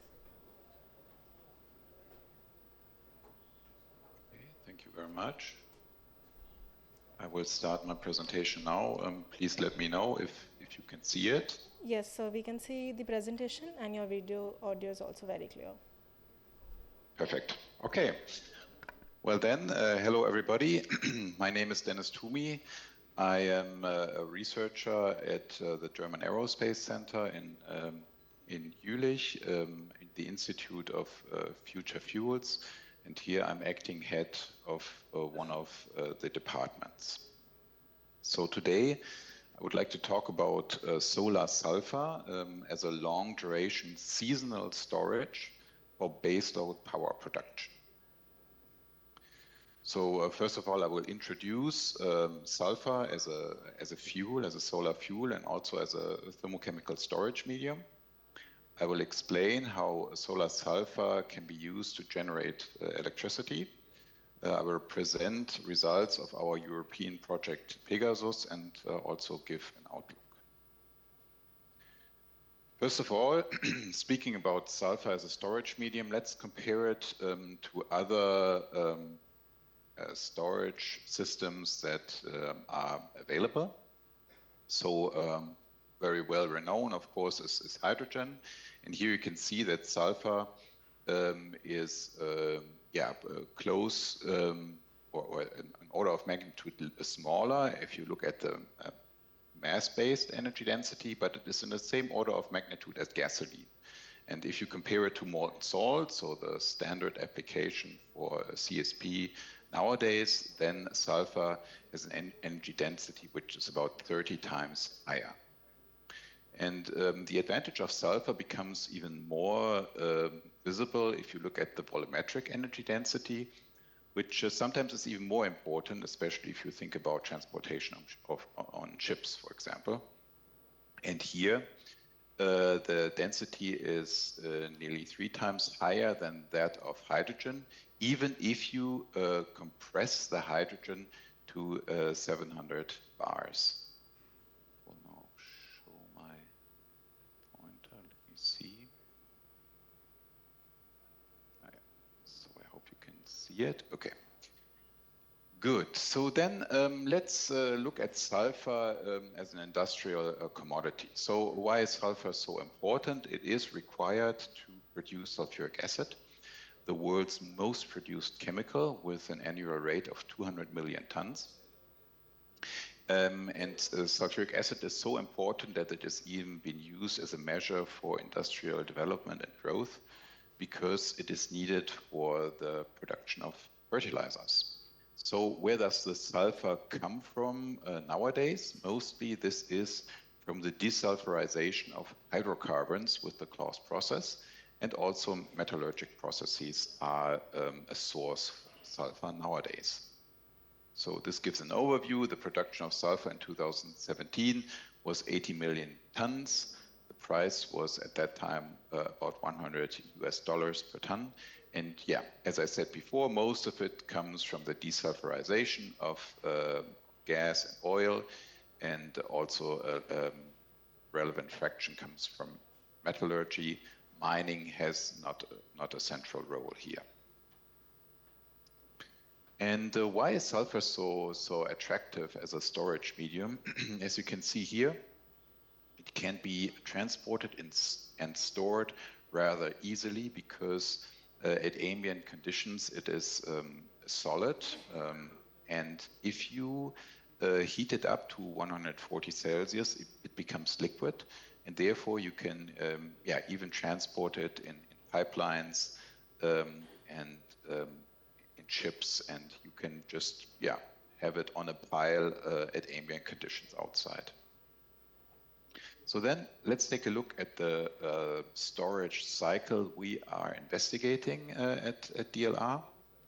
So the goal is to start off with concentrated solar thermal and really be able to produce baseload electrical power, completely independent of our solar input in location and time. How do we do this? We start off with sulfuric acid, which is an industrial commodity. This can be decomposed thermally using, for example, concentrated solar thermal. By the way, it is also an industrial process already to do the splitting with the use of oil, so this is standard. This sulfuric acid decomposition, first of all, produces SO2. The sulfuric acid industry knows very well how to do this, even though it is a toxic gas. But it is rather difficult to transport it due to its toxicity. Therefore, it is usually only handled on site. In order to make it transportable, we introduce the SO2 disproportionation reaction, which gives us the elemental sulfur. This can then be processed in conventional sulfuric acid plants, where it is burned to produce sulfuric acid on the one hand side, and because this is a very exothermic process, we have a lot of excess heat, which is then used to drive a conventional power plant with steam turbines. So let's take a look at the chemical reactions here. So first of all, the decomposition of sulfuric acid. It requires temperatures above 800 Celsius. It's a highly endothermic process, and this is a temperature we can achieve with solar systems, as I will show later. And then the disproportionation. Here, we in fact lose a bit of the energy, if you want so, because this takes place at temperatures below 200 Celsius, and they cannot be, temperatures cannot be used so well within the process. Nevertheless, it makes sense to do this step because it is much easier to handle sulfur element in its elemental form, as I explained earlier. And then comes the conventional burning of sulfur. And this is highly exothermic. It takes place at temperatures above 1000 Celsius. So in conventional sulfuric acid plants, usually the sulfur burners operate at about 1400 Celsius. And here is an interesting fact that the temperature you can get out of this cycle is in fact higher than the temperature you have to put in order to do the splitting of acid. Moreover, we see that we have two energy levels here, so two storage systems, if you want so. A low energy level is the sulfuric acid, and then a high energy level is the sulfur. And then, depending on if the sun is shining or not, we are either producing sulfur or we are producing sulfuric acid. It's a closed cycle where no chemicals leave the reactions. So how do we want to integrate the solar energy here? We introduced the solar particle technology, which uses these ceramic particles made out of bauxite. It's also a commercial product from the fracking industry. It has very nice properties because it can directly absorb solar radiation very efficiently, and it can be directly stored in insulated tanks. The receiver and storage can be operated at ambient pressure, and compared to the state-of-the-art molten salt, we have no difficulty in terms of freezing or decomposition. This material is extremely stable, and the lifting is done with bucket elevators, and these particles are also flowable, so we can use the gravitation here if it goes downwards, so therefore we have very low parasitics. And the technology that DLR has been developing in the last years is the so-called centric, so a rotating cylinder here into which cold particles are injected from the back, and then through the centrifugal forces they are pressed to the inner surface of this rotating cylinder and form a dense film, and the concentrated solar radiation that enters into the cavities then fully absorbed within this receiver, and it produces high temperature particles in the range demonstrated of more than 900 Celsius. And these hot particles, as mentioned, can be stored, so we can operate the chemical reaction then around the clock. And I will not look at every box which is shown here on the process diagram, especially the grayish ones. Those are all standard equipment which is available in chemical plants.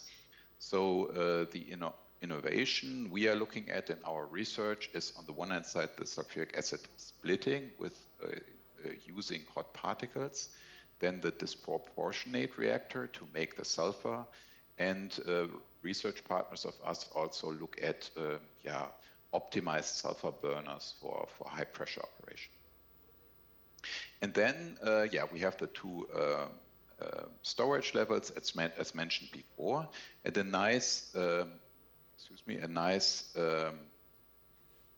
thing we can think of here is that part of this process can be operated in the desert, so at the solar site to make the sulfur, and then this sulfur can be transported to non-solar sites, so for example in Germany this is of high importance, and then be operated round the clock like a fossil fuel if you want so. And then let's look at the integration of the solar sulfur technology in existing industry. So repeat once again, most of the sulfur nowadays comes from refineries. It has been processed in sulfuric acid plants to produce sulfuric acid and as a very valuable byproduct, electrical power.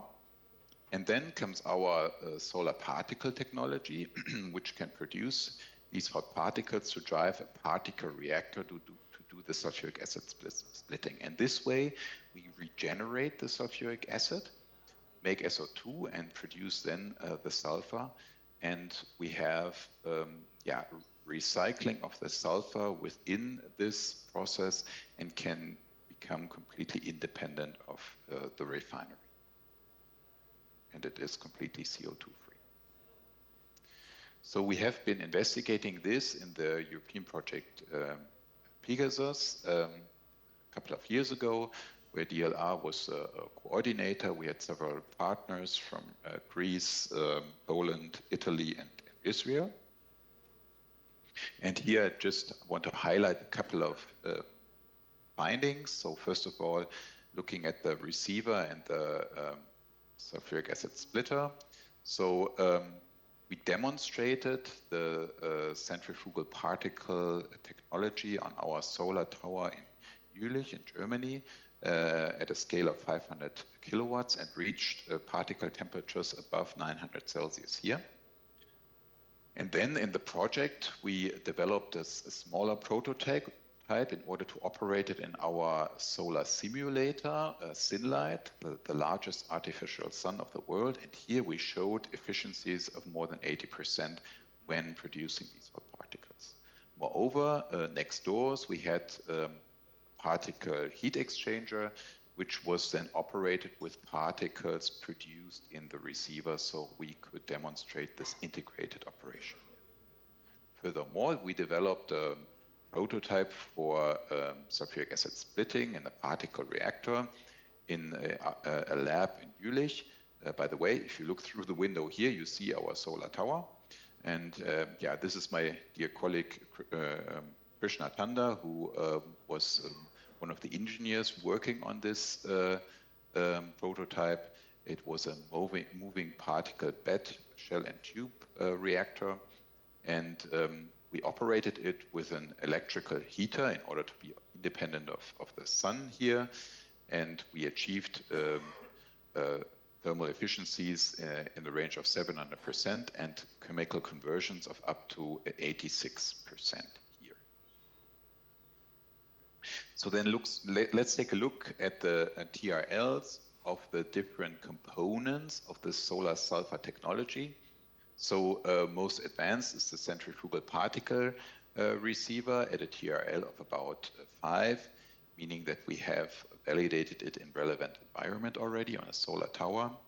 Then the sulfuric acid splitter, here we would say a TRL of 4, we validated it in lab. Then comes disproportionation reactor. This has been already experimentally proven in the lab in a previous project. And here we see that there's still a bit of development needed to commercialize the system.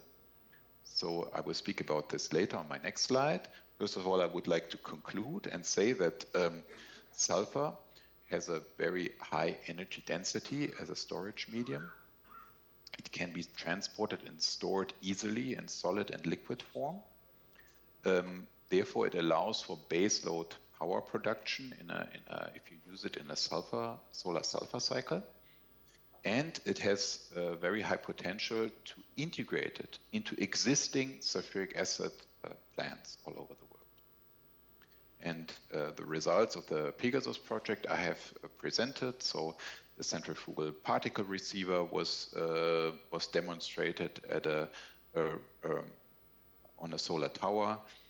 Also the integration with a particle heat exchanger was shown.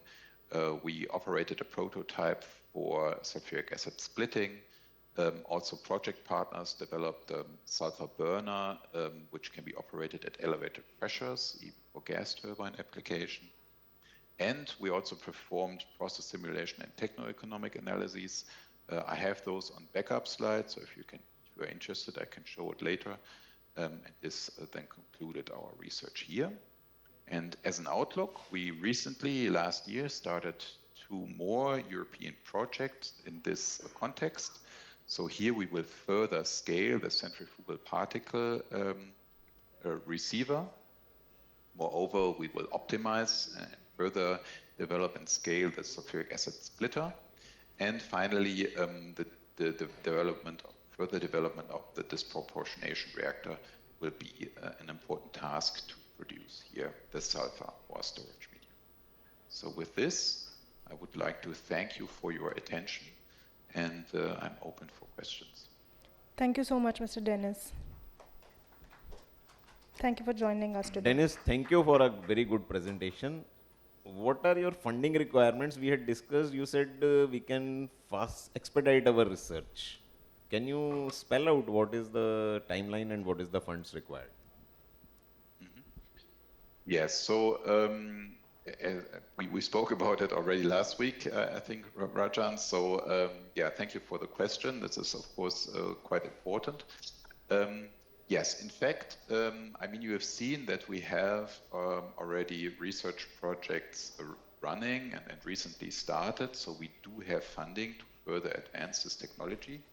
And I can tell you that in the consortia, we also have industry already involved. So in fact, we have a large a company from Germany in the sulfuric acid industry involved here. They are very interested in this technology and also put own money into it. And yeah, in fact, you can, of course, speed up the development of such a technology if you put more money into it. It's rather straightforward here, and therefore, yeah, it's difficult to put a price tag onto it. So how much funding would be required? But in fact, the more you put into it, the more resources we have here to develop this technology, the more we can speed up such a development. I don't know if this answers your question. Okay, thank you. Hi, this is Ravi Kumar. Thank you for the nice presentation. I have one small quick query. May I know what are the challenges faced when you are exchanging heat from the solid particles to the sulfuric acid in the heat exchanger in terms of material perspective? Yes, so this is of course one of our most important research topics, so material development. There I could make an own presentation onto it actually, in terms of corrosion analysis, catalyst development, and so forth. In fact, we have a big advantage here. Sulfuric acid is a commercial product. The sulfuric acid industry has all materials and components available to process sulfuric acid very efficiently and over a long period of time, and also tackle corrosion aspects. Of course, the main challenge, if you look at solar energy, is that somehow you have to open your system towards the sun in order to get the energy into your reactor. This is our highest challenge here. And so if you look at particles, for example, we have on the one hand side the abrasion of the particles. If they flow along your tube inside your reactor. And then, of course, you have the corrosion of the sulfuric acid. Here, as mentioned, we have materials available to do this. So, for example, silicon carbide does a very, very good job here. It's very corrosion resistant to sulfuric acid. We have catalysts available to speed up the reaction. And so these are the main challenges, to also have the interfaces between the different components.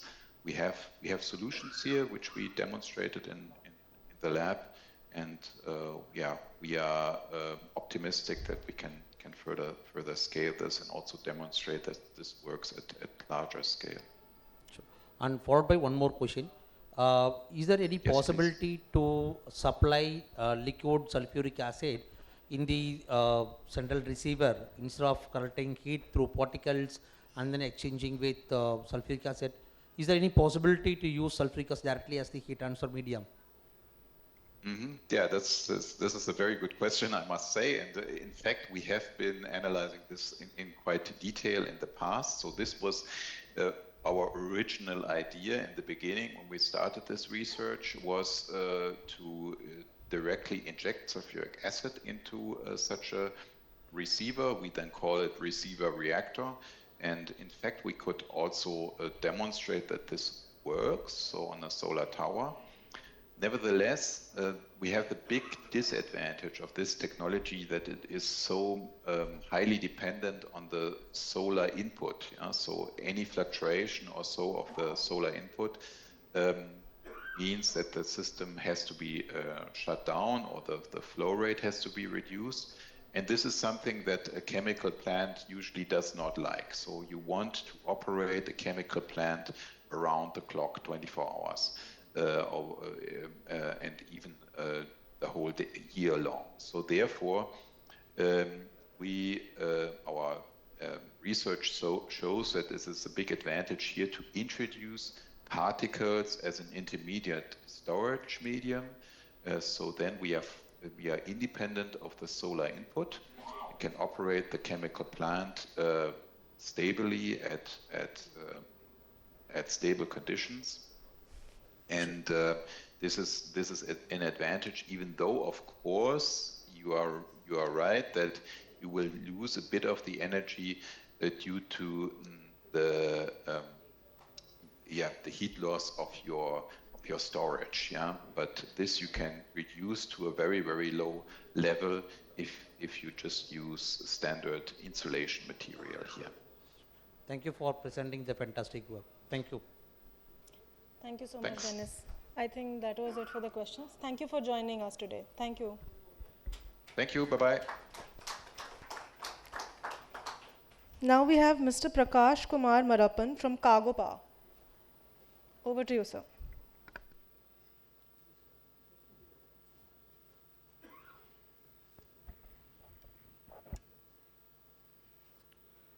Good evening, everyone. I'll try to make it as early as possible because we are running short of time.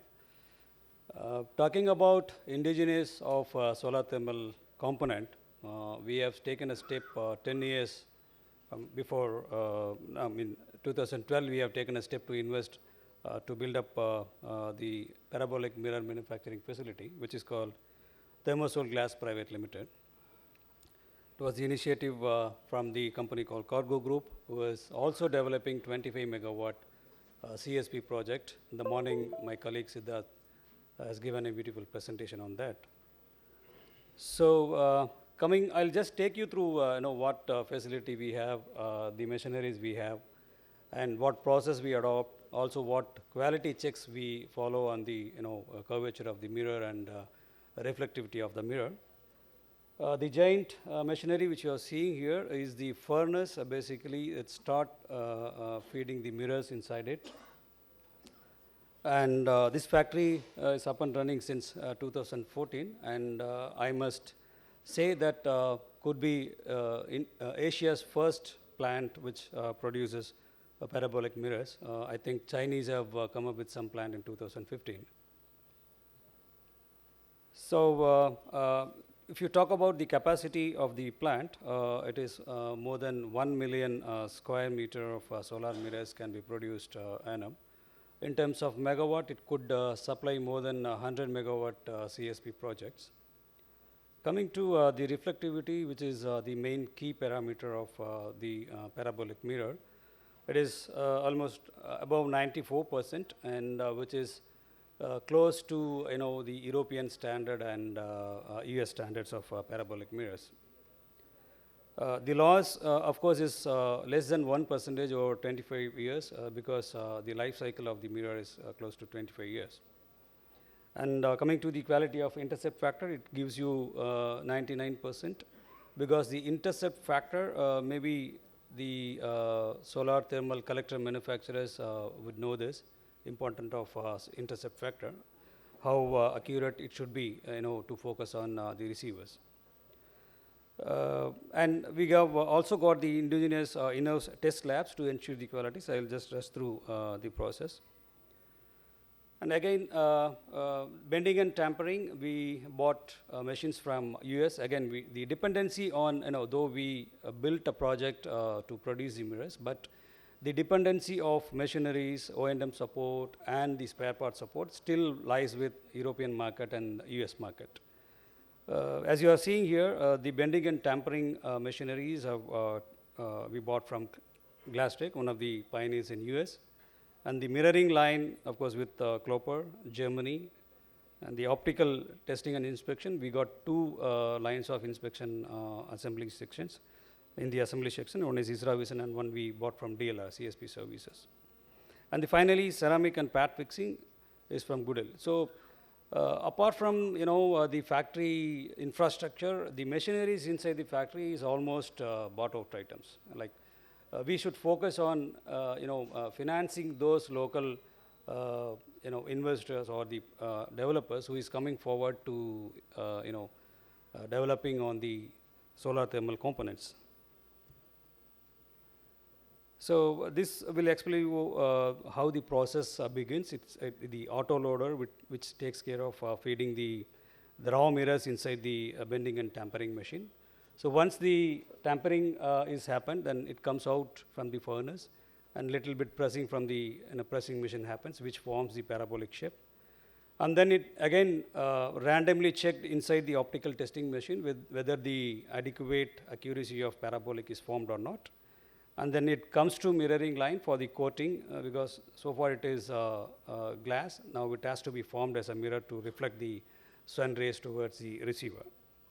And then finally, the ceramic pad fixing and everything, and edge sealing, which is very important to avoid, to have more safety when handling the mirrors, which is taken care by the robotic options which we have. This is fully automated process, right from raw material reception to packaging and shipping. There is no manual intervention. I would say a little manual intervention would require when some process jumps is happening. The raw material reception happens as a low iron float glass. More than 99% of low iron is required to have a better reflectivity. And then cutting and grinding happens in the CNC process, and it feds to the furnace for tempering it, because it should be tempered, even if it cracks or damages, it should not be harm to the people who are handling it. And then come to optical control, where you can check all those parameters were in the right place. And edge preparation, ceramic fixing and mirroring, everything happens, and finally testing and packing towards the customer. So the furnace line, it can take maximum job size of 1.7 meter by 2.2 meters and thickness of around 3.5 to 6 mm. And that can process at least 72 pieces per minute in the process of heating it up. And the overall plant can produce at least 60 pieces per minute when it operates in the full capacity. This is the mirroring line, and this can process at least a speed of 3 meters per minute of glass, which comes, and back coating and all can be taken care by this unit in the process. Basically, the silver coating, which has to be required to maintain the reflectivity, has been taken care in the mirroring line. Ceramic fixing, pad fixing, of course, to mount in the collectors, you need to fix ceramic pads in the right point of the back side of the parabolic the mirrors. So that is taken care by the robotic arms inside the plant. So we produce two different specifications of mirror, which is for process heat as well as for power applications. Our TG2 is very much suitable for your medium temperature range, like 300 degree temperature, whereas 3G3 will be of better suitability to the SVP design of ET150 and the 3270 meters length of collectors, wherein power applications comes in. These are all some quality checks. Intermediately, we do random inspection during the production. For that, we have QDEC, ISRA Vision to take care of accuracy measurement. So 100% inline control of intercept factor, and 100% surface shape measurement is also available in both the machines. Third-party quality checks, because to sell your product, of course, you must have a certification valid from these testing agencies. So we used to send those processed and finished goods to a German aerospace center, CSP services, who is available to test. And they'll test and certify on the accuracy of intercept factor and reflectivity, and also the durability of the mirrors with all these acidic test and salt spray set, humidity test, and climate cycling test, so on. These are all the images taken from the certification furnished by CSP services. You could see the FDX, which is very important component. Probably the engineering fellows would have understood more on the FDX, which is close to 7.7. The industry standard is less than 10 mm. And the other side, you can see the optical imaging of the surface of the mirrors, how accurately it has been formed in parabolic curve. These are all some appreciations and awards we got from the government of India and through the Make in India scheme. So that's it.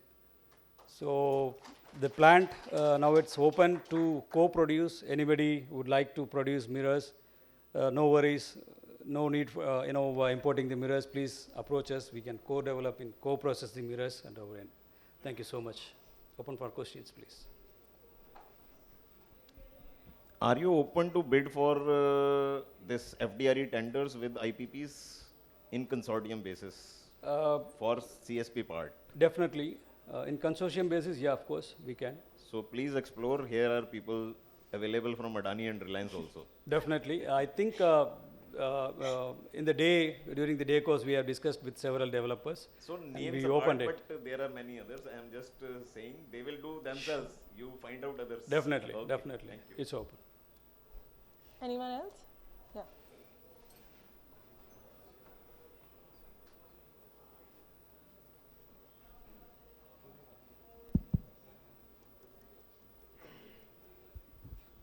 Thank you for the interesting presentation. I have one quick question. So you mentioned that after the manufacturing of reflector, you also measure test the reflector. You mentioned that you'll be measuring the surface, the nature of the surface, am I right? The profile you'll be checking. Other than the profile checking, the parabolic profile, what are the other parameters do you check? Maybe the reflectivity, specularity, any other parameters do you check? Reflectivity and the curvature, of course, is to be tested, and durability test, we'll do some acid testing and the climate testing, whichever is required to demonstrate the durability of the mirror, and that's how the test process goes on. So we know how do you measure the reflectivity of the reflector? Do you have any specific instrument to measure the reflectivity? Yeah, there are instruments available in the plant to measure the reflectivity, and also nowadays developers who develops parabolic CSP plant, they themselves bought those mirrors to randomly check their mirror reflectivity, and we offer 1%, less than 1%, loss of reflectivity over a period of 25 years. Okay. Maybe I'm sorry for this question. I know that this large scale application you can develop the mirror. Suppose for R&D purpose, if someone want to have some specific profile for less number of pieces, is there any flexibility or opportunity? Yes. In fact, we have supported one company from Hyderabad for smaller number of mirrors. Okay. As far as it fits to our bending profile in the furnace and the press, definitely we will be happy to. Sure. Thank you. Thank you. So if there is no question, I just wanted to make some submissions to Vashneji that you also look into funding or making those tax benefits available to the people who are coming forward to develop the in-house capability of the parabolic mirrors, because the pain point for us, because there was no market, we got considerable debt to build up the project. But somehow, because of the parent company support, we sailed across all those conditions where no business opportunity was in India. Even in international market, we were never so competitive in price point. My friend from Rio is also sitting here because we had to import all those, raw mirrors from, international market. So we would appreciate if there's some kind of a scheme being again reinitiated will be a Why better do you choice. want it from Government of India only? Because you heard in the afternoon session, Mr. Tobias has given you 30 million funding for that Yeah. scheme he has told. Have you explored that? Yeah, we are exploring it, but the thing is, when it comes to a private organization or private financial institution, they wanted to see profitability at the end of the day. But where government can Okay, push. I'll discuss about Yeah, this further. definitely. But for this first tender, if we go for these waivers and all, the tender will be delayed. So let the first tender come. From the second tender onwards, you give me your written submissions. Sure. I'll forward it to Definitely. Ministry with my comments also. Definitely. Thank you. Okay. Thank you. Thanks for organizing Thank you, such a Mr. good Kumar. event. Thank you so much. you. The last presentation of the day is by Mr. Weber from PwC. Over to you, sir.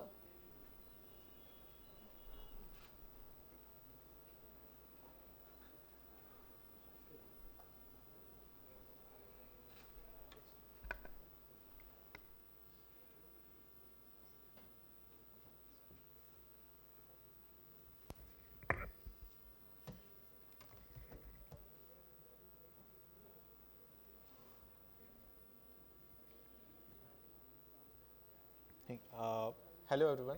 So I don't have a presentation to make, but what I would want to do is over the last 12-13 years over which I've been involved in a few projects. So I wanted to just share some of the learnings we had and also the way we are seeing the sector progressing and some wish list that we would have for the sector. So one thing that's very clear is when we look at, say, for example, industrial sector happens to be the largest emitter, close, I think more than 600 million tons of CO2 was emitted by that sector alone.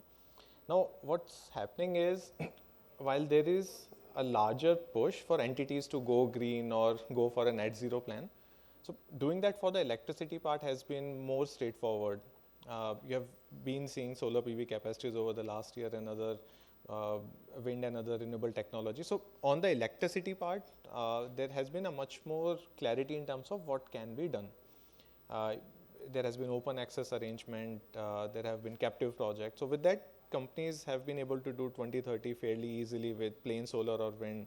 Increasingly with hybrid or round the clock, there have been a larger penetration that's possible. The problem that has been happening is the greening of the steam part. So while on the electricity part, it has been straightforward. To achieve a net zero, there is also a very evident need to have your steam or your process heat that can also be greenified. Now, to that, the avenues remain limited. Either it's going to be biomass or it's going to be something like CSP that can actually help do so. So the way we look at solar thermal or CSP growing is not just as, a standalone source for electricity generation for utility scale solar projects, rather as a technology that would help industries also decarbonize. Now, during that time frame, there would be larger development in terms of technology, in terms of business models, in terms of industry that grows, that for large scale grid integrated projects also, that it could start making this a very attractive or a viable proposition. Now, for that to happen, we did a project, and the intent was to see specifically what areas are there where there is a pressing need for more developments to happen specifically for solar thermal. So there can be many things in terms of design which can be more compact, in terms of efficiencies that need to improve, a firmness in terms of solar thermal generation, applicability, having a higher temperature range that can be supported. But major two needs that arises, firstly looking specifically at water consumption, how you would want to optimize that given that larger sites would have some constraint on water availability anyways. The second part happens to be the indigenization of technologies or other applicability of technologies to Indian context. So while we look at a lot of solutions, we look at technologies that have been demonstrated well at conditions outside of India. Looking at those technologies and specifically customizing those or fine-tuning those to Indian condition happens to be a key area of concern. We saw that to be the case, for example, with solar glass. So we would have a lot of solar glass, large-scale glass surface area glasses that would be imported. And then for smaller application, there would be cutting of glasses. And then the problem was, while there is cutting, towards the edges, eventually in a few years, there would be larger degradation, browning and everything that would happen.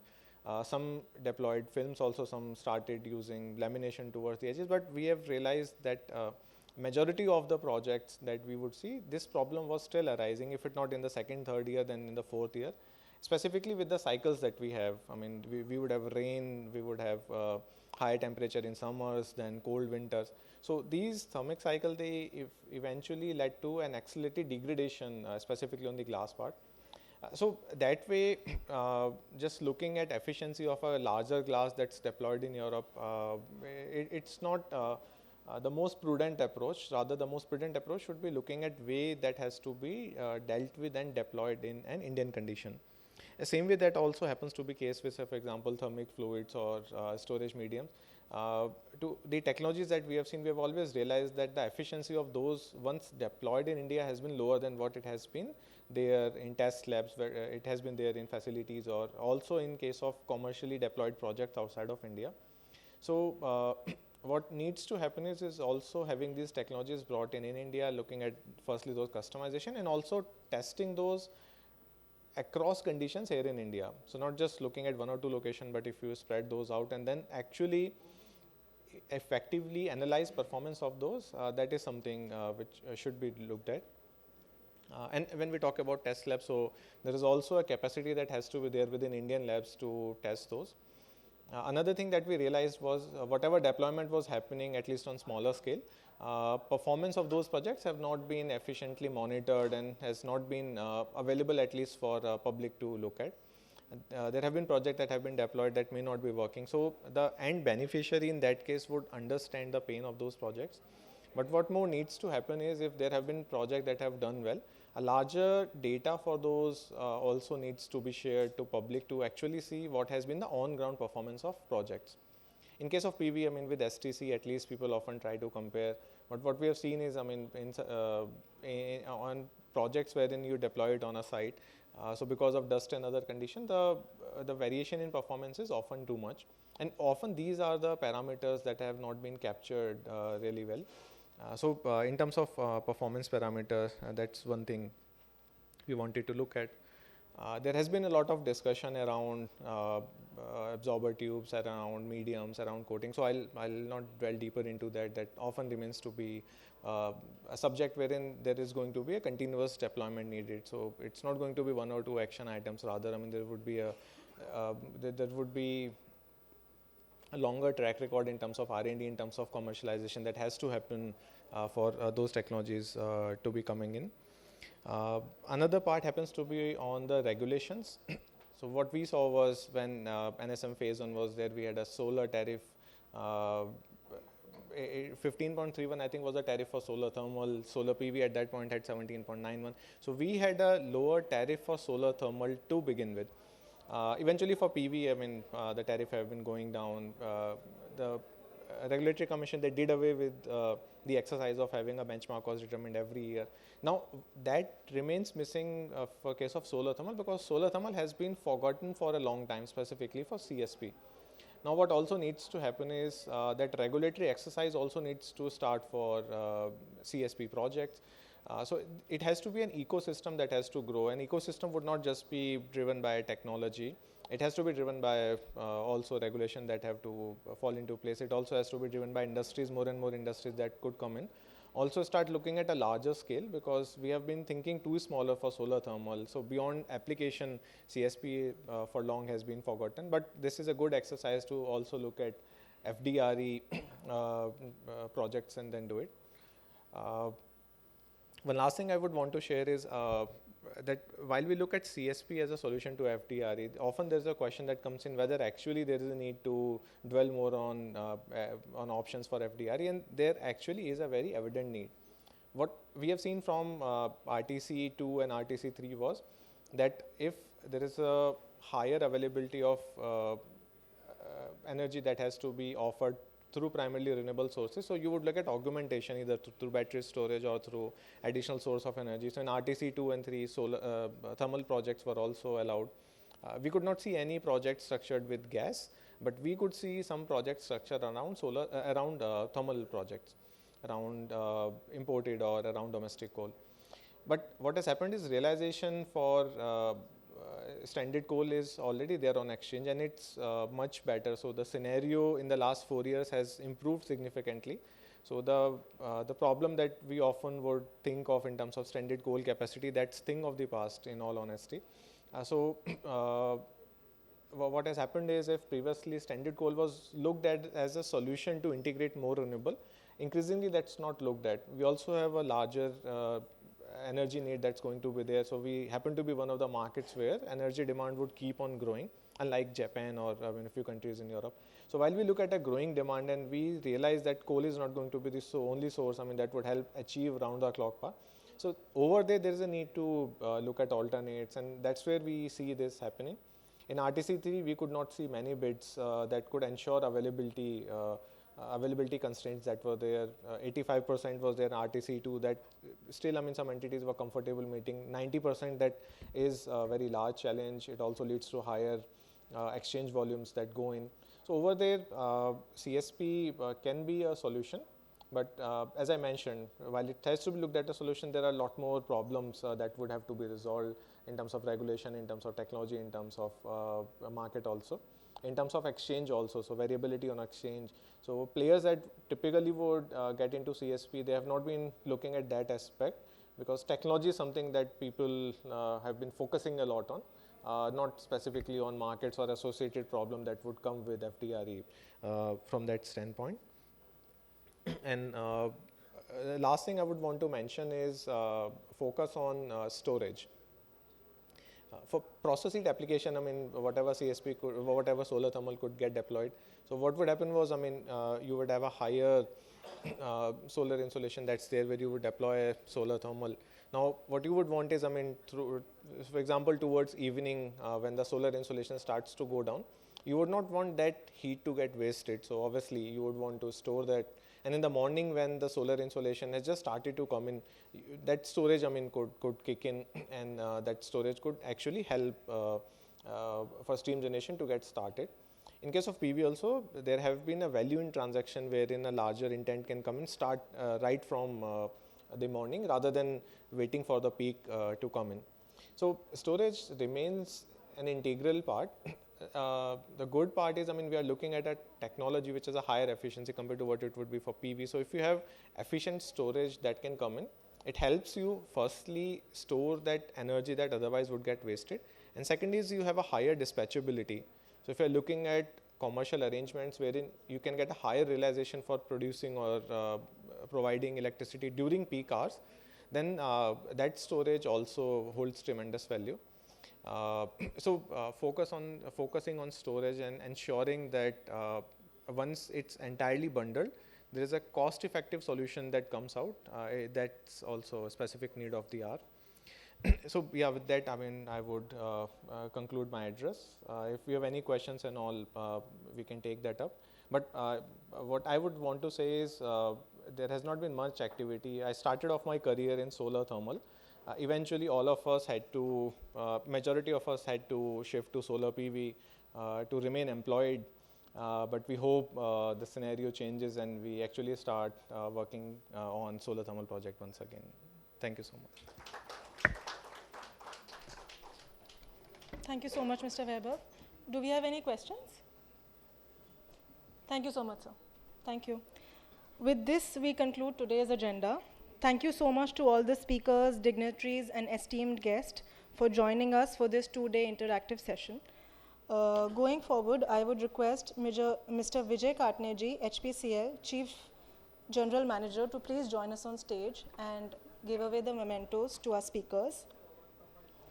I would like to request Mr. Abhishek Ranjan, Partner EY, Mr. Umesh Srivastav, ED IOC, and Mr. Prakash Kumar Marappan, Cargo Power, Mr. Vaibhav, to please join us on stage.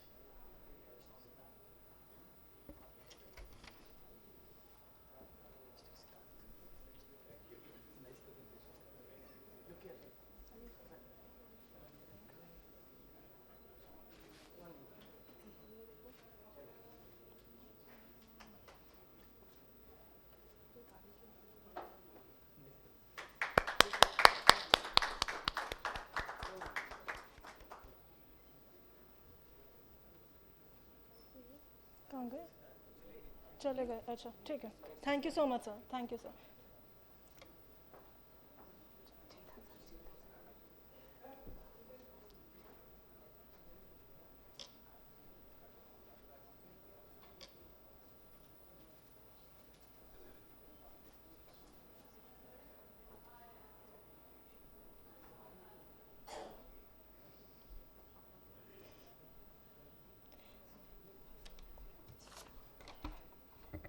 I would like to request Sri Ranjan Vashne ji from National Thermal Power Corporation to please give a few closing remarks.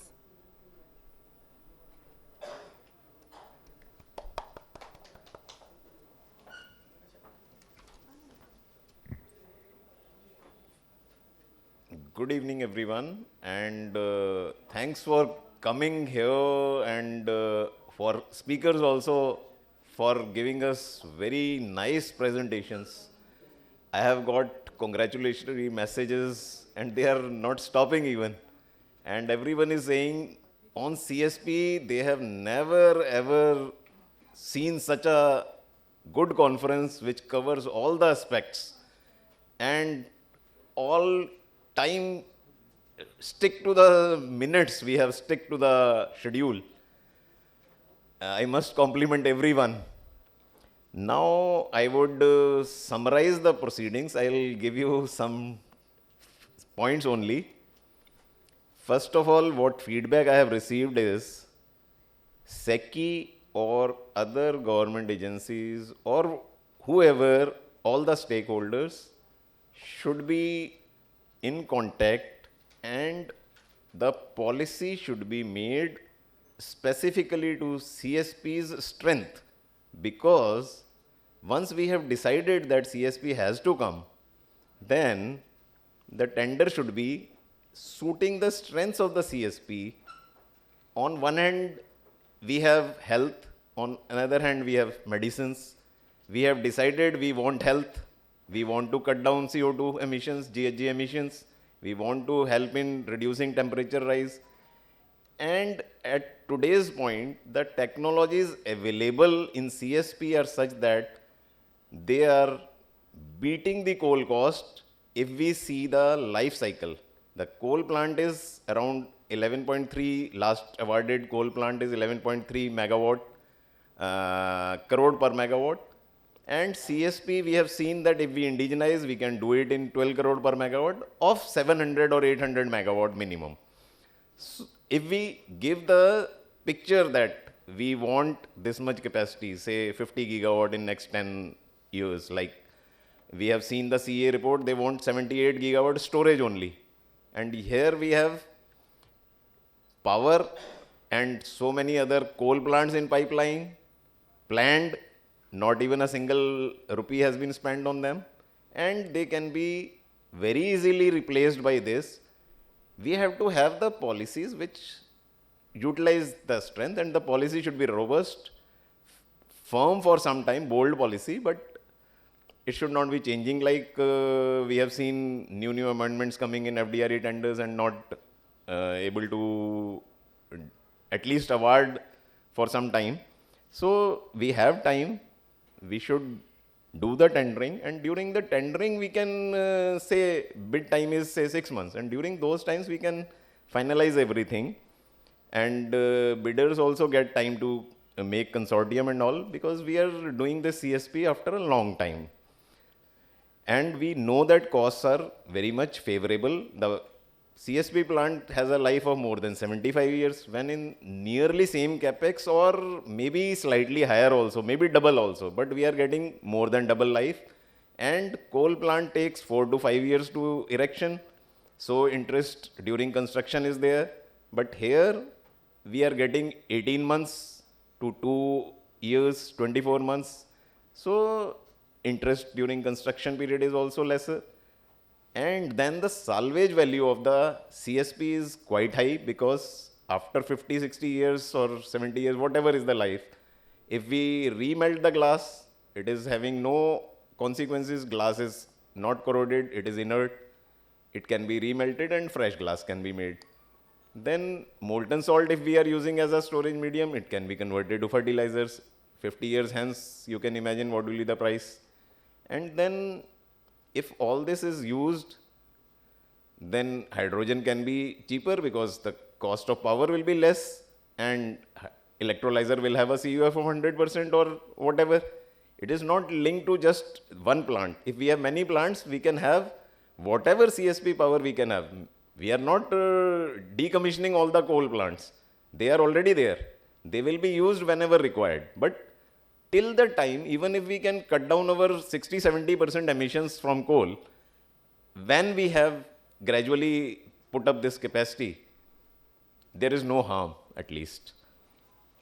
Then second point is, if existing PPAs can have some modification or something, like they have, say, new capacities, PPA have 6 rupees per unit of, say, if suppose, maybe 5, it depends on the location and other things. Say if it is 6 rupees per unit and the state is ready to buy for 25 years, even if the plant is running at, say, 30-40% CUF, so why not have a provision that same PPA will be applicable? We can put a plant in some high DNI area and transmit power to them as and when required at dispatchability as per the requirements.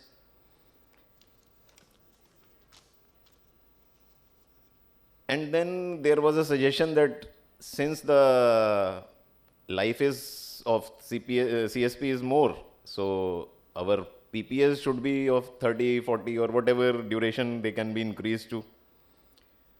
Then saying that DISCOMs are not demanding 24/7 RE is one thing, but if we can educate the consumer that 24/7 RE will be available 3 years hence, you tell us what is your demand, and accordingly we tie up with them. Because today even if we put a tender and give 6 months for bidding, then bidding evaluation and so many other things will be there, land allotment, land procurement, so many other things will be there. So in any case, we will not be able to get the first plant before 3 years. So if we can tie up that way, explore, educate and commit something.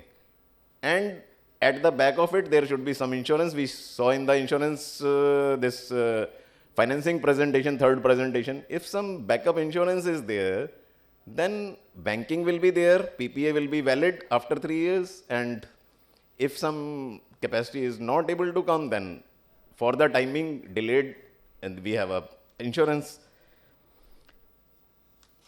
Then the demand for power also with thermal should be aggregated in a longer term, so that, and industry should be educated, more research should be brought in.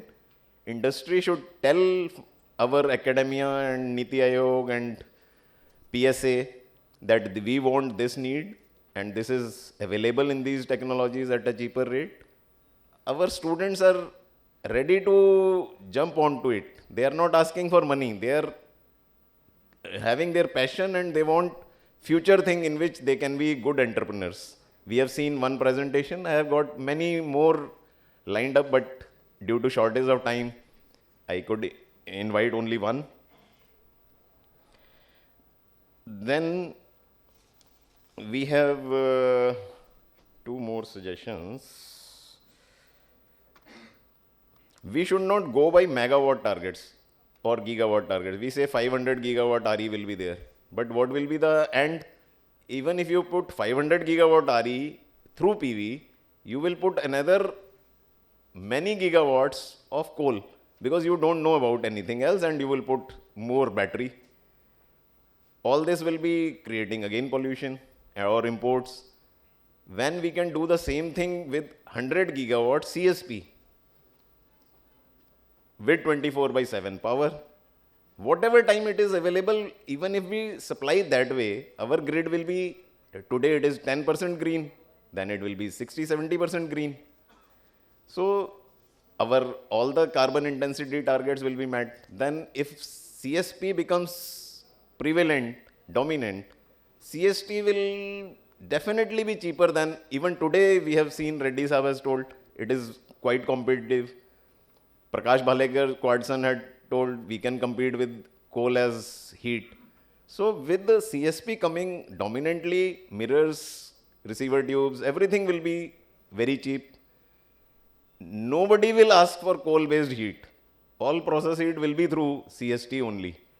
Low DNI doesn't mean that you cannot have heat. It means you may have more capex. But if it is cheaper, even after that, and we have the carbon credits also, then carbon credit insurance is there. We have seen Kalpana madam has told about us this.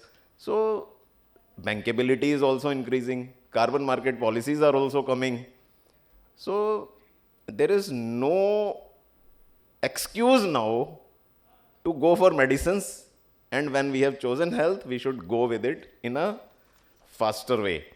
Then this industry academia, we should have, industry should come for funding also for R&D projects and deployment projects. Even if we go by government route, that can be slow, but still that is there.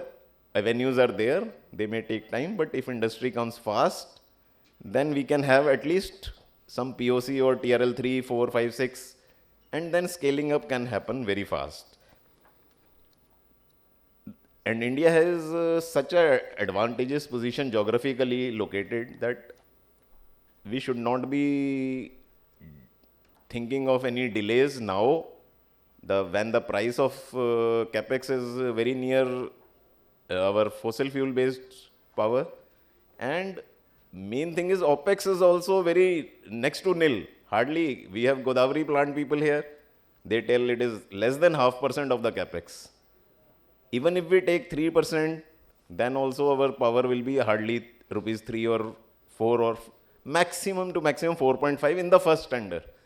Then it will come down, further in next tenders. And if we see we have a target of say 100 gigawatt of CSP, then weighted average cost will not be more than 2.5 rupees per unit over a period of say 10 years. So only some vision and long-term thinking has to be there. It will bring down the hydrogen prices, it will bring down the ammonia prices further. Today ammonia is available at $800 per ton in grey ammonia. And if we have hydrogen at $2 per kg through this, we can have ammonia at $300 per ton, green ammonia. And today the green ammonia is selling at $1,200 per ton. You see the scale, just putting the CSP with the same electrolyzer with 100% CUF, our economy is like we are giving so much subsidy to fertilizer industry that can be cut down over a period of time. And our imports of gas, petroleum, coal, they can also be gradually cut down. So, and last suggestion came in this presentation that custom waiver or something. So why it cannot be done when for coal, for 1000 megawatt and above, we get special approval. So if we come with some proposal of 1000 megawatt and above, it can definitely be done. But for initial tender, yes, it can be done, but I don't want that initial tender should get delayed in this policy changes and all. So let us wait for the tender and make it successful. And it may be 5 gigawatt, 6 gigawatt, whatever it comes out, or maybe 100 megawatt. It hardly matters. Only breaking of the ice is required, and then tenders will come, capacities will come. Our industry would themselves come out with installing, like we saw IOC is also willing if somebody is helping them with consortium formation. So many, I mean, it's not company specific, it is like many companies are ready to do. Cargo has offered if somebody comes in consolidation, consortium basis. So I think I have discussed all the points. If anybody's point is remaining, I would like to only put these suggestions or these summary as a summary only. But if anyone has another point, additional point, please let me know. Thank you so much, Varshney. Thank you so much for all your insights during the planning of this conference. They have truly been indispensable.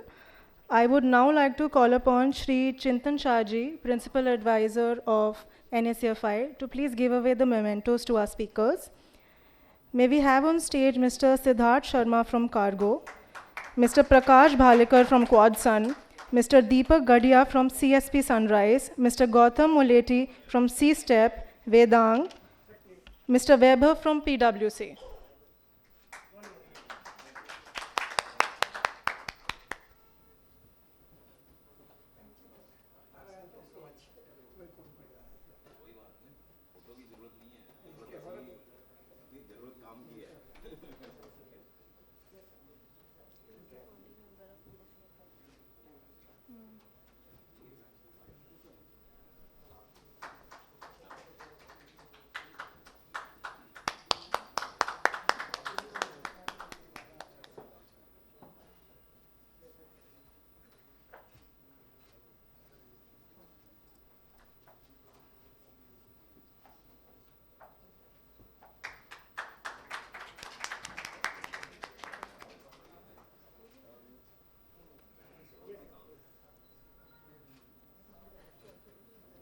Thank you so much, sir. I would now like to call upon Shri Subramaniam Pulipaka, CEO NSCFI, to please deliver the vote of thanks and conclude this gathering.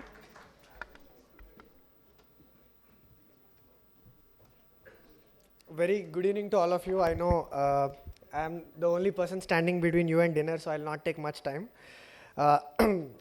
We had a very good session last 2 days. I just have one good news to share that we have decided at NSCFI we are now going to create a dedicated working group that will work closely with the industry stakeholders and the ministry and suggest key contours for not just the upcoming bids on FDRE related to CSP, but also in general how solar thermal can be used for decarbonizing India's energy, industry and mobility ecosystems. So we are very happy that this 2 days conference has yielded this. We will also come back to each of you. My head of policy regulator is not here. We are just coming back from the ministry. We'll come to each of you with specific pointers based on you must be aware NSCFA is a policy advocacy body. We have a dedicated working groups mechanism for each and every aspect of solar, and very comfortably we have placed ourselves as solar energy. We didn't talk about solar PV or solar thermal, so we are now entitled and at the right place to do both sides of PV and thermal. So we would request all of your feedback in the questionnaire and inputs that we would solicit from you, which can help us make comprehensive recommendations to the ministry, not just at the central level but also at states where there is high potential. I would now like to begin thanking at the outset entire SECI team, including CMD sir, Mr. RP Gupta and their entire team, and Pratik ji and their entire team for extending their entire support.